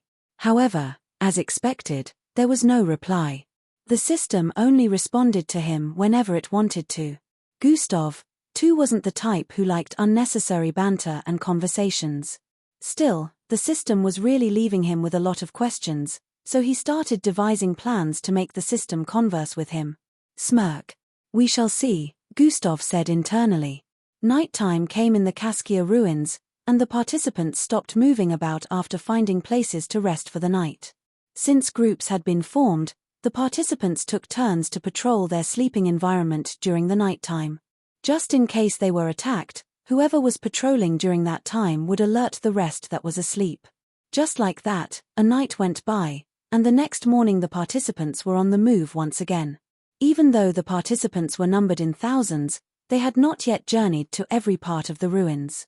There were still a lot of unexplored parts of the ruins that the participants hadn't gotten to. At the moment, lots of participants had managed to get one or more stones and were interested in gathering even more. A few groups still hadn't been able to collect a single stone because each territory they visited happened to be places where powerful creatures they weren't powerful enough to handle resided in. Only a few powerful participants were traveling on their own. These participants felt it below them to join groups and wanted to be untethered and free from any form of burden. Glade, Timi, Ria, EE, and the girl Gustav met on the stairs happened to be among the participants that moved on their own. Gustav had already woken up quite early as usual, and he wandered out of his sleeping area. Even when he was asleep during the night, his perception was still subconsciously spread out, so he would sense movements around him and wake up if something was amiss. Gustav brought out the grand stones in his possession. He counted them after acquiring a few more from a group of mixed breeds territory. 17. I need to acquire more.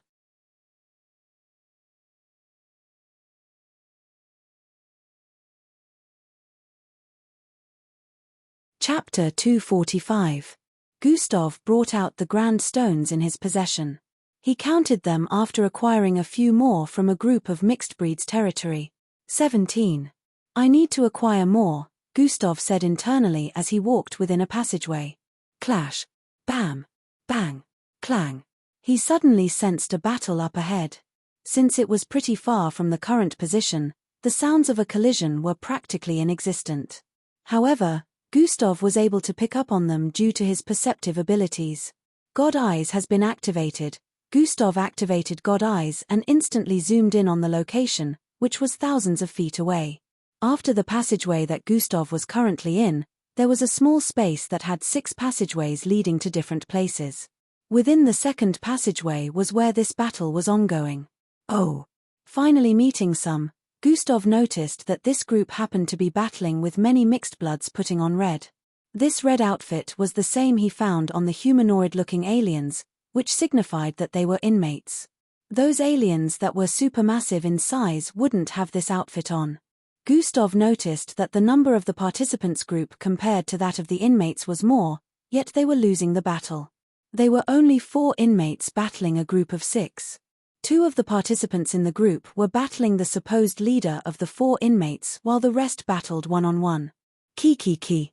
Brother, what are we gonna do with these kids after we've dealt with them?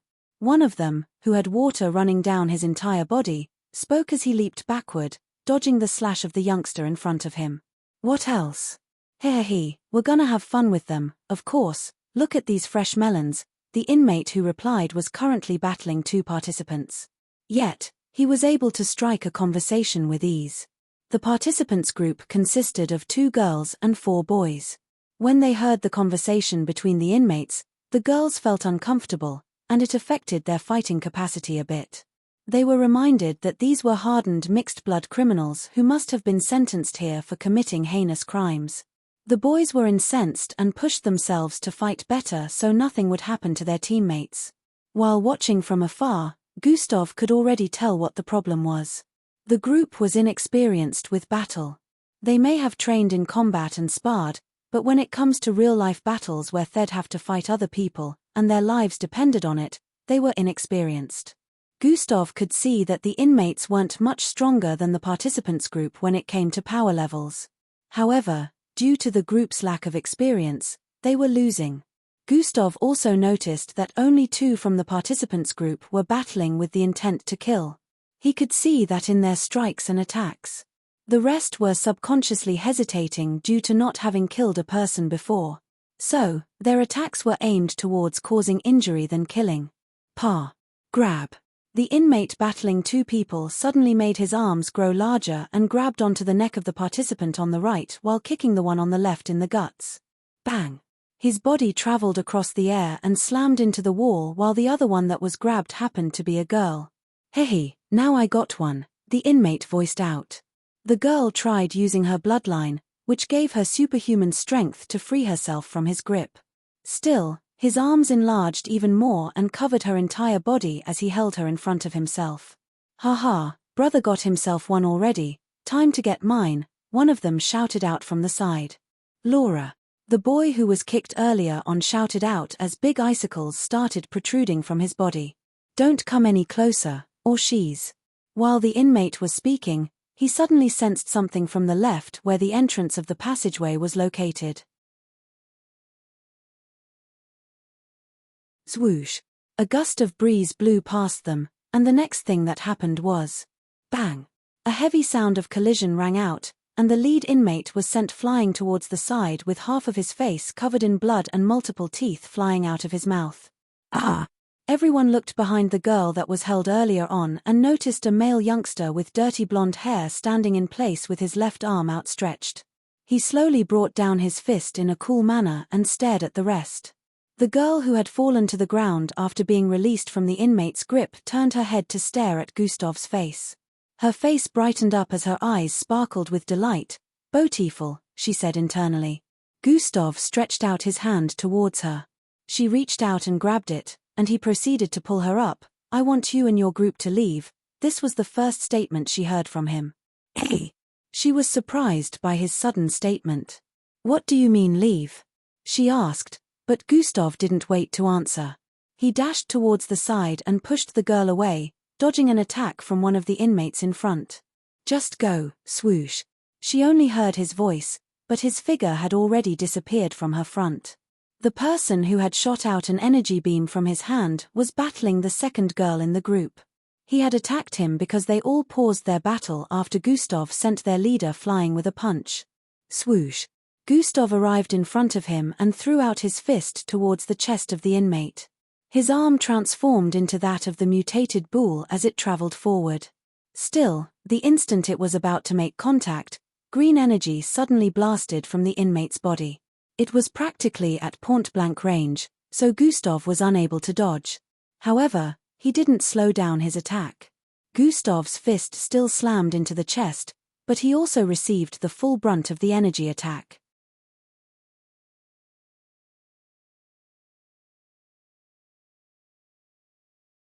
Chapter 246. Gustav's fist still slammed into the inmate's chest, but he also received the full brunt of the energy attack. Bang! Bang! Both of them were blasted backward, and cracking sounds rang out. Gustav landed on his feet about 70 feet away from his initial position. He slid backward for a few seconds while the other inmate slammed onto the ground with his back and a broken sternum. He spat out blood and repeatedly coughed before passing out. Gustav was back at his former position after taking that attack. "You're bleeding," the girl who Gustav saved earlier shouted out after noticing the palm-sized hole in Gustav's left shoulder area. "I'm fine," Gustav voiced out as blood rolled down his arm. "These ones are truly experienced, unlike the opponents I have been facing in the past," Gustav said internally as he stared at his shoulder injury. Even though that inmate was weaker, he still managed to injure Gustav. Before the girl could speak another word, Gustav had already dashed forward to engage the remaining inmates. The rest of the inmates, just like their companions, were also unable to properly follow Gustav's speed. This was a resultant effect of their bloodline abilities getting weakened before being thrown into Kaskia ruins. However, due to their previous battle experiences, they were still able to put up a little bit of fight. Gustav, knowing that he had been careless earlier on and was getting too cocky due to his easy wins in the past, changed his viewpoint. He decided that he would handle future battles with caution from now on. In a few, the remaining 2 inmates were taken down by Gustav while the group he saved just watched from the side. They wanted to assist him when he was engaging the inmates previously, but not only were they awed by his movements, they also couldn't properly follow his speed, so they didn't know how to attack. "You're still here?" Gustav questioned from up front where he was standing in front of the last inmate he took down.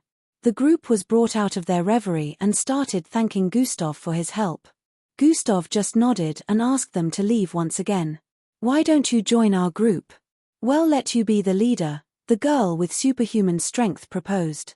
"Hey Laura, leading is not only based on strength," the other guy fighting beside her was not in favor of the idea. "If it is based on weakness, why weren't you able to defeat those inmates yourself?" Laura asked with a tone of ridicule. The guy felt ashamed and was about to retort when Gustav replied, "Not interested." After saying that, Gustav went to grab the bodies of the inmates and stacked them together in a particular place. "Why are you dragging them around like they are dead?" the other girl in the group who had a binocular on her right eye asked. "Because I am going to kill them," Gustav replied while squatting. The entire group was shocked by Gustav's calmness when he mentioned killing the inmates. He sounded like taking the life of others was just a casual thing to do. Even though these were inmates, some of them still felt Gustav shouldn't kill them. "We should give them a chance. They are serving their term already," 2 guys from the group voiced out together. "I also don't think you should kill them," the girl with binocular said. "A team of dorks. No wonder they say birds of the same feathers flock together," Gustav said internally. "They are serving their term, but did staying in here change them? Have you forgotten what they were going to do to you?" Gustav asked the girl in binocular, who shivered slightly the moment Gustav posed that question. "Also, if you think you can stop me from killing them, you're free to come and try." Gustav's fingers increased in length as his right hand transformed into that of the Bloodwolf's. The ones who didn't want him to kill the inmates could only watch as Gustav squatted and his claws dug into the neck of the leader of this group of inmates. Blood trickled down the neck of the inmate as a system notification appeared in Gustav's line of sight. "Requirement for bloodline acquisition has been met. Analyzing host compatibility with muscle enlargement bloodline 0% per 100%. Analysis complete, 84% 100%. Host compatibility with muscle enlargement bloodline is 89%. Does the host desire to acquire this bloodline?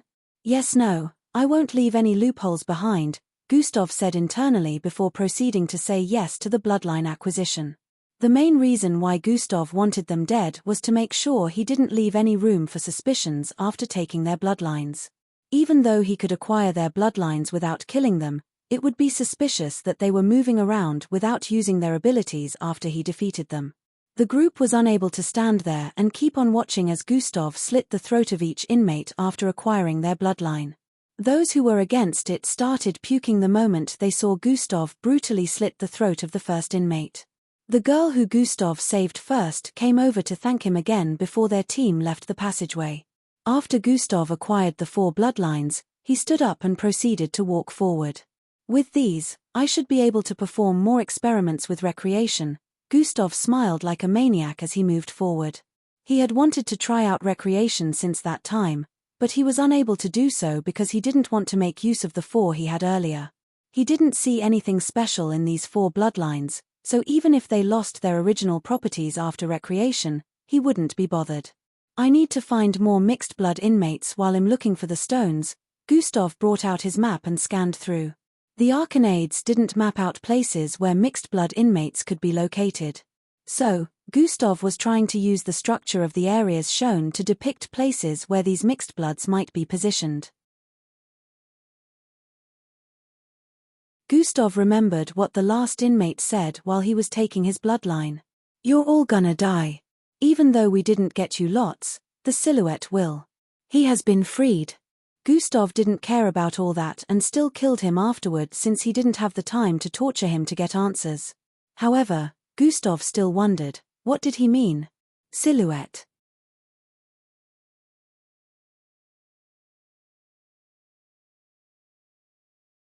Chapter 247. Gustav didn't care about all that and still killed him afterwards since he didn't have the time to torture him to get answers. However, Gustav still wondered, what did he mean? Silhouette. Gustav started his journey to the places he marked on the map. His plan at the moment was not only to acquire different bloodlines from inmates but also gather enough grandstones. After that, he decided that he would find a safe place to hide and rest for 2 days while using recreation. In another part of the ruins, Glade and Maltida met up by coincidence and started journeying together. They had gathered a particular number of stones together and split them equally. They reached a certain part of the ruins together after dealing with a bunch of mixed breeds. According to the map, the end of the pathway that led them there was supposed to lead to another place. However, they met with a dead end. There was a large rocky wall in front of them. Still, within this large wall that covered their entire line of sight, there was a large opening where a rocky square-shaped boulder sat. The color of this boulder was whiter than that of the wall, so it stood out in that particular spot. The boulder was square-shaped. The 2 girls stared at the wall before them with a confused expression. There was supposed to be a path here. How could the MBO give us a wrong map? Glade said with a tone of confoundment. I don't know, but I feel like there's something strange about this place, Maltida said while looking around. Of course, it's bloody weird. There's a dead end where there's supposed to be a road, Glade said while rolling her eyes before walking forward towards the wall. Glade, I think we should leave. There's no point in staying here if there's no path. Maltida could not help but feel a certain kind of eeriness creeping down her spine. Yeah, we should leave. What's this? Glade noticed the rock in the middle of the opening on the wall and walked towards it. Glade, let's. Hold on. What's this weird-looking rock? Glade could see engravings and weird runic-like drawings across the body of the rock as she moved closer to it. She felt something weird coming from the rock, which made her intrigued. Glade started reaching out her hand to touch the weird rock. Glade, let's go, this place is. I don't know. It just doesn't feel. Glade fingers paused, inches away from making contact with the rock after she heard Maltida's statement. All right, Grandma, so baggy. Let's go. Glade gave in and retracted her hand. All right, let's get out of here, Glade said while turning around. Still, the moment she saw Maltida's eyes widening in astonishment, she felt something wasn't right. There's no need to go anywhere. Children. She heard a deep, monotonous, masculine voice from behind that sounded loud and echoed across the place. Sheeing. Glade quickly turned around to look and noticed that the rock inside the hole had 2 wide open, large eyes that glowed purple. Each eye was comparable to the size of a human head, but that wasn't the problem now. The problem was, Glade found herself unable to move the moment she locked eyes with that of the rock. Kneel. Bam. Bam. It turned out that she wasn't the only one who could not control her body movement because she and Maltida fell to their knees the moment that word was uttered. Fear crept down their spines and dug deep into their hearts and souls as the eyes stared at them. They tried everything in their power to move, but it was futile. You too shall now become my minions like the others before you. You shall do my bidding in order to free me from this accursed hole. Just like that, 7 hours had gone by, and in these 7 hours, Gustav had made progress with hunting the inmates. He had met 2 hordes of them while moving about. Unfortunately, one of the groups he met had just finished decimating an entire team of mixed blood participants.